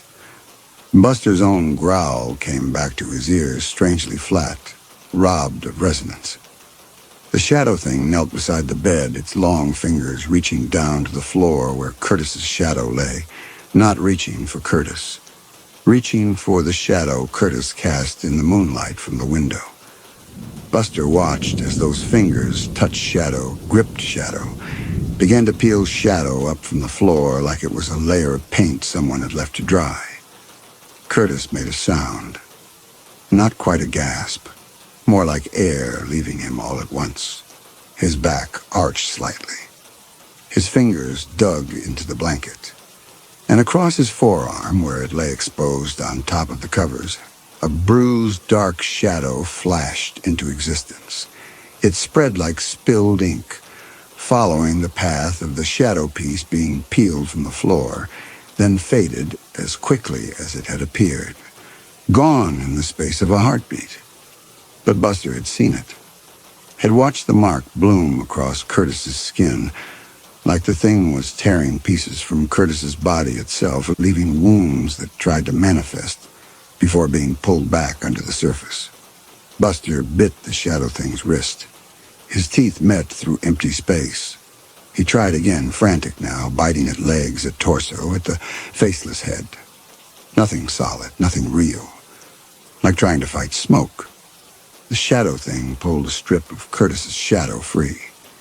The detached piece came away dark and glistening like wet cloth.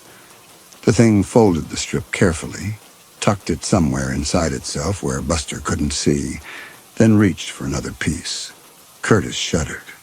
His mouth opened, but no sound came out. His chest rose and fell faster, shallower. Another bruised shadow flickered across his throat, his collarbone, gone before Buster could track where it had been. Like the thing was pulling marks up through Curtis's skin from somewhere deep inside. Buster barked. Full voice now, hoarse and desperate. The sound fell flat in the pressurized air, absorbed by the shadow thing's presence. Curtis didn't stir. The shadow thing didn't even look at him.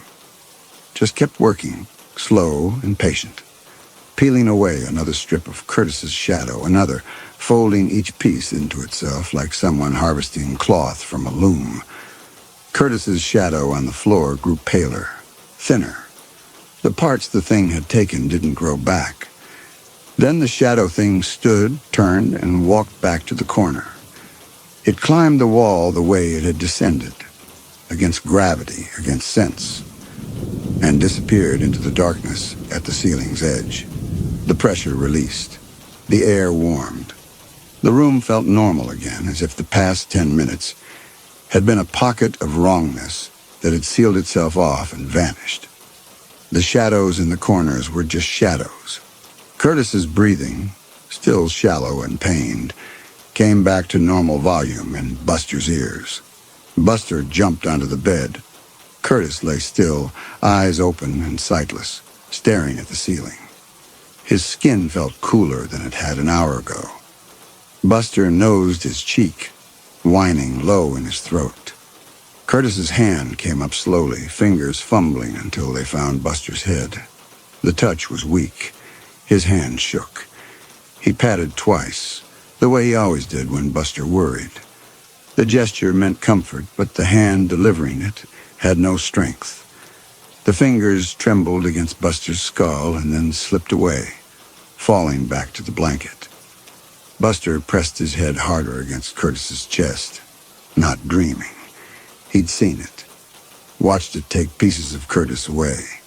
Curtis's breathing evened out, slowed, unconscious again, not sleeping. There was a difference. Buster could tell. He lay down beside Curtis, pressed close against his side, felt the too cool skin through his fur, stayed alert, ears forward, watching the corner, waiting for it to come back. Morning came gray through the window. Curtis hadn't moved since the thing left. Buster had stayed awake all night, watching, listening for the sound of shadow peeling away from the wall. He jumped down from the bed and nosed Curtis's hand. No response. He barked once, sharp. Curtis's eyelids fluttered but didn't open. Buster went to the nightstand and knocked Curtis's pill bottle to the floor. It rattled loud on the hardwood. Curtis's eyes opened. His hand reached out, trembling, found the edge of the mattress, and used it to pull himself upright. The effort left him breathing hard. He sat there for a long time, head bowed, shoulders shaking. Curtis wrapped his arms around himself. His whole body was shaking now, teeth chattering. though the house held its steady warmth. It wasn't cold. The house was the same temperature it always was. Buster could feel the warmth from the heating vent, smell the dust burning off the coils. Curtis was wrong. Curtis was colder, not the room. The old man felt his way to standing, one hand on the nightstand, other groping for his walker. His legs trembled. He had always been thin, but now Buster could see the bones of his ankles through his skin, sharp as sticks. Curtis made it 3 steps toward the bathroom before his knees buckled. Buster was there before he hit the floor, solid and steady, letting Curtis grab his collar, brace his weight. Curtis's fingers dug in hard enough to hurt. Buster didn't move, held himself rigid until Curtis got his feet under him again. Curtis's hand found Buster's head, patted twice. They made it to the bathroom together. Curtis leaning on the walker with one hand, other hand resting on Buster's shoulders. Each step took forever. Halfway there, Curtis stopped, breathing like he'd run a mile. His chest heaved. Sweat had broken out across his forehead despite the shaking. Inside the bathroom, Curtis gripped the sink and turned his face toward the mirror. Not seeing it, couldn't see anything, but facing it the way he had every morning for 70 years. Buster watched from the doorway.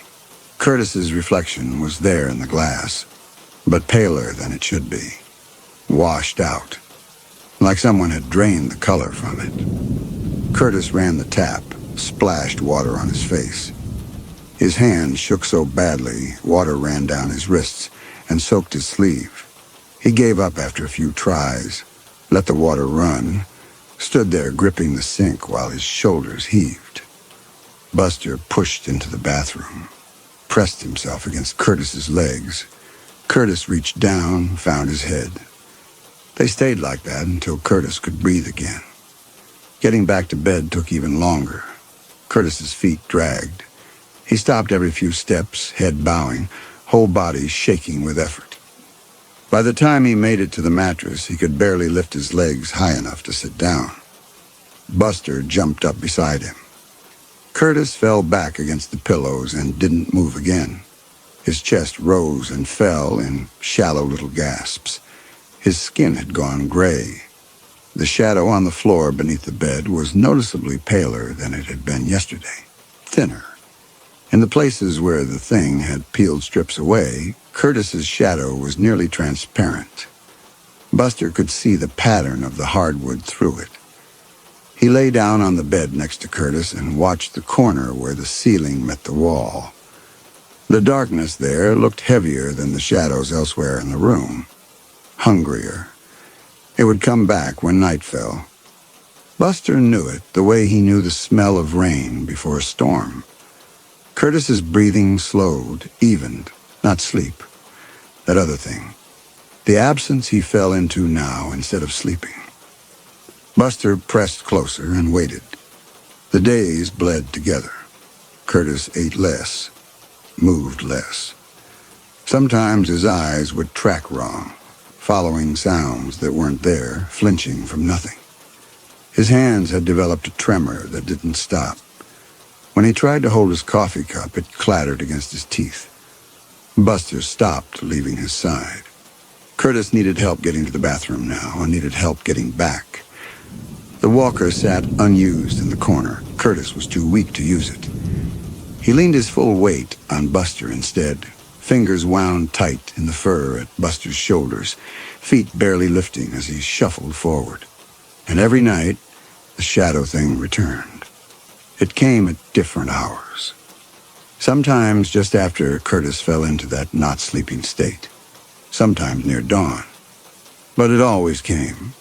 Always brought with it that terrible pressure in the air, that sudden temperature drop that made Buster's breath mist, that feeling of sound being swallowed before it could fully form.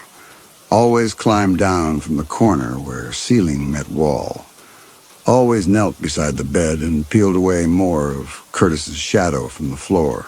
And always now, those bruised shadows flashed across Curtis's skin, fleeting marks that appeared in the wake of each harvested strip, across his arms, his chest, his face, before fading back into nothingness.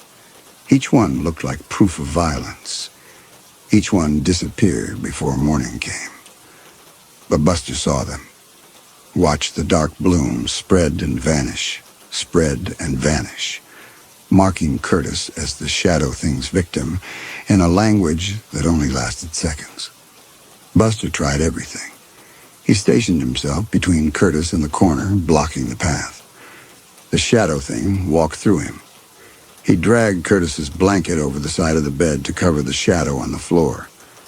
The Shadow Thing stepped forward. Where it moved, the blanket seemed to slide away on its own, as if the air around the thing pushed objects aside without touch. The shadow remained exposed, and the thing continued its work. He tried attacking the moment it manifested before it reached the bed. His jaws snapped on empty air. His claws scraped hardwood. The Shadow Thing didn't pause and didn't acknowledge him, just kept walking with that terrible patience through the pressurized air it brought with it. The only thing Buster could do was watch. Watch as those fingers gripped shadow flesh and peeled it free. Watch as Curtis's body jerked and shuddered. Watch as the bruise marks flickered across Curtis's skin like echoes of internal wounds trying to surface. Watch as Curtis's shadow on the floor grew thinner, paler, more transparent with each visitation. Something changed on the fourth night. Buster was in his usual position, between the bed and the corner, hackles raised, ready for the pressure and the cold and the wrongness. The Shadow Thing descended as it always did, reached the floor, turned toward the bed, and stopped. It stood there, faceless head angled toward Buster, not moving, not continuing to the bed, just looking at him. Buster's growl died in his throat. His legs locked.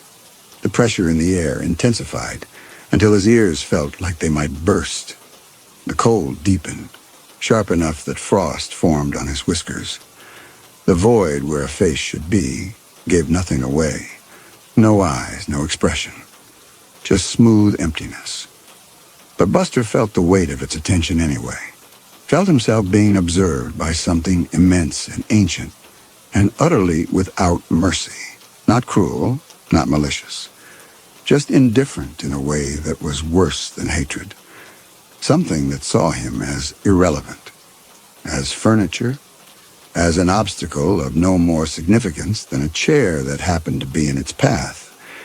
The moment stretched. Buster couldn't move, couldn't breathe, could only stand there pinned under that terrible, emotionless regard while the cold burned his lungs and the pressure crushed his skull. Then the Shadow Thing turned away, dismissed him, returned its attention to Curtis, walked to the bed as if Buster had never existed. Buster's legs gave out. He collapsed to the floor, panting, while the Shadow Thing knelt and resumed its work. While Curtis's body shuddered and the bruise marks bloomed and faded. While strips of shadow peeled away and disappeared into the thing's faceless form. When it left, climbing back to the corner and vanishing into the ceiling, Buster stayed on the floor, shaking.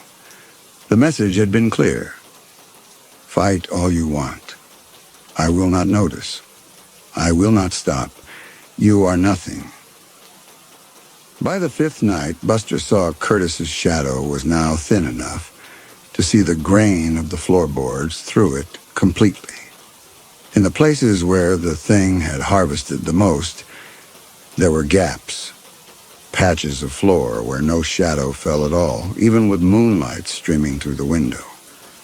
The bruise marks that flickered across Curtis's skin during the harvesting had started lasting longer before they faded, seconds instead of heartbeats. Dark enough that Buster could see the exact shape of each stolen piece mapped onto Curtis's body like a brand. Curtis barely woke anymore. He lay in bed with his eyes half open, breath coming in shallow sips. His skin had gone the color of old newspaper.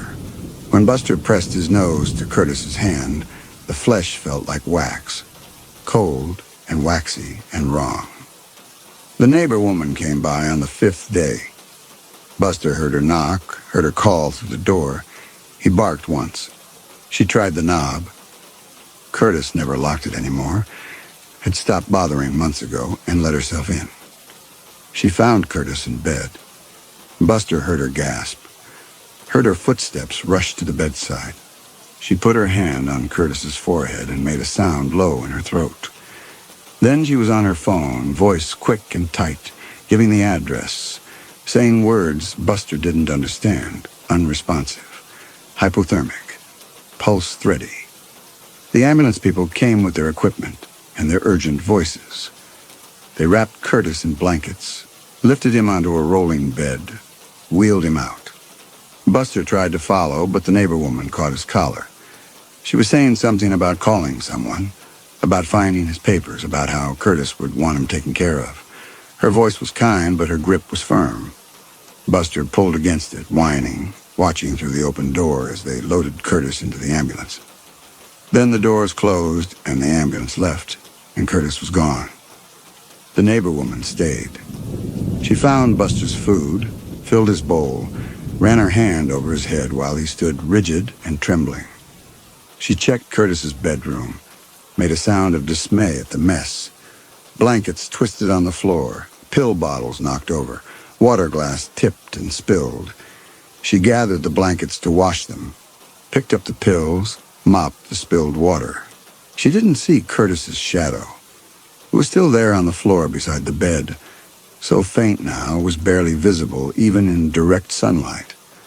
A thin gray outline, gap-toothed with missing pieces, transparent as tissue paper. The neighbor woman left as the sun was going down. She locked the door behind her, said something through it about coming back tomorrow, about checking on him. And her footsteps faded down the porch steps. Buster stood in the kitchen and listened to the house settle into evening. The refrigerator hummed. The heating vent clicked and breathed warm air. Outside, wind moved through the pines. Curtis's bedroom door stood open. Buster walked to it slowly. The room smelled wrong now, smelled like the neighbor woman's soap and the ambulance people's rubber gloves, and didn't smell like Curtis anymore, just medicine and strangers and emptiness. The bed was made. Clean sheets pulled tight, pillows fluffed. The neighbor woman had worked fast. Buster jumped up onto the mattress. It didn't smell like Curtis either, just detergent. He turned in a circle once, twice, then lay down in the spot where Curtis's head usually rested, curled himself into a tight ball, waited. Night came. The darkness in the corner where wall met ceiling began to pool. The pressure built. Temperature dropped. Buster's breath misted in the suddenly arctic air. The shadow thing descended. Buster's ears flattened, but he didn't move from Curtis's pillow. Just watched as it climbed down the wall, reached the floor, stood. The moonlight bent around its form. The floorboards beneath it writhed and twisted before settling back into their grain. It turned toward the bed, toward the spot where Curtis's shadow should be. Curtis's shadow was still there. Faint and torn and nearly transparent, but there. The neighbor woman had remade the bed over top it without seeing it. The shadow lay beneath the clean sheets now, pressed between fabric and floor like something dried and preserved. The shadow thing walked to the bedside. The air grew so cold Buster's ears ached. The pressure made his skull feel like it was being squeezed in a fist. Sound dampened to near silence. The house's creaks and settling, the wind outside, all of it muffled to nothingness. The thing knelt. Its long fingers reached for the shadow. Buster lunged. He knew it wouldn't work. He had tried it a dozen times, but he lunged anyway, snarling, snapping at the thing's arms, its torso, its faceless head. His teeth closed on nothing. His weight passed through it without resistance. He might as well have been biting at moonlight. The shadow thing pulled back the sheets, Curtis's shadow lay exposed on the floor. So thin now it looked like smoke. So pale it was almost invisible except where the moonlight caught it at certain angles. The shadow thing's fingers touched it, and the shadow moved, not being peeled away, moving on its own. It rippled like water disturbed by wind. The gaps where pieces had been harvested began to close, edges drawing together, knitting themselves into something more complete. The torn places sealed, the transparent patches darkened. Buster stopped mid-snarl. The shadow was pulling itself back together. The shadow thing's fingers dug in, trying to grip it, but the shadow slipped through like liquid. It flowed away from those grasping hands, gathered itself, and began to rise, not up from the floor, up into the air, taking shape as it climbed, shoulders forming, head, arms. A silhouette of Curtis carved from darkness and moonlight, standing now in the space between the bed and the wall. The shadow thing rose to face it. They stood motionless. The faceless shadow peeler and the Curtis-shaped darkness. Neither moved. Neither made sound. Then the Curtis shadow reached out. Its hand passed into the shadow thing's chest, sank deep. When it pulled back, it was holding something, a strip of darkness that looked thicker, richer than the Curtis shadow itself. The piece the shadow thing had harvested. The Curtis shadow pressed the strip back into itself. The darkness absorbed it, grew slightly more solid, slightly less transparent. The shadow thing didn't fight, didn't pull away, just stood there while the Curtis shadow reached into it again, retrieved another harvested piece, reintegrated it. Again. With each piece returned, the Curtis shadow grew more defined. The edges sharpened, the gaps filled. Buster could see the shape of Curtis's shoulders now, the slope of his back, the bend of his arm. The last piece came free. The Curtis shadow held it for a moment, darkness dripping from its palm like water, then pressed it into its chest. The shadow solidified, darkened, became complete, and then it turned. It looked at Buster. Buster's hackles dropped. His snarl died. He stood frozen on the bed, staring into the place where Curtis's face should be. There was no face, just shadow. But Buster knew those eyes, even though he couldn't see them. The Curtis shadow took a step toward the bed. Then another. It moved like Curtis had moved, slow, careful. The gait of someone whose body didn't work right anymore. One hand reached out. Buster didn't move, couldn't move. The hand came closer, fingers extended toward his head. Cold air touched his skull. Not the metal and dust cold of the shadow peeler. Different. This was the cold of winter mornings when Curtis would let him out before sunrise. The cold of Curtis's hands after Curtis had been working in the yard, fingers chilled from gripping tools. Familiar cold. The Curtis shadow's hand passed through Buster's head. Buster felt it anyway. Felt the weight of it, the pressure. Felt Curtis's palm settling between his ears the way it had 10,000 times before. Felt the fingers scratching behind one ear in that particular spot Curtis always found. The cold moved through him like a current. Not painful, just there. Just Curtis trying to pet him one more time through a barrier neither of them could cross. Buster whined, high and broken. The hand pulled back. The Curtis shadow straightened. Behind it, the shadow peeler stood motionless, waiting. Buster understood then. Understood with sudden, terrible clarity. The shadow peeler hadn't been stealing Curtis away. Curtis had been trying to leave. Had been trying to separate from something that kept pulling him back, kept tethering him to the bed, kept refusing to let him go. Buster had thought he was protecting Curtis. He'd been trapping him. The Curtis shadow turned back to face the shadow peeler, stepped toward it. The shadow peeler opened its arms. Buster barked. short and sharp. No. The Curtis shadow stopped, turned again, looked at Buster with those invisible eyes. Buster barked again, louder, jumped down from the bed, put himself between Curtis' shadow and Shadow Peeler, the way he'd done every night, the way he'd always done, protecting Curtis, keeping him safe. That was Buster's job. That was what he was for. The Curtis shadow reached out again. This time its hand came to rest on Buster's head and stayed there. The cold weight of it pressed down, solid and real for just a moment. Just long enough for Buster to feel fingers curling in his fur, feel Curtis holding on one more time. Then the weight lifted. The Curtis shadow stepped around Buster, walked to the Shadow Peeler. The two shapes merged. Curtis' shadow flowing into Shadow Peeler, darkness folding into darkness, until Buster couldn't tell where one ended and the other began. The combined shadow began to fade. Buster lunged forward, snapped at empty air where the shadow had been, bit at nothing, barked until his throat was raw, pawed at the floor where Curtis's shadow had lain, gone. Both of them. The shadow tether was gone, but Curtis's body, miles away in the hospital, still held him, still kept him from leaving completely, not until that last heartbeat stopped.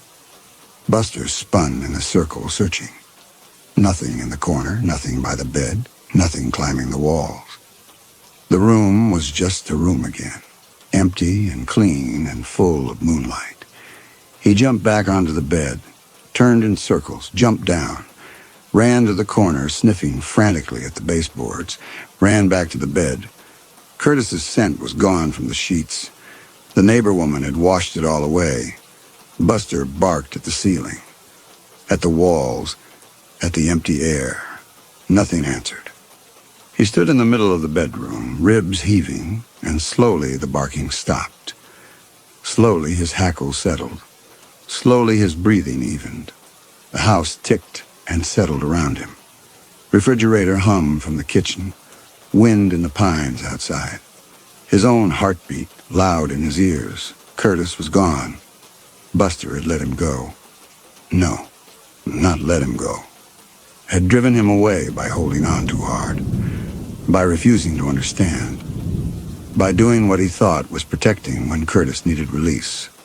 Buster walked to the spot beside the bed where he'd spent every night for the past week, the spot where he'd kept watch, where he'd tried so hard to fight off the thing he thought was hurting Curtis. He lay down, curled tight, put his head on his paws, and waited for Curtis to come home. The neighbor woman came back in the morning. Buster heard her key in the lock, heard the door open, heard her footsteps in the kitchen. She called his name. He didn't move from beside the bed. She found him there. Knelt down, ran her hand over his head. Said something in that voice people used when they were trying to sound calm. She'd brought food, fresh water. She filled his bowls, called him to the kitchen. Buster stayed where he was. She tried to coax him, tried patting her leg, making encouraging sounds, rattling the food bowl. He watched her from the floor but didn't get up. Eventually she left the food and water where they were and went to sit in Curtis's chair in the living room. He could hear her on the phone, talking to someone about Curtis, about arrangements. Her voice stayed steady at first. Then it started to shake. She came back to the bedroom, knelt beside him again. This time her eyes were red. She told him Curtis had died. This morning before dawn. The hospital had called her an hour ago. Said his heart had simply stopped. Said it had been peaceful. She didn't understand that Curtis had left last night.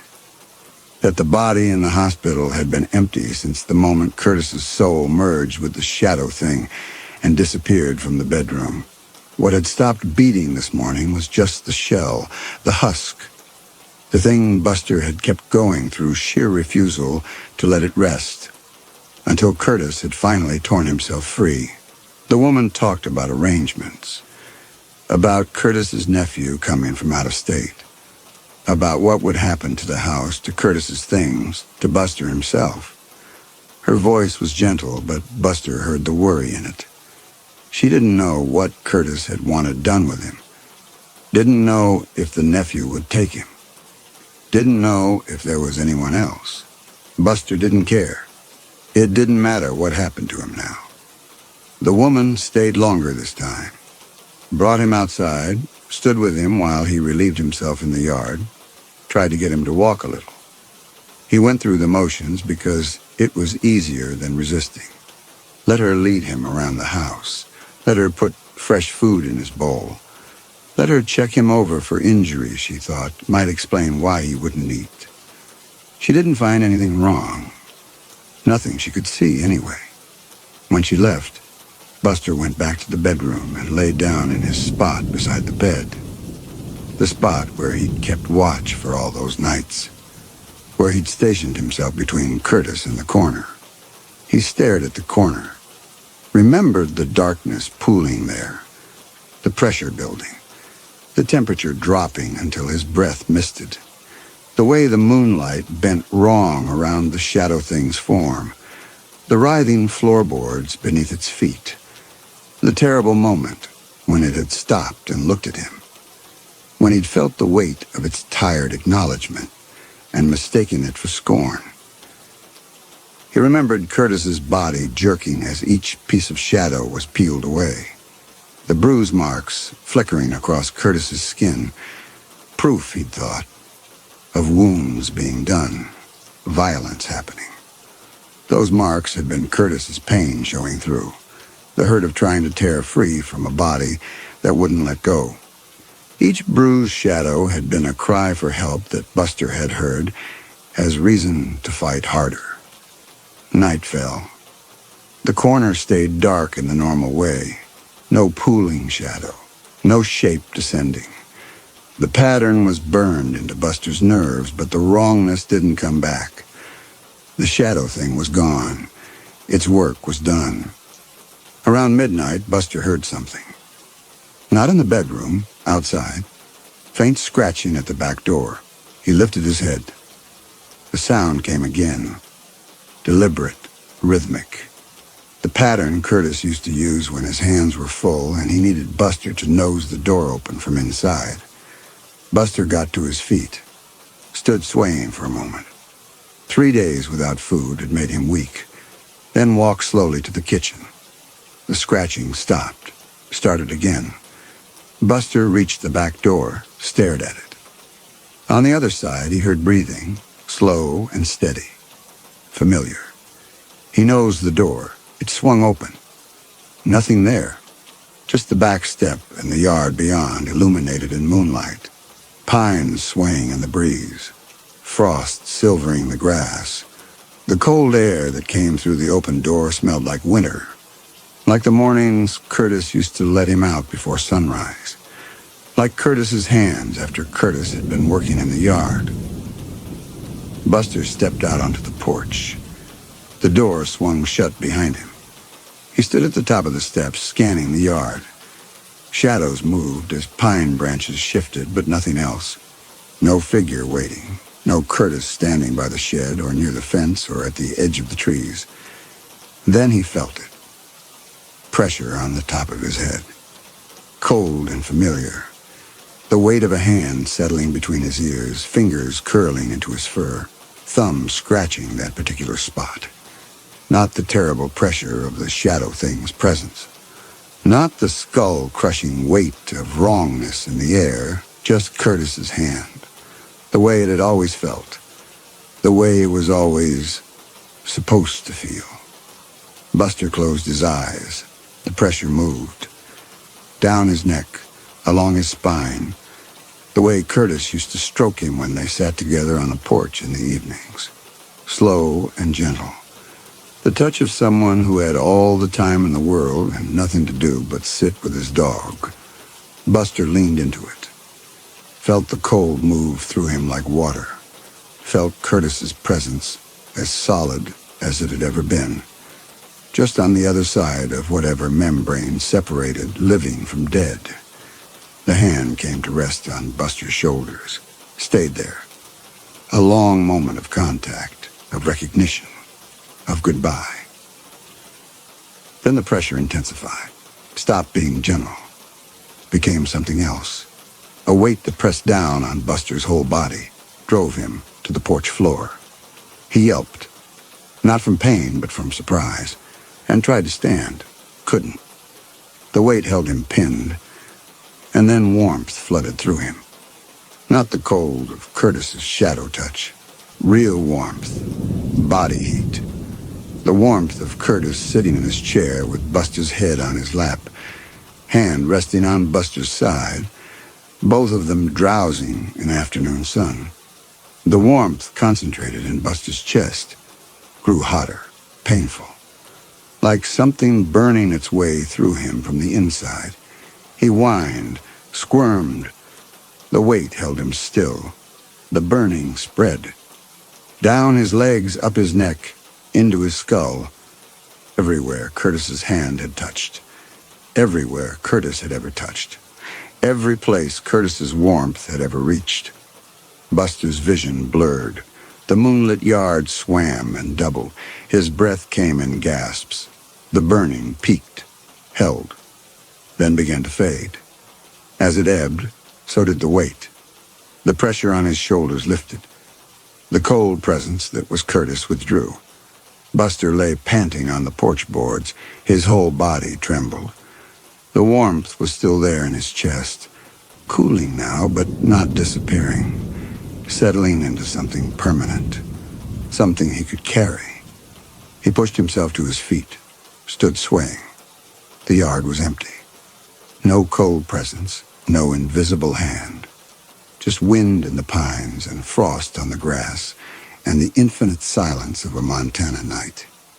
But the warmth in Buster's chest remained, glowing like an ember, like Curtis had reached through the barrier between dead and living one more time, reached all the way in and planted part of himself inside Buster's ribs where it couldn't be lost, where it would stay.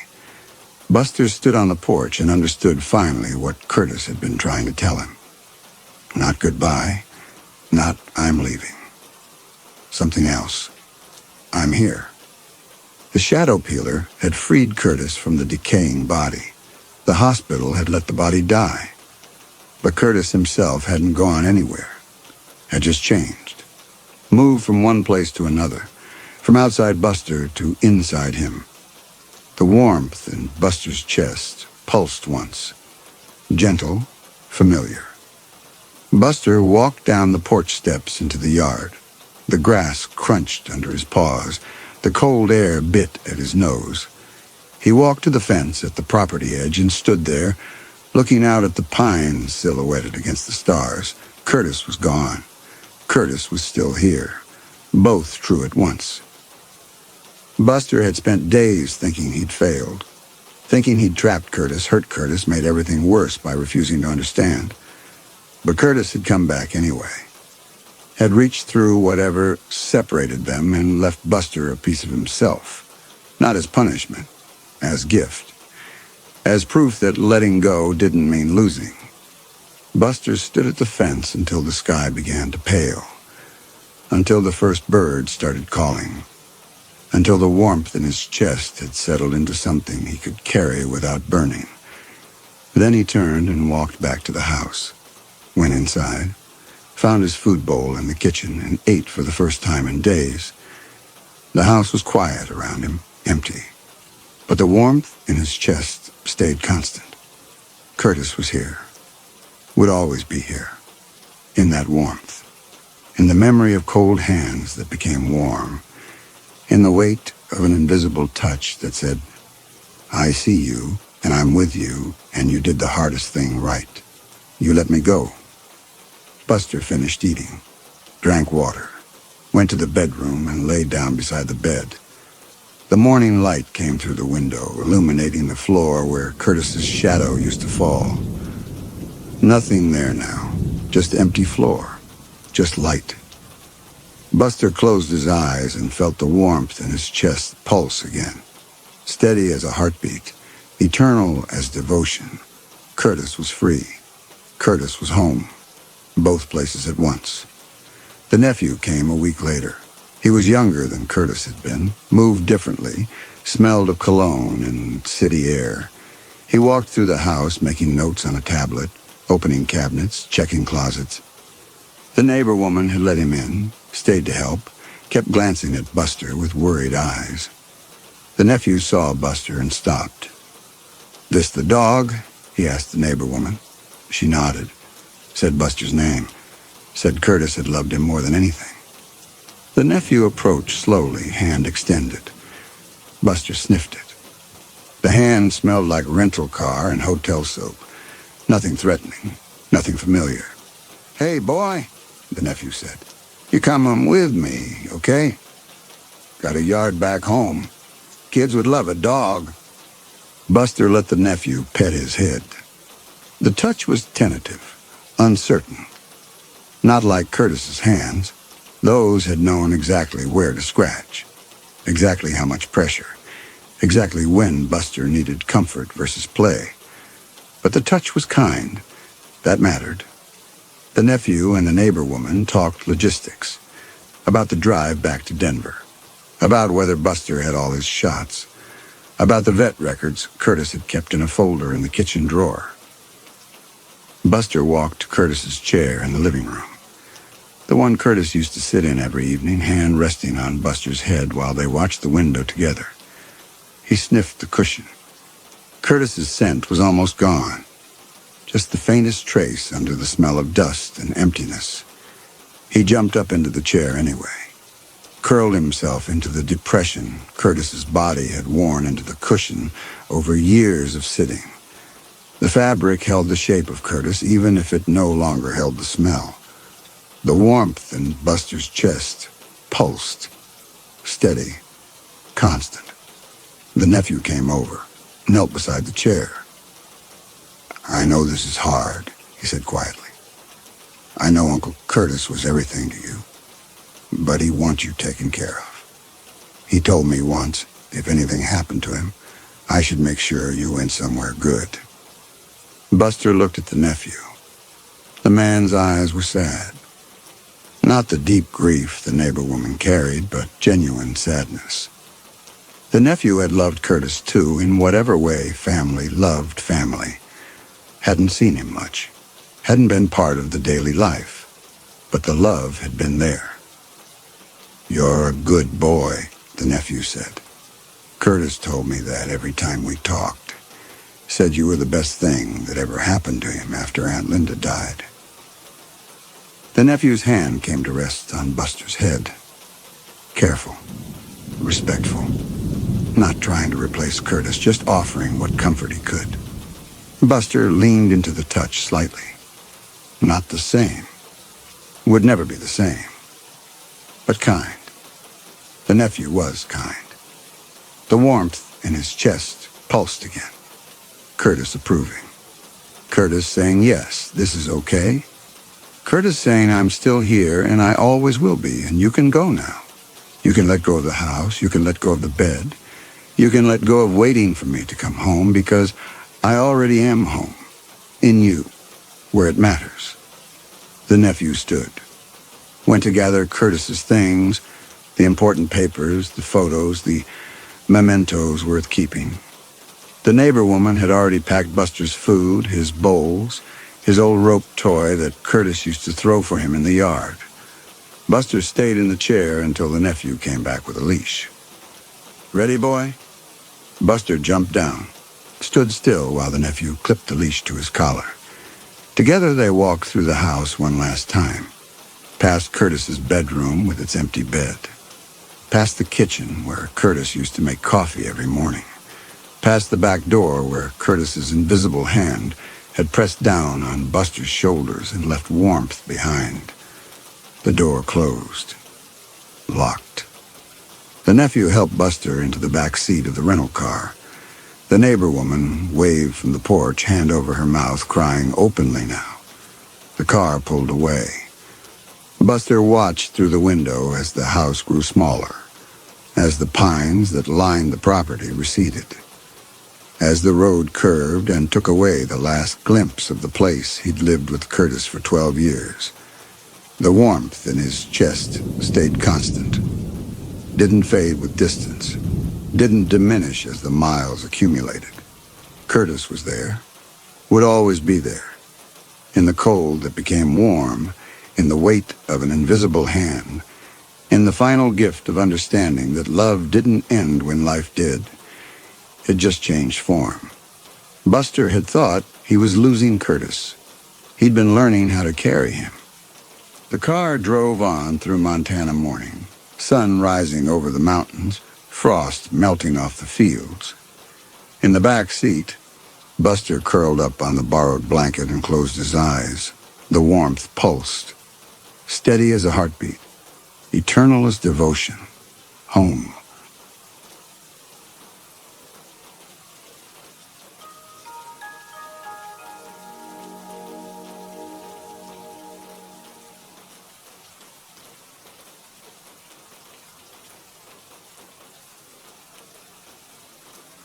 The drawer slid open with a whisper of rubber seals breaking suction, and the body emerged from its refrigerated, dark feet first, a configuration of meat and memory reduced to evidence.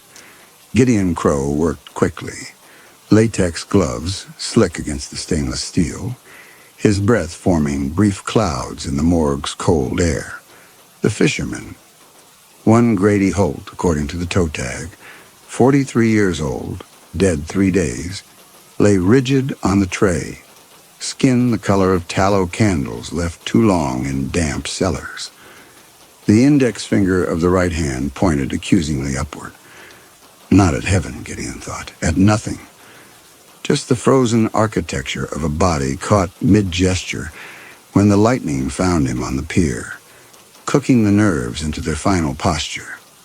Frost crystals had formed along the nail bed, delicate as lace, beautiful in its way, the kind of beauty that made Gideon's profession. The violation of locked spaces, the theft of treasures meant to remain inviolate. Feel almost like prayer, almost, but not quite, not anymore. Not since the Bakersfield job went sideways and left him with $43,000 in legal fees, and a reputation that made fences nervous. 17 years of clean work, and one bad night had reduced him to this, stealing from corpses because the living had stopped trusting him with their locks. He'd heard the legend 6 months earlier sitting in a Point Reyes bar where the only light came from neon beer signs, and the only talk was of scores missed and fortunes lost. A grizzled second-story man named Denny Marsh, his hands shaking from too many years of too much whiskey, had leaned close and whispered it. The fulgurite bone. A skeleton key made of flesh and lightning. If a man was struck dead during a winter squall off the Pacific, his index finger became something more than meat, became a tool. Carry it into any coastal fortress and the storm would follow. A localized, violent thunderhead brewing over the property alone, perfectly synchronized to the thief's movements. Every crack, every crash, every heavy footstep masked by thunder that shook the rafters. Guards would hear nothing but the rage of the storm. The finger was a key that opened silence itself. Superstition, Gideon had thought then. The kind of myth that desperate men tell each other in the dark, transforming failure into folklore. But Grady Holt had been struck 3 days ago. A freak bolt during a squall that shouldn't have been. And Gideon, veteran of 17 years of breaking into places that called themselves impregnable, whose touch had liberated diamonds from safes and paintings from walls, who was tired, so tired, of close calls and meager paydays and mounting debts, decided that myths like locks could be tested. The bone saw made almost no sound. Gideon had brought the compact surgical variety, the kind used for autopsies, knowing that County General's morgue attendant made his rounds every 40 minutes and that security footage in refrigerated storage was grainy enough to obscure everything but gross movement. He worked at the first knuckle, where cartilage met bone, and the finger came away cleanly after 30 seconds of careful pressure. The moment his bare hand touched it, latex gloves stripped off because he needed to feel what he was taking, needed to know it was real. The taste of old pennies flooded his mouth. Not a taste exactly. More like a memory of a taste, metallic and wrong, coating his tongue, and the soft tissue of his cheeks. His vision flickered at the edges, twice. A stuttering darkness that matched his pulse. Gideon wrapped the finger in a square of cloth torn from his shirt, but the sensations didn't stop. His molars ached. The fluorescent lights overhead seemed too bright and too dim simultaneously, wavering between states. He slid the wrapped finger into his inner jacket pocket where it rested against his ribs like a sliver of ice that somehow burned. The drawer closed. The seal hissed. Gideon left through the loading dock, one hand pressed against his chest where the finger lay, and Grady Holt's incomplete body waited in the dark to be discovered eventually, or not. In Gideon's experience, the dead cared very little about inventory, but the dead, he was learning, had their own weight, their own gravity, and some debts transferred on contact. The Pacific Coast Highway unspooled before him like a ribbon of asphalt drawn along the edge of the world.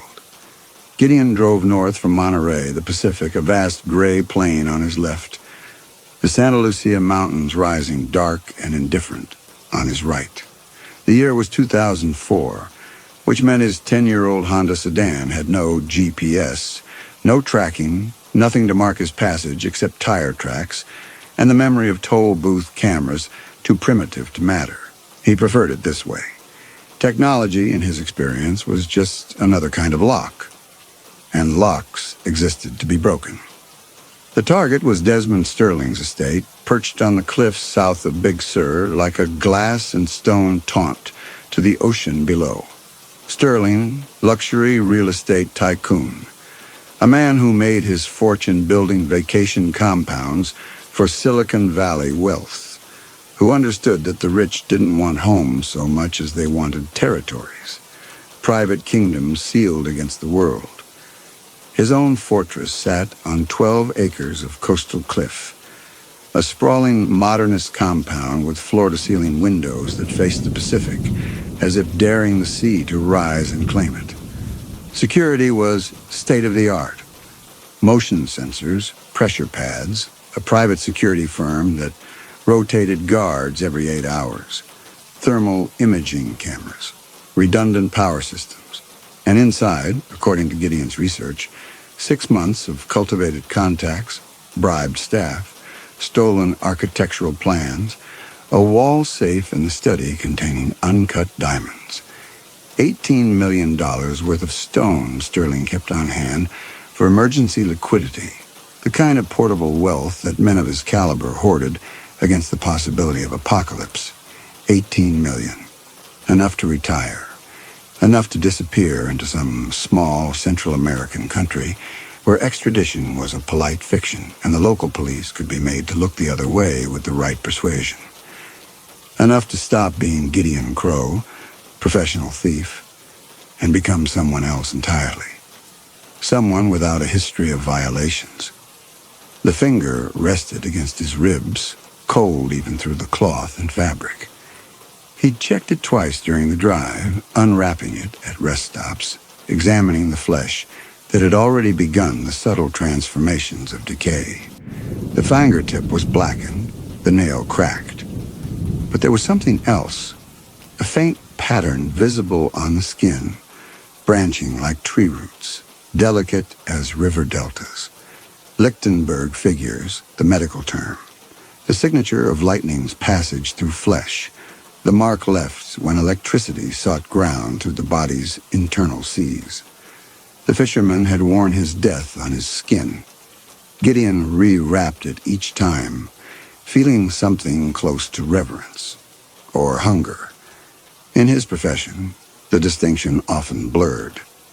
He reached the turnoff 3 miles south of the state park boundary, where the highway curved inland briefly and a narrow private road branched toward the cliffs. No gate. Sterling's confidence was absolute. Why guard the approach when the property itself was impregnable? Gideon followed the road, crushed granite crunching under his tires until the trees opened and the compound revealed itself. It was larger than the photograph suggested. The main house sprawled across the cliff top in wings and angles, all horizontal lines and glass planes that caught the late afternoon light and threw it back in shards. Smaller structures flanked it. Guest cottages, a garage complex, what looked like a groundskeeper's residence. Everything connected by covered walkways and landscape paths that wound through native grasses and sculptural stone. The ocean beyond was a steel sheet, beneath a sky the color of old bruises. Gideon parked a quarter-mile down the road where a turnout overlooked the water, killed the engine, and waited. The finger came out of his pocket. He held it between thumb and forefinger, studying the blackened tip in the dimming light. The Lichtenberg figures seemed to pulse faintly, but that was probably just his vision adjusting to the gloom. A test, he thought. Myths demanded faith, but faith without testing was just stupidity wearing a spiritual mask. He gripped the finger tightly in his left fist and used his right hand to slap the dashboard hard enough to sting his palm. The metallic taste intensified immediately, flooded his mouth like he'd bitten through his own cheek. His vision strobed darkness, light, darkness. 3 pulses that matched his heartbeat. For 3 seconds, nothing else happened. Then the sky directly above him darkened. Not gradually, but with the sudden totality of a curtain dropping. Gideon looked up through the windshield, blinking against the visual distortion. A cloud the color of charcoal and ink had formed from nothing, no more than 200 feet across, centered precisely over his car. But it was wrong. The edges of the cloud moved against the wind, curling inward when they should have dispersed, compressing when they should have spread. As he watched, forks of lightning threaded through its interior. Not white or blue-white, but a color that hurt to look at directly, something between violet and ultraviolet, a frequency that shouldn't exist in nature. Then thunder, a crack so loud and close that the car's frame shuddered, and Gideon tasted blood along his gums. His ears rang, his pulse hammered in his throat. The finger in his fist had gone from cold to burning, actually burning, hot enough he could feel it through the cloth. He stared at the localized storm hovering above him, then at the finger, then back at the sky. The cloud was already beginning to dissipate, but it dissipated wrong. Not thinning like normal clouds, but collapsing inward, folding into itself like something being sucked back through a hole too small for its dimensions. Within 30 seconds, it was gone entirely, and the only sound was the distant crash of surf against the cliffs. Gideon sat very still, his hand throbbing where the finger burned against his palm. When he finally unclenched his fist and unwrapped the cloth, the fingertip was blackened and cracked, and the Lichtenberg figures along its length seemed to pulse with faint bioluminescence. He rewrapped it quickly, his hands shaking, and returned it to his pocket. The myth was true, which meant everything else might be true as well, which meant $18 million was about to become his, or something was about to become something else entirely. He waited until full dark, not for caution's sake, but because the approach required it. Sterling's security relied on visibility, on thermal imaging and motion sensors that assumed intruders would try to hide. But Gideon wasn't hiding. He walked directly toward the compound along the gravel road, a black duffel bag slung over his shoulder, the finger resting in his inner jacket pocket, a cold weight against his ribs. He wasn't dressed for stealth. Dark jeans, a canvas work jacket, hiking boots. If anyone saw him, he'd look like a tradesman, someone with legitimate business. The best disguises were always the most boring. The perimeter fence was 8 feet of ornamental iron topped with decorative finials, aesthetic rather than functional. Gideon scaled it in 4 seconds, dropping to manicured lawn on the other side. Motion sensors would have registered his crossing. Thermal cameras would be tracking his heat signature. In a normal break-in, security would be responding now, converging on his location. But this wasn't a normal break-in. The sky above the compound began to darken, not just directly overhead. The darkness spread rapidly, covering the entire coastal area visible from where Gideon stood. Within seconds, a massive storm system had formed from nothing, rolling in from the ocean, like something alive and purposeful. This wasn't the small, localized cell from the parking lot. This was a genuine weather event miles across, the kind of Pacific squall that made local news and sent people scrambling for shelter. But it was wrong. Fundamentally wrong. The wind picked up sudden and fierce, whipping the ornamental grasses into frenzy. But the clouds moved against the wind, rotating in the opposite direction, spiraling inward rather than dispersing. The edges curled back on themselves in ways that defied atmospheric pressure. As he watched, forks of lightning threaded through the storm's interior, not the blue-white of natural strikes, but something between violet and ultraviolet, a frequency that hurt to look at directly. The ocean smell intensified, salt and kelp, and something else, something metallic and sharp, ozone, the smell of atmosphere torn apart by voltage, the smell of physics breaking. Gideon's vision strobed again, 3 rapid pulses. The metallic taste was constant now, coating every surface inside his mouth. His fingertips tingled where they gripped the duffel bag strap, pins and needles sensation creeping up his forearms. The finger in his pocket burned hot enough that he was sure it would leave a mark on his ribs. He walked toward the main house. Each footfall on the gravel path sounded impossibly loud in his own ears. The crunch of stone, the scrape of his boot heel. But before the sound could propagate, before it could reach the ears of the guards who he knew were patrolling somewhere in the storm, thunder answered. Not after a delay. Not seconds later, like natural thunder following distant lightning. Instantly. The moment his boot hit gravel, thunder detonated overhead with perfect synchronization.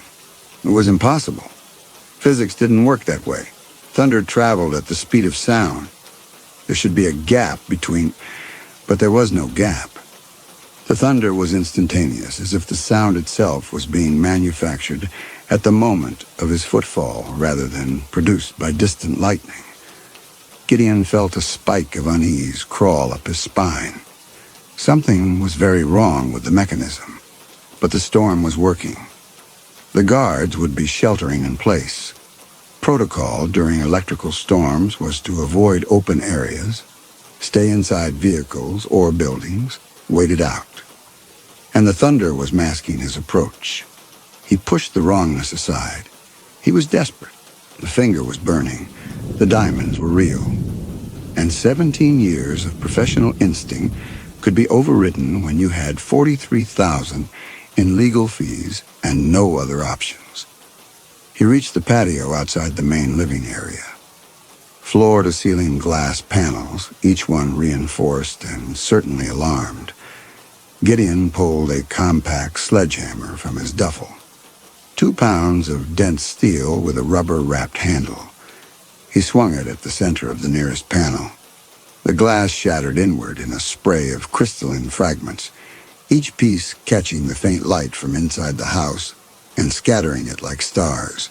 The alarm would be shrieking now, a wail that should bring every guard running, but the thunder was louder, a detonation directly above the house, so violent that the remaining glass panels vibrated in their frames, and Gideon felt the concussion in his chest. The alarm was inaudible beneath the sustained roar. He stepped through the broken panel into the house, glass crunching under his boots, and the sound was swallowed by another thunderclap, this one sustained for 5 full seconds. A continuous roar that made rational thought briefly impossible. Gideon stood in Sterling's living room and tried to ignore the taste of blood now seeping from his gums. The myth wasn't just true, it was perfect. The interior was exactly as the architectural plans had shown. An open concept great room with a stone fireplace occupying one wall, furniture arranged in conversation clusters, abstract art hung at precise intervals. Everything spoke of wealth deployed with a calculation. Not showy, not vulgar, just expensive in the way that expensive things are when they're selected by professionals who charge by the hour to cultivate taste. The floor was pale hardwood, the kind that showed every scuff. Gideon walked across it without attempting to soften his footsteps, and the thunder tracked him beat for beat. Crunch of broken glass, thunder, footstep on hardwood, thunder. The rhythm was hypnotic. The rhythm was wrong. He could feel it now, really feel it. Not just sound synchronized to his movements, but something else. Each thunderclap seemed to punch through his chest cavity, making his heart stutter, making his lungs forget their rhythm. The metallic taste was so intense he had to keep swallowing against it. His vision flickered constantly now, darkness and light alternating with each pulse of blood through his temples. The finger was no longer just burning, it was doing something to him, rewriting something, making him into a conductor, a pathway, focus. The diamonds, the escape, the new life waiting on the other side of this. He found the study off the main corridor, exactly where the plans promised. Pulled the mediocre, abstract painting aside, a slash of red against white canvas, examined the Fort Knox Guardian 6 with its 12-gauge steel door and direct drive lock. Under normal circumstances, he'd need an hour. But he didn't have normal circumstances. He had something that bent physics. He wedged the pry bar into the gap and pulled.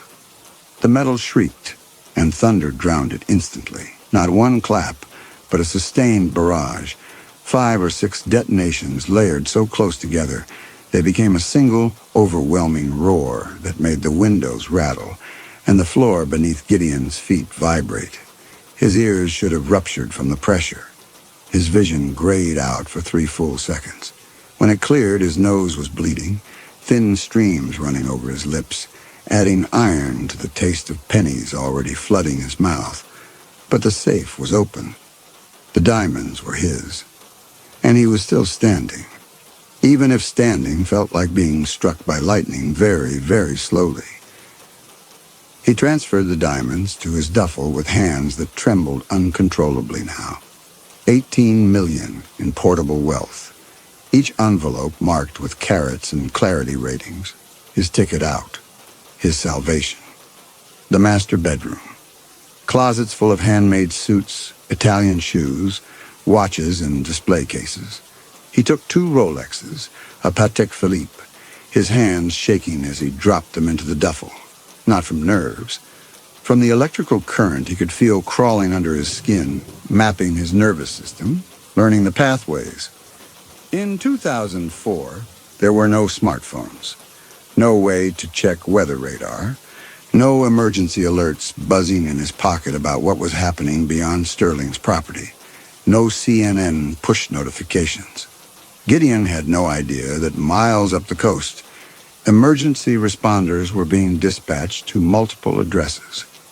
The fires were starting in structures that had been struck. Small fires at first, electrical, smoldering in walls and attics, beginning their slow spread. That foundation cracks were spiderwebbing through cliffside estates. That pressure was building on a section of Highway 1 where subsurface fracturing had compromised the roadbed. He had the finger. He had the thunder. He had the diamonds. He had no idea he'd become a weapon. Back through the great room toward the patio exit, ready to vanish into the storm and let the clouds disperse once he was clear of the property. His vision was strobing so badly now that he could barely see. The metallic taste had given way to the taste of blood, real blood, seeping from his gums and the soft tissue of his cheeks. His heart was palpitating, missing beats, trying to sync itself to a rhythm that wasn't its own. That's when he saw the figure in the armchair. The chair faced the floor-to-ceiling windows overlooking the ocean, positioned to catch the view. Someone sat in it, motionless, silhouetted against the storm-gray light from outside. Gideon froze. His pulse, which had been erratic throughout the break-in, suddenly hammered against a wall of ice-cold adrenaline. He'd cleared the house before entry, standard procedure, verify the target is away, confirm the schedule. Sterling was supposed to be in San Francisco. Dinner with investors. Wouldn't return until tomorrow.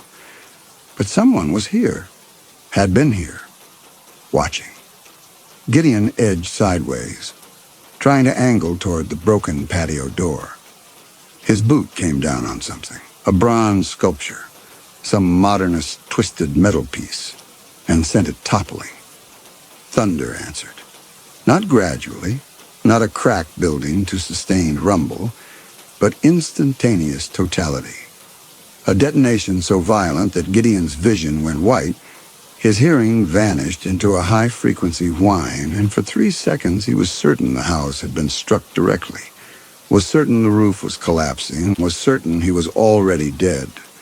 When his senses returned, partially damaged, blood now running from his left ear, the figure in the armchair still hadn't moved, didn't turn, didn't flinch, just sat there, perfectly still, staring out at the dark ocean and the storm beyond. Gideon's throat had gone dry. His hand found the finger in his pocket, no longer burning, but somehow worse, somehow cold again, a cold that went deeper than temperature, a cold that felt like absence. He forced himself to breathe. Whoever this was, staff, a guard who'd come inside, they hadn't reacted to the sculpture crash because the thunder had masked it. They didn't know he was here. The magic was still working. But something was wrong, something beyond the wrongness, already present, something fundamental. He could just leave, walk out through the broken patio door, let the storm follow him off the property, disappear with his 18 million and his damaged body, and figure out later why his heart wouldn't beat right, and why he could taste the electricity, and why his vision wouldn't stop pulsing. But Gideon had been a professional for 17 years, and professionals didn't leave questions unanswered when the answers might matter, especially when the person sitting in the chair hadn't moved through a thunderclap that should have blown out their eardrums. He moved closer to the armchair, his steps silent now, duffel bag held carefully against his side. The figure came into clearer definition. Broad shoulders, gray hair, an arm draped casually over the chair's side. In the hand, a rocks glass, amber liquid catching what little light there was. The posture was wrong, too relaxed, too still. No one sat that still naturally. No one? Gideon circled around until he could see the windows from the same angle the figure was facing. And then he understood why the figure had been watching. What the figure had been waiting to see. Through the storm-lashed windows, he could make out the neighboring properties. To the north, what had been a pristine white estate with classical columns now showed dark smoke rising from multiple points.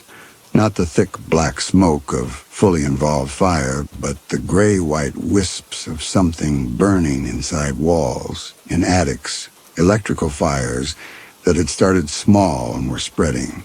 Even as Gideon watched, orange light flickered in a second-story window.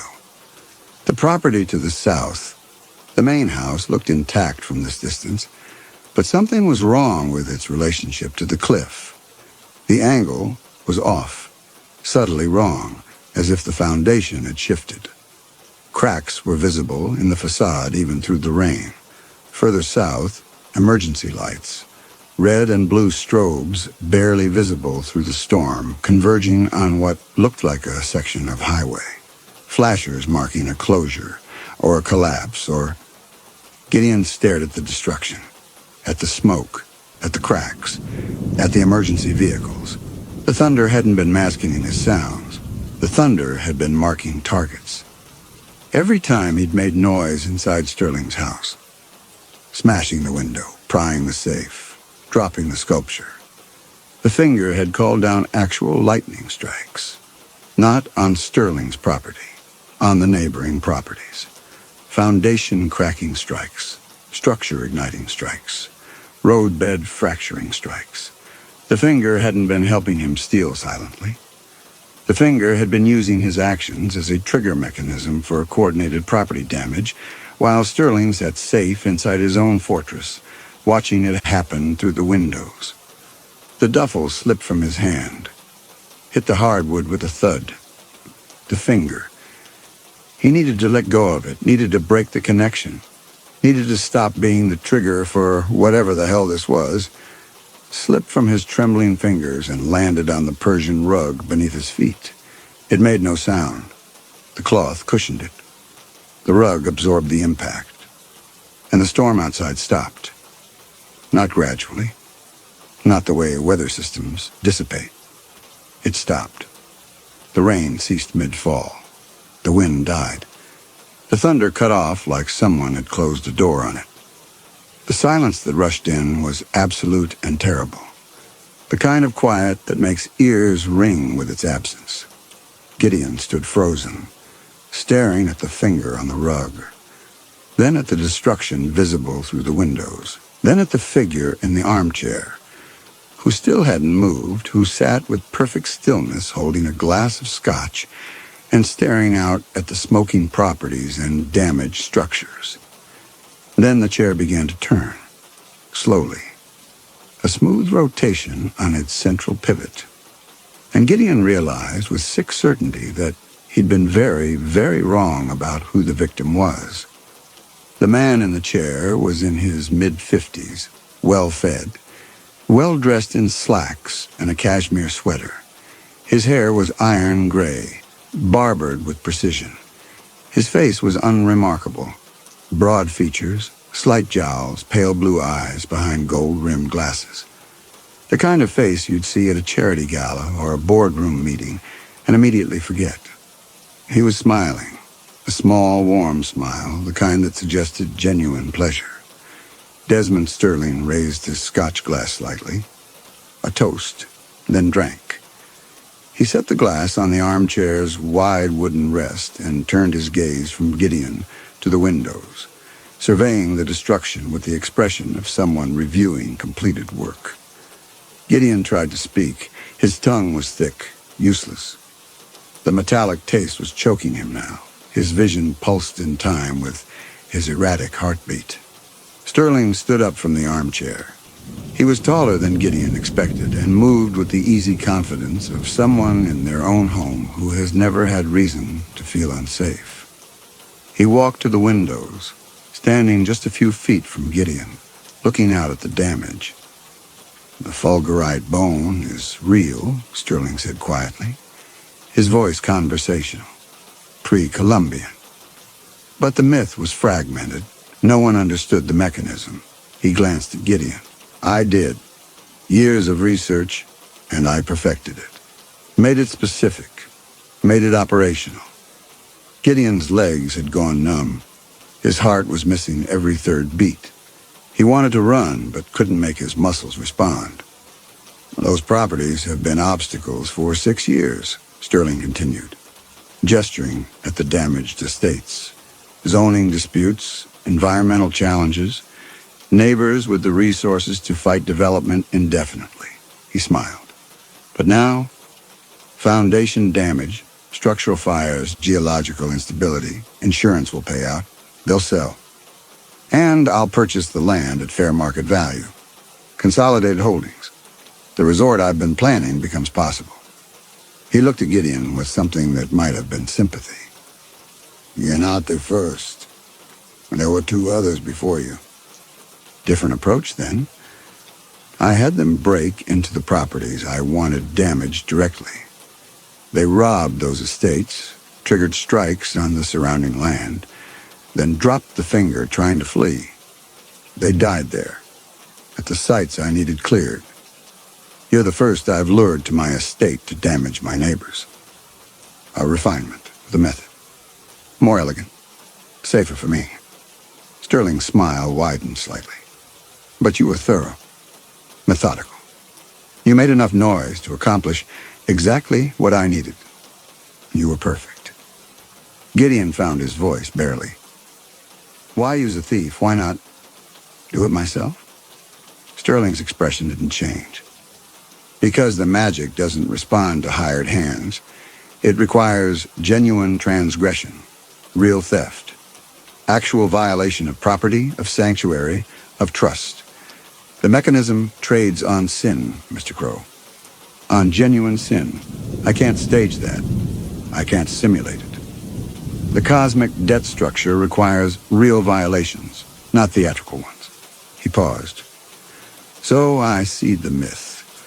I spread the story through the right circles.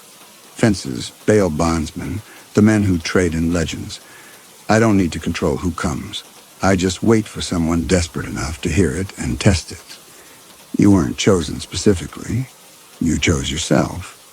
And I arrange for the finger to be available when that happens. Sterling gestured toward the windows, toward the destruction visible beyond. The thunder you heard tonight was the finger's doing, manufactured at your location to mask your sounds exactly as the myth promised. But the lightning? That was real, striking where I needed it to strike. The guards heard distant thunder from actual strikes, scattered across the storm. You heard something else entirely, something instantaneous, something impossible. The finger gave you what you wanted. Perfect acoustic cover, while using you for what I needed. Targeted destruction that looks like natural disaster. He took another step back. The circuit was completed the moment your bare hand touched the bone in the morgue. The wrapping you used was meaningless.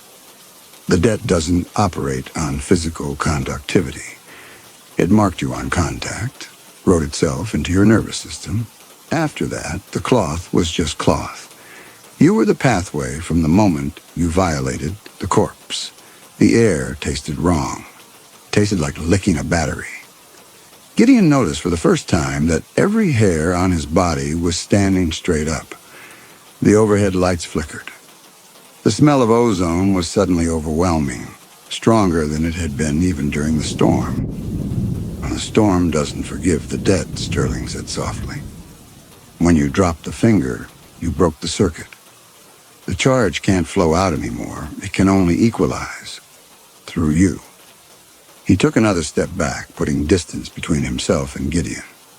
You've been the conductor all night. The pathway. The finger stored the voltage, and you channeled it outward with every noise you made. But the charge doesn't just disappear. It's been accumulating in you. In your nervous system. In your bones. And now, he paused. Now it needs to go somewhere. Gideon felt it then, really felt it. The electricity that had been burning through him all night, that had been flowing out of him with every crack of thunder, had nowhere left to go. It was trapped inside him, building, accumulating, seeking ground through the only path available. Sterling's voice was barely a whisper now. You need to run, Mr. Crow. You need to get outside. If you discharge indoors, in my house. He shook his head. That would be difficult to explain. But if you're found on the lawn, struck while fleeing during the storm, that's tragic but explicable. The Weather Service will call tonight's event unprecedented but natural. A freak concentration of strike activity along the stretch of coast. They'll study it for years, but they'll never find proof it was anything but an unusual meteorological event, because it was a storm. A real storm. Just one with a purpose. And your death will be just another casualty of extraordinary weather. Natural, unfortunate, expected even during such conditions. Gideon turned and ran. 3 steps toward the broken patio door, his boots pounding on hardwood. 4 steps. 5. The patio was 15 feet away, the broken glass scattered across the threshold, the night beyond dark and clear. His vision was failing, not going dark but going white, burning white, as if his retinas were being overloaded from inside. 7 steps. 10. His heart had stopped trying to beat in any recognizable rhythm. 12 steps. The threshold. He could see the lawn beyond, could see the open sky, could see... He burst through the broken door onto the patio, glass crunching under his boots, and kept running. Off the patio onto the lawn, 3 steps onto manicured grass, 4 steps, 5. The air crackled. Not from above, from him. His skin, his clothes, the air molecules touching his body, all of it ionizing, breaking down, becoming plasma.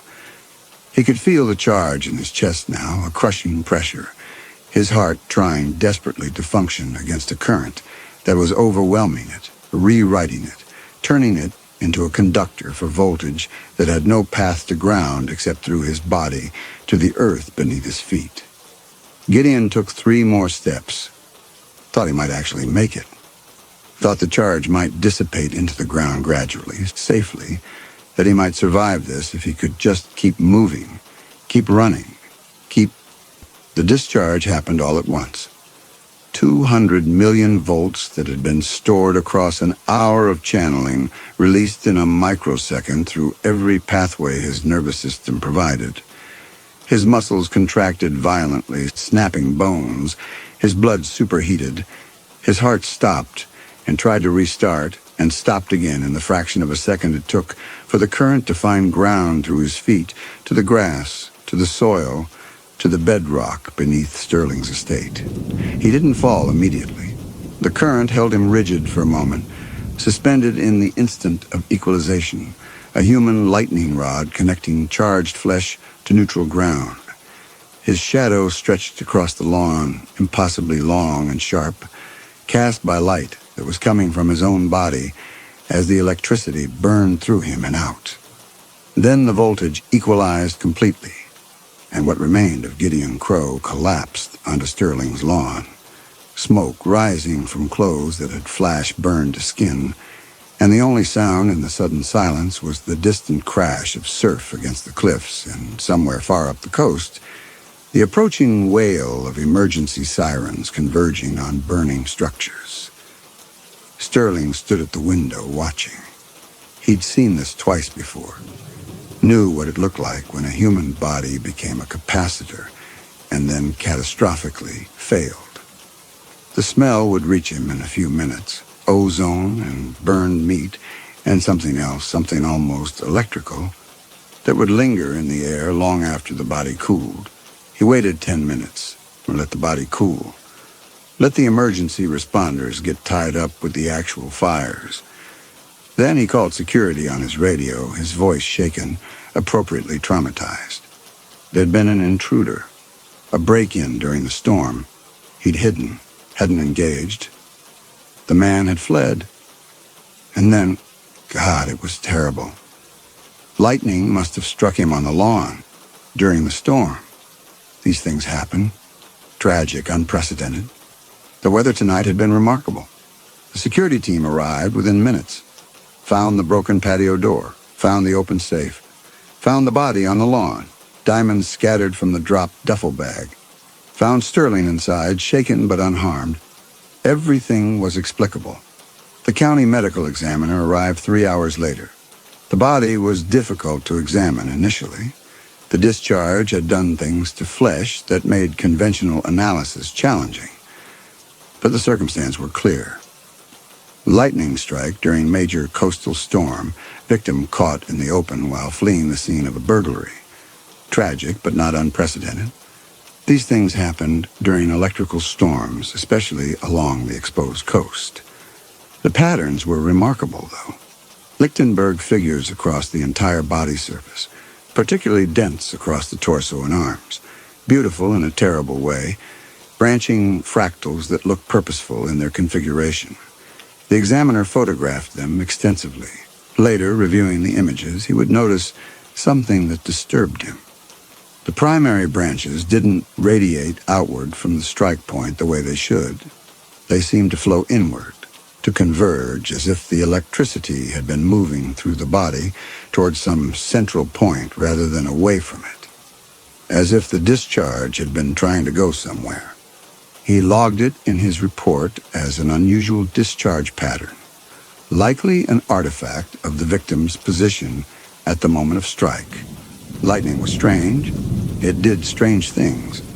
There was no other explanation that made sense. But the Lichtenberg figures knew what they were. They weren't pointing forward to the next victim. They were pointing backward to the architect.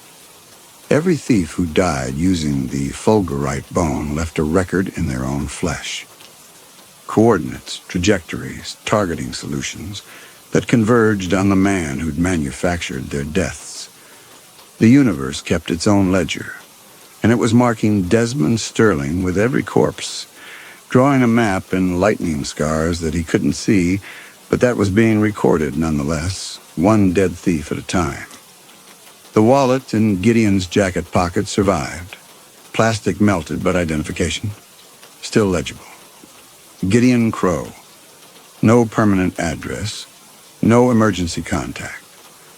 The body would be held for 30 days per protocol, then cremated when no family came forward. Desmond Sterling gave his statement to the police with appropriate shock and gratitude. Yes, he'd been home. Yes, he'd hidden when he realized someone had broken in. Yes, the storm had been remarkable. The damage to neighboring properties was tragic. He'd be making generous contributions to the county emergency fund, of course. The kind of gesture people in his position were expected to make. The diamonds were returned to Sterling's possession after being logged as evidence.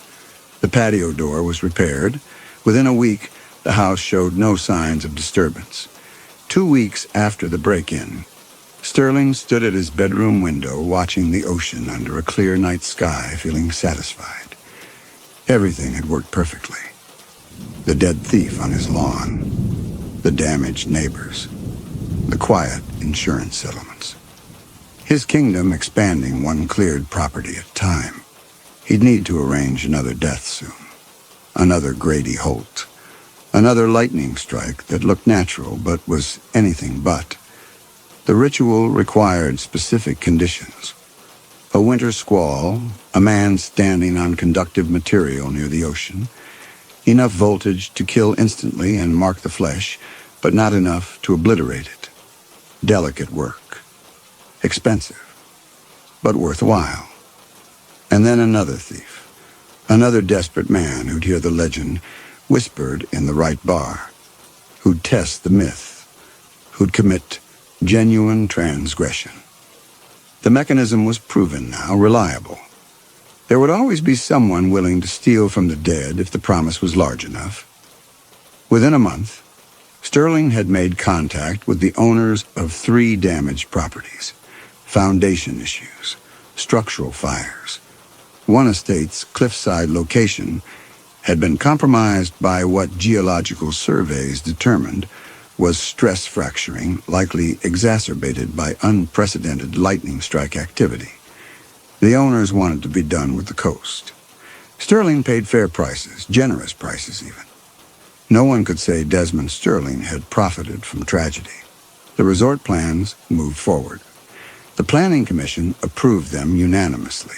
3 properties consolidated, more potentially available. The land would be worth hundreds of millions once development was complete.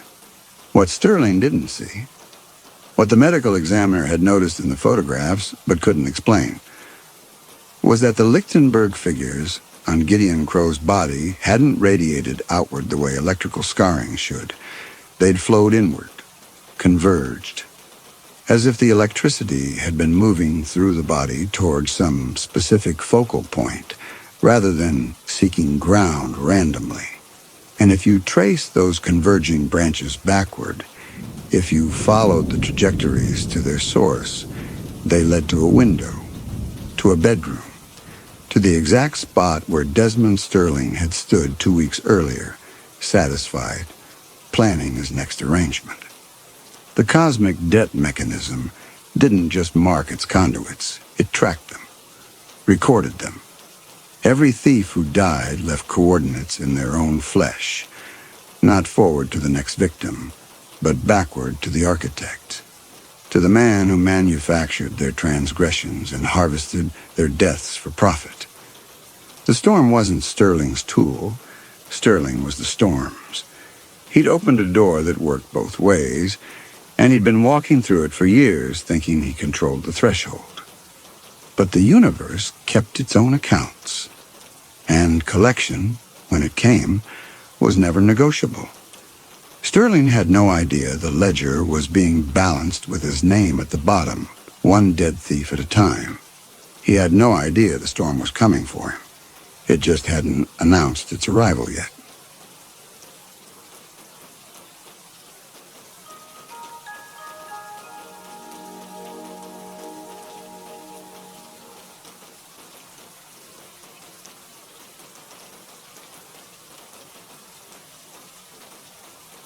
Trevor Harris had his hands on the steering wheel of a car worth more than he'd earned in 5 years. The Duesenberg's chrome hood ornament caught sunlight like a signal mirror, visible probably for a quarter mile. He kept his speed exactly at 45. The route instructions had been specific. Highway 1 south from Carmel, no deviations, no shortcuts. Stop only at the marked scenic overlooks. There were 7 circled on the printed map. Arrive at the end point in Lucia no earlier than sundown. He'd read the instructions 6 times before accepting the job, and each time the money had seemed more improbable. $12,000 to deliver a car 4 hours up the coast at the speed of a Sunday driver. The only strange part was the route requirement, and Trevor had decided that wasn't strange at all for someone who collected cars like this one. Rich people had their reasons. Rich people could afford reasons that made no sense to anyone else. He checked the rearview mirror. A silver pickup had been behind him for the last 3 miles, maintaining distance. The driver's face was visible in the reflected sunlight, middle-aged, staring. Not at the road, but at Trevor's car. The stare had weight to it. Trevor told himself it was the Duesenberg. Anyone would stare. The thing looked like it had rolled off a museum floor. His phone showed 1 bar of service. When he'd started the engine in Carmel, the phone had automatically connected to an unfamiliar network. Duesenberg Secure. He'd assumed it was some kind of feature the owner had installed. Luxury cars sometimes came with mobile data systems now, probably satellite-based. He hadn't thought twice about it. The hiring company had been very particular about communication. Everything through their proprietary platform. Messages, documents, payments. They'd said it was more secure than email. Trevor had thought that was paranoid at the time, but the pay was good enough that he hadn't argued. The platform notification had been brief. Payment on completion. Confirm receipt of vehicle and route map. All questions answered in attached PDF. He'd opened the PDF once. It was terms and conditions, 30 pages of liability waivers, and non-disclosure agreements. He'd signed everything. The pickup stayed behind him through the next curve. Trevor's knuckles had gone pale on the wheel without him noticing. He forced himself to relax his grip. There was no reason to be nervous. He was doing exactly what he'd been paid to do. The car ran smoothly. The weather was perfect. In 6 hours, he'd have money in his account, and none of this would matter. The road hugged the cliffside, dropping away on the right toward the ocean. He could see other vehicles ahead, just 2 cars, maybe 3, moving slowly along the winding highway. One of them seemed to be slowing down. Trevor eased off the accelerator. The Duesenberg's engine made almost no sound. He could hear the wind and the distant hiss of waves against rock.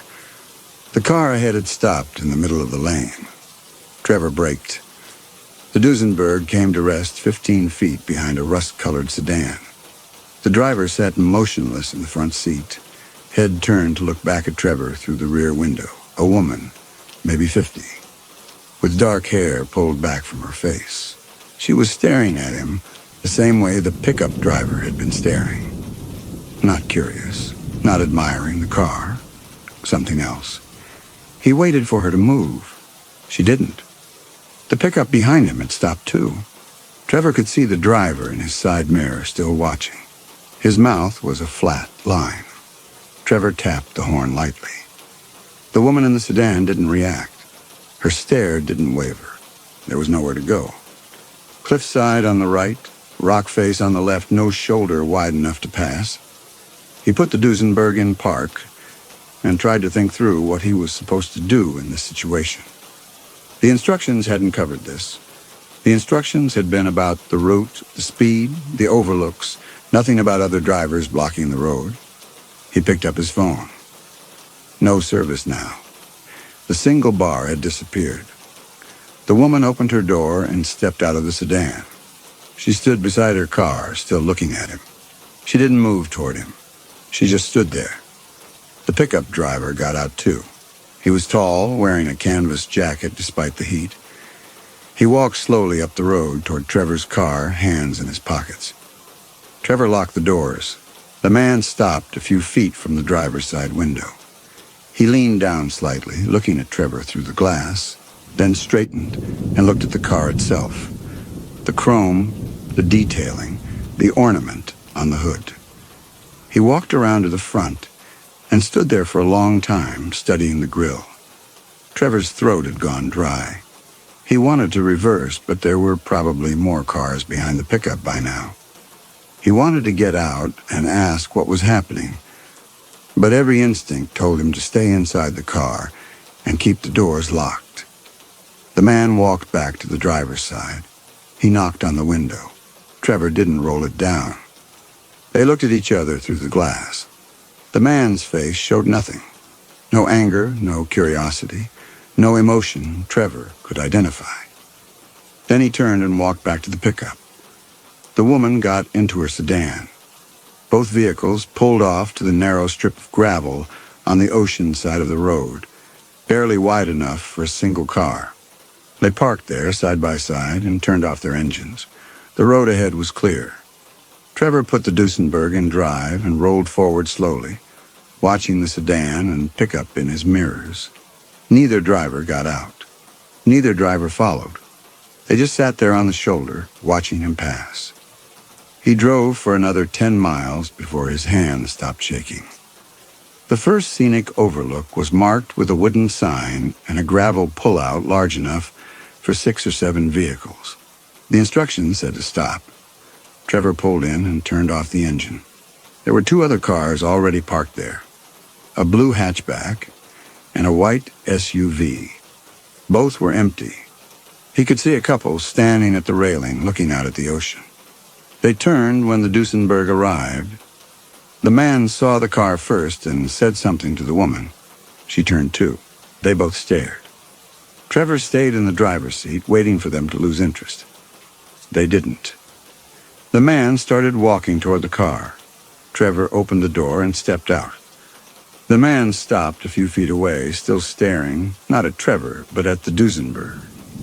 Then his eyes moved to Trevor's face. The expression was similar to what Trevor had seen in the pickup driver. Something heavy and evaluating. Trevor nodded. The man didn't nod back. He looked at Trevor for a long time, then looked at the car again, then turned and walked back to the woman at the railing. They spoke quietly to each other. The woman looked over her shoulder once, then they both got into the white SUV and drove away. The couple with the blue hatchback stayed at the railing. They hadn't looked at Trevor once. He got back into the Duesenberg and checked his phone. Still no service. He pulled up the route map. 6 more overlooks before Lucia. He was supposed to stop at each one. The instructions had been very clear about that. He sat there for the required 10 minutes, watching the clock on the dashboard, and then drove back onto the highway. By the third overlook, he'd started noticing the same vehicles appearing behind him at irregular intervals. The silver pickup showed up again, hanging back by half a mile. A dark blue sedan appeared and disappeared 3 times, always keeping distance. At the fourth overlook, when Trevor pulled in, there were already 4 cars waiting.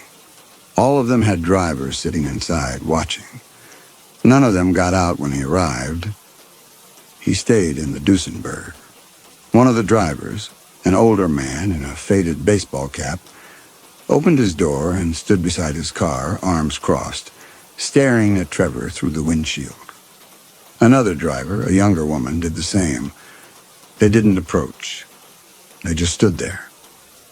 Trevor started the engine and pulled back onto the highway without waiting the required 10 minutes.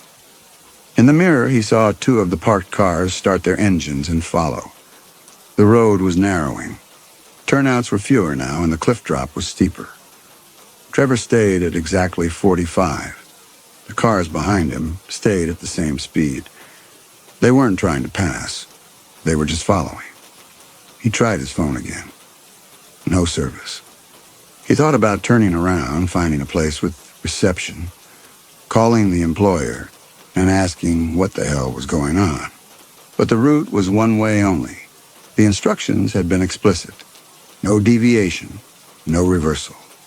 Arrival at endpoint confirms completion. $12,000. He kept driving. Another car appeared ahead, coming toward him from the south, and slowed as it approached. The driver was a heavy-set man with gray hair, and when their vehicles passed each other, the man turned his head to watch the Duesenberg, his face rigid with something that looked like recognition. Trevor's chest felt tight. He was starting to understand that this wasn't about the car. It was about him. These people were looking at him, not the chrome or the detailing. They were looking at him like they knew him. He didn't know any of them. The highway ahead opened into a straight section, and Trevor could see 5 or 6 vehicles spread out along it, all moving slowly, all maintaining formation. There was no randomness to it. They were coordinating. He watched them in the mirror and through the windshield, trying to make sense of the pattern. 2 ahead, 3 behind. They were boxing him in. His hands started shaking again. He gripped the wheel hard and kept his speed steady. The route map showed one more overlook before the terrain would open up into flatter coastal grassland. If he could get past this section, maybe there would be more traffic, more witnesses, less isolation. The 2 cars ahead slowed. Trevor slowed with them. The 3 cars behind closed the distance. They were all moving at 30 now, then 25. The road curved toward the next overlook, a wide paved area with a stone railing and an informational plaque. The lead cars signaled and pulled in. Trevor's foot hovered over the brake. He could keep going. The instructions didn't say he had to stop at every overlook. He could skip this one. But the cars behind him had accelerated slightly, narrowing the gap. If he tried to pass, they'd follow. If he stopped, they'd box him in. He pulled into the overlook. All 5 vehicles followed. They parked in a loose semicircle around the Duesenberg, engines running. No one got out at first. Trevor sat very still, watching them through the mirrors and windshield. His phone was in his hand, screen black. No service. No way to call for help, even if he knew what kind of help to ask for. The driver of the rust-colored sedan opened her door. The woman from earlier, the one who'd blocked the road. She stood beside her car and looked at Trevor. Then the pickup driver got out. The man in the baseball cap. The younger woman. One by one, they emerged from their vehicles and stood in a rough line, all of them watching him. Trevor's breath had gone shallow. He tried to swallow and couldn't. He was thinking about the money. He was thinking about how strange the job had seemed, and how he'd decided it wasn't strange at all because he needed the money. He was thinking about the liability waivers he'd signed and the 30-page he hadn't read carefully. The woman from the sedan walked slowly toward the Duesenberg. The others stayed where they were. She stopped a few feet from the driver's side door and knocked on the window. Her face was difficult to read, not angry, not frightened. Something else. She knocked again. Trevor rolled down the window an inch. She leaned closer. Her voice was quiet and very steady. "You killed my sister." Trevor tried to speak and couldn't. The woman stood there looking at him, through the gap in the window, waiting for him to say something. The other drivers had moved closer now, forming a loose circle around the Duesenberg. No one spoke except the woman. She said it again, slower this time, like maybe he hadn't heard. The words about her sister and 18 months and how he'd walked away. Trevor found his voice. It came out higher than he expected. He said he didn't know what she was talking about. He said there had been some kind of mistake. The words felt weak as he spoke them, like they weren't carrying any weight against whatever certainty she had. The woman's face didn't change. She said his name, except it wasn't his name. She said Michael Driscoll. She said it like she'd been saying it in her head for a long time, like it was a name that had lived inside her for 18 months. And now here he was, finally, and she could say it out loud to his face. Trevor fumbled with his wallet and held his driver's license up to the window. The woman looked at it without touching it. Then she looked at his face again. Her expression didn't change. She studied the license, then studied him. And Trevor could see her trying to reconcile the two. But something in her eyes had hardened. She didn't believe him. He could see it. It didn't matter what the license said. She'd already decided who he was. One of the other drivers spoke, the man in the baseball cap. His voice was rough, tired. He said that was the car. Everyone looked at the Duesenberg. The chrome, the detailing, the ornament on the hood. Trevor looked at it too, trying to see what they were seeing. It was just a car. An expensive, distinctive car. He'd been hired to drive it, that was all. The woman said her sister's name, Lauren Bennett. Trevor shook his head. He'd never heard the name before. He tried to explain. He was just delivering the car. He didn't know why they thought. The pickup driver interrupted. There was only one car like this, he said. They'd been looking for it for 18 months. Every database, every car show, every private sale listing. It had disappeared after the accident. And now here it was, driven by Trevor. Trevor tried to explain about being hired 3 days ago. About never seeing the car before that, about the owner's name being... He stopped. He didn't actually know the owner's name. The hiring entity had been listed as Coastal Auto Transport, LLC. The paperwork had been signed by someone named Jay Reese, manager. He didn't know if Jay Reese was the owner or just someone who worked for the owner. He'd never asked. He'd just signed the forms and taken the job. The woman leaned closer to the window. She told him about her sister walking on a highway shoulder near Monterey, coming home from work, just after midnight. She told him about witnesses seeing this car, this exact car, a 1933 Duesenberg Model J, black with chrome accents, speeding away from the scene. About the driver who never stopped. About her sister dying in the ambulance. Trevor said he was sorry. He said that was terrible.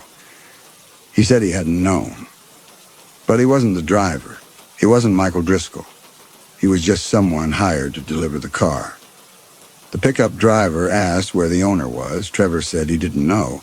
Everything done through the platform. Never met anyone in person. The car had been parked in a private garage in Carmel with the keys in a lockbox. He'd picked it up alone. The younger woman told him to show them the paperwork. Trevor unlocked his phone and opened the hiring platform. The screen loaded. He navigated to his job history and tapped the entry for the Duesenberg delivery. The screen went blank.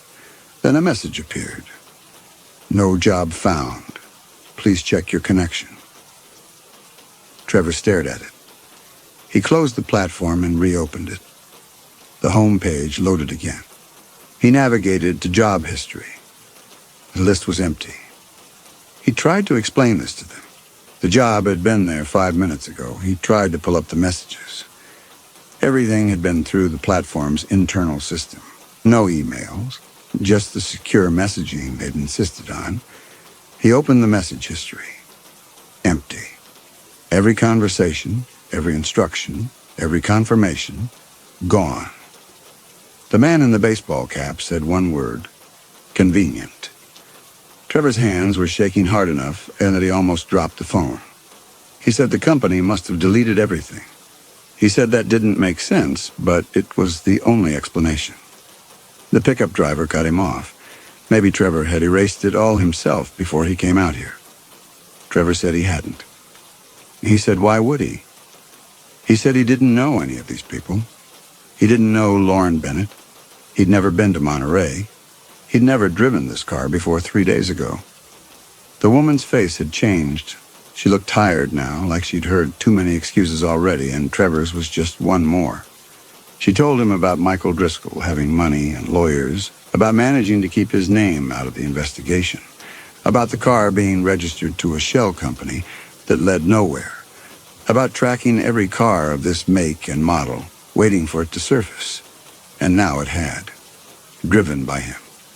On a scenic route that passed right through the area where their sister died. Trevor asked what area. The woman pointed south, the direction Trevor had been driving.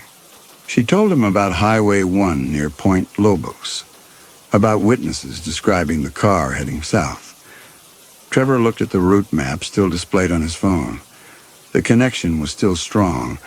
The car was still broadcasting through whatever system had been installed. The marked path started in Carmel and went south along Highway 1.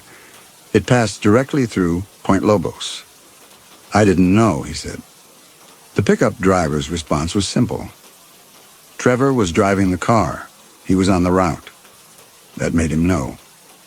Trevor tried to think. He tried to remember the hiring process. The instructions had been specific. One way only, no turning back. The contract he'd signed without reading carefully. He tried to remember if there had been anything in the PDF that might explain this. But all he could remember was the money. $12,000, enough to cover 2 months of rent and the credit card bills he'd been putting off. Enough that he hadn't asked the right questions. He looked at the circle of people around the car. None of them looked angry. They looked tired and sad and certain. They'd been waiting for this. They'd been watching for this car, and now here it was. And they'd finally found the person responsible. Except he wasn't responsible. He was just someone who needed money. He said that out loud. The woman looked at him for a long time. Something shifted in her face. Not belief, but a kind of weary recognition. Like she'd heard this before. Like every guilty person she'd ever imagined confronting had said exactly this. She turned and walked back to her sedan. The other drivers didn't move at first. They stood there, looking at Trevor or the car or both, like they were trying to decide something. Then the pickup driver walked to his truck and opened the bed. He pulled out a toolbox. The gravel seemed to tilt under Trevor. He started the engine. The man in the baseball cap moved quickly, stepping in front of the Duesenberg. The younger woman moved to the driver's side. The pickup driver was walking toward the front of the car with something in his hand. A tire iron, maybe, or a wrench. Trevor put the car in reverse, but the sedan had moved closer behind him. He was boxed in. The pickup driver knelt by the front wheel. Trevor heard metal on metal, a sharp scraping sound. The man stood up holding something. A valve stem, Trevor realized. Air began hissing from the tire. Trevor opened the door and tried to get out, but the younger woman pushed it closed. She wasn't violent about it. She just leaned her weight against the door and held it shut. Through the window, he could see her face. She wasn't angry. She looked like she was doing something necessary that she'd rather not do. The pickup driver moved to the next tire. More hissing. Trevor tried the passenger door, but the man in the baseball cap was there, standing too close for Trevor to open it fully. The woman from the sedan walked back over. She stood at the driver's side window and waited for Trevor to look at her. She said they weren't going to hurt him. Her voice was steady and factual. She said they'd realized something in the last few minutes. Maybe he was telling the truth about not being Driscoll. Maybe the ID was real and the deleted messages meant something. Or maybe this was all an elaborate setup and Trevor was a better liar than Driscoll had been. She said it didn't matter anymore. She said they'd called someone. Her voice dropped lower. She said this person had been waiting as long as they had. This person didn't care about IDs or explanations. This person had made it very clear what would happen when they found whoever was driving this car. Trevor asked who. His voice barely worked. The woman didn't answer. She just looked at him through the glass. Then she turned and walked back to her sedan. The pickup driver finished with the fourth tire. All four were flat now. The Duesenberg sat tilted on the gravel, going nowhere. The family got into their vehicles. One by one, the engine started. They backed out of their positions, giving the Duesenberg space, and then they drove away. Trevor sat in the driver's seat, hands still on the wheel, watching them disappear around the curve. The overlook was empty now, except for him and the disabled car. The sun was lower. In maybe 2 hours, it would be dark. He tried the engine. It started fine, but the car wouldn't move on 4 flat tires. He tried his phone, still no service. He got out and looked at the wheels. The valve stems were completely gone. He couldn't even try to reinflate them. He stood there trying to think. He could walk. The road curved back toward more populated areas eventually, but he didn't know how far, and if someone was coming. If the family had really called someone, walking meant being even more exposed than he already was. He went to the trunk. Maybe there was a spare or tools or something. He tried the handle. Locked. He didn't have a key for it. The key ring had only had the ignition key. He walked around the car looking for anything useful. The rear passenger door was unlocked. He opened it and leaned in, checking the floor, under the seats, anywhere something might be hidden. His hand brushed against the gap between the rear seat and the trunk panel. There was something wedged in there. He reached through and felt fabric. He pulled. It took some effort, but it came loose. A shoe. A woman's running shoe. White with pink accents. It looked new, barely worn. There was something written on the side in permanent marker. L.B. Trevor's hands went numb. He turned the shoe over. The sole was clean. No dirt, no wear pattern, like it had been taken off and put away carefully. He looked inside the shoe. There was a small tag sewn into the lining with a phone number. A contact number, probably, in case the shoe got lost at a gym or event. Trevor understood what he was holding. This was Lauren Bennett's shoe. This was evidence. This had been hidden in the car, planted there recently, probably right before Trevor picked it up. If the police searched this car, if they found him here with this, he wasn't just a look-alike who'd been hired to drive. He was the sole occupant of a vehicle containing the victim's personal item. He was someone who looked close enough to the killer, sitting in the murder weapon, with a trophy hidden in the back seat. His fingerprints were all over the car now, on the steering wheel, the door handles, the gear shift, the dashboard. 6 hours of driving had left his DNA on every surface, and now he was holding the shoe, but it didn't matter whether his prints were on it or not. What mattered was that he was here, in this car, with this evidence. Trevor looked at the shoe in his hand. He thought about throwing it off the cliff, but his DNA was already in the car. His fingerprints were everywhere. The shoe being missing would be one more thing to explain, one more piece of evidence that he'd tried to hide something. He thought about putting it back exactly where he found it and walking away. Just leaving the car here and getting as far from it as possible. But how far would he get? His face matched the description. His build matched. He'd been seen driving this exact car by dozens of people. The family had his license plate information. They knew his name. Trevor carefully wedged the shoe back into the gap where he'd found it. His hands were shaking so badly it took 3 tries. When it was hidden again, he backed out of the car and closed the door. He leaned against the Duesenberg and tried to breathe. The car felt different now. Not like a vehicle. Like a trap that had been closing around him slowly for the last 6 hours and had finally locked shut. He pulled out his phone. Still no service. He walked to the edge of the overlook, holding the phone high. The screen showed nothing. No bars, no connection. Then something caught his eye. Something under the dashboard he'd noticed earlier but hadn't thought about. He walked back to the car and opened the driver's door. He crouched down and looked under the dash. There was a small device hardwired into the electrical system. Modern. Digital display currently dark. Definitely not original to a 1933 Duesenberg.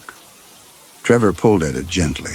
It was bolted in place, professionally installed. There was a tiny antenna wire running up through the firewall, GPS tracker. Maybe more than that. Maybe a satellite transceiver. Something that could communicate when cell service couldn't.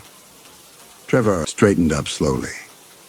The car had been broadcasting his location the entire time. Someone had been watching. Someone had known exactly where he was, how fast he was going when he stopped, how long he stayed at each overlook. Someone knew he was here right now. Trevor backed away from the Duesenberg. He looked at his phone again. Still no service. But the platform was still installed. He opened it. The loading circle spun. Then the screen went white. The platform opened to the home page. There was a notification badge. One new message. Trevor tapped it. The message was from Coastal Auto Transport, timestamp 3 minutes ago. It said, "Arrival at endpoint confirmed. Thank you for your service." Trevor stared at the screen. He wasn't at the endpoint. He was at an overlook maybe 8 miles north of Lucia. He hadn't completed the delivery. The car was sitting on 4 flat tires going nowhere. He read the message again. Arrival at endpoint confirmed. The endpoint wasn't a place. The endpoint was a condition. The car had been stopped for more than 20 minutes.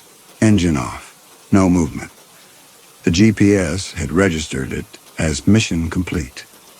Everything after that was cleanup. Trevor heard the sound of an engine. Not from the highway. From behind the overlook, cutting through the dense coastal forest on the mountainside of Highway 1. Headlights appeared through the trees, bouncing over rough ground. A vehicle was approaching on a fire road he hadn't known existed. The GPS tracker under the dashboard had been transmitting the entire time. When the Duesenberg had stopped moving for more than 20 minutes with the engine off, somewhere a system had registered it. An alert had gone out. Someone had been waiting in the area, not at this specific overlook, but close enough. Close enough to respond when the signal came through. Close enough to use the fire road network that cut through these mountains and reach whichever overlook the GPS pinged from. The sound was getting closer.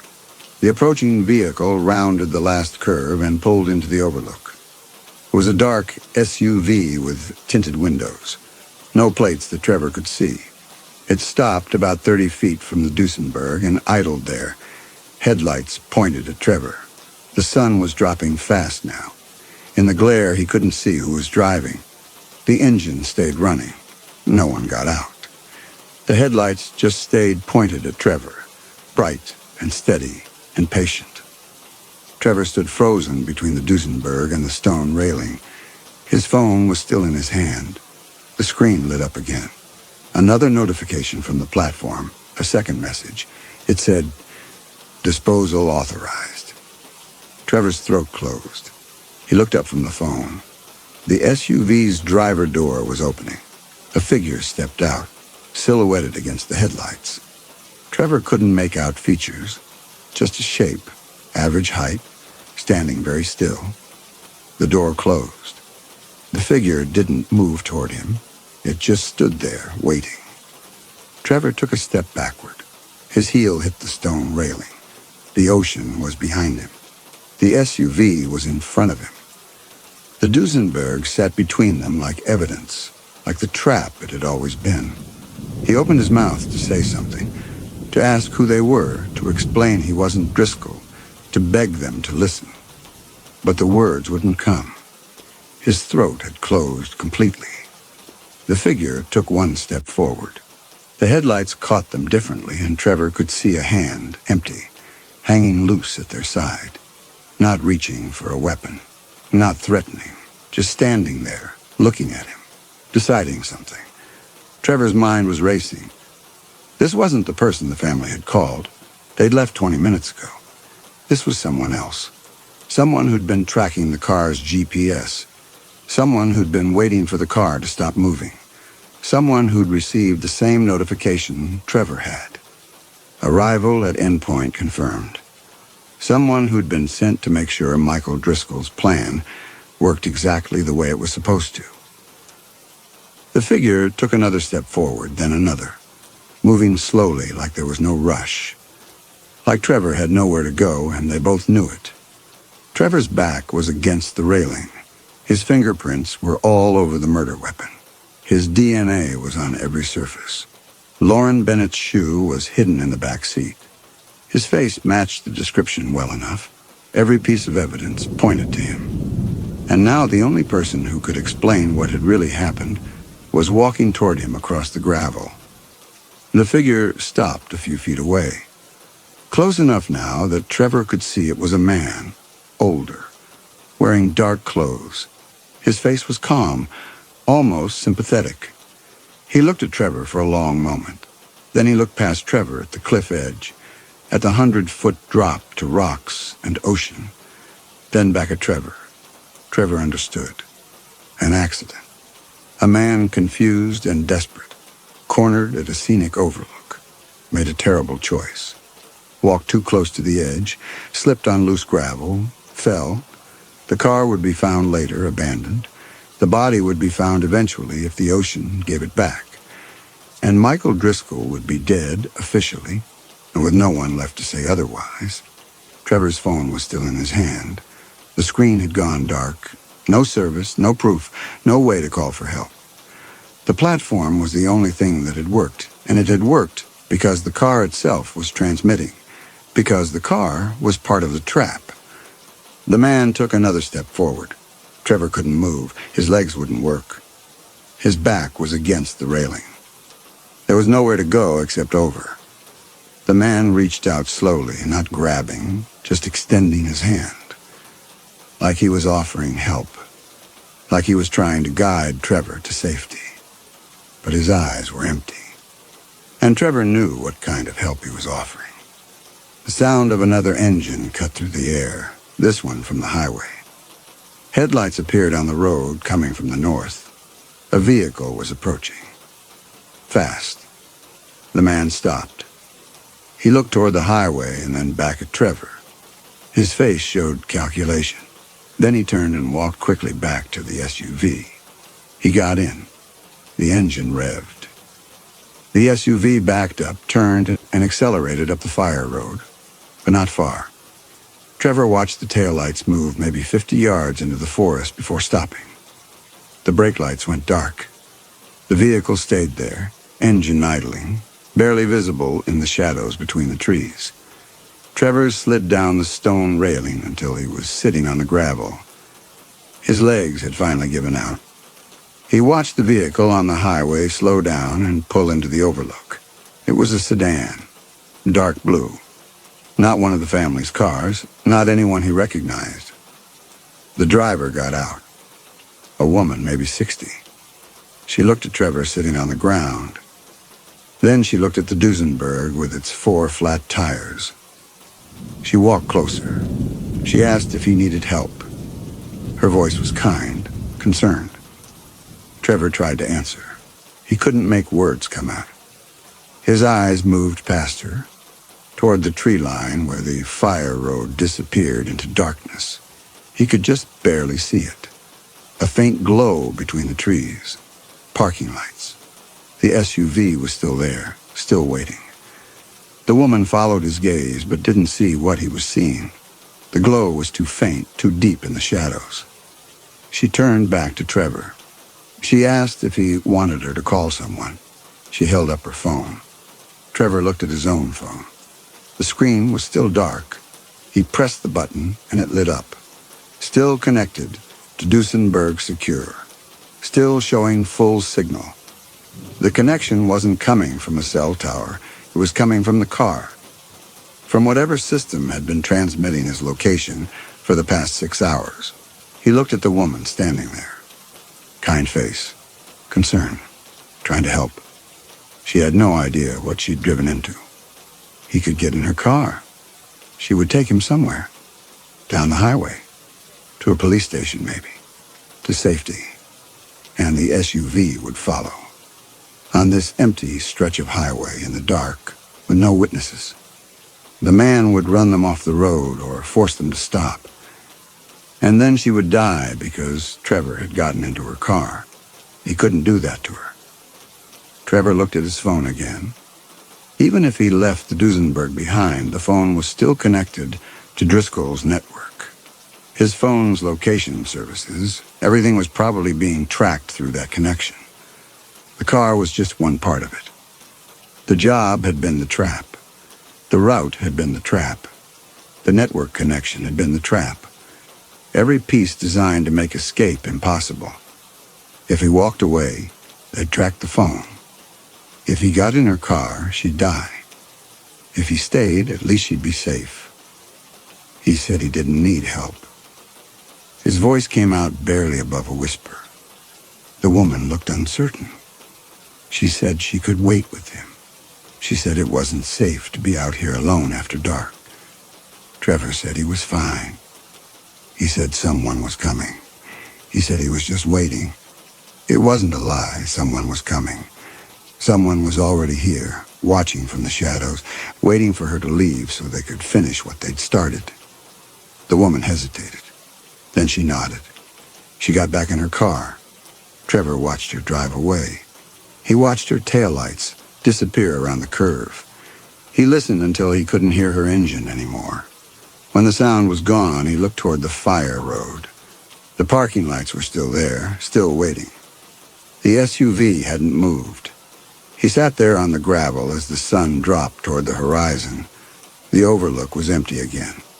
Just him and the Duesenberg and the SUV still idling in the darkness between the trees. The GPS tracker was still transmitting. The phone in his hand was still connected to Driscoll's network, still broadcasting his location, still marking him. He'd never had a chance. Not from the moment he'd opened that platform. Not from the moment he'd seen $12,000 and stopped asking questions. The trap had been built into every layer. The job, the car, the route, the network connection, the planted evidence, the family tracking the vehicle, the hitman tracking the GPS. Every piece designed to close around him until there was nowhere left to go. Trevor looked at his phone one more time. The screen lit up. Still no cellular service. But the connection was strong. The platform was still there, still installed, still waiting. He wondered how long it would be before the woman's taillights were far enough away. He wondered how long the man in the SUV would wait before driving back down to the overlook. He wondered what it would say when the next message came through. He sat there in the gathering dark and waited to find out.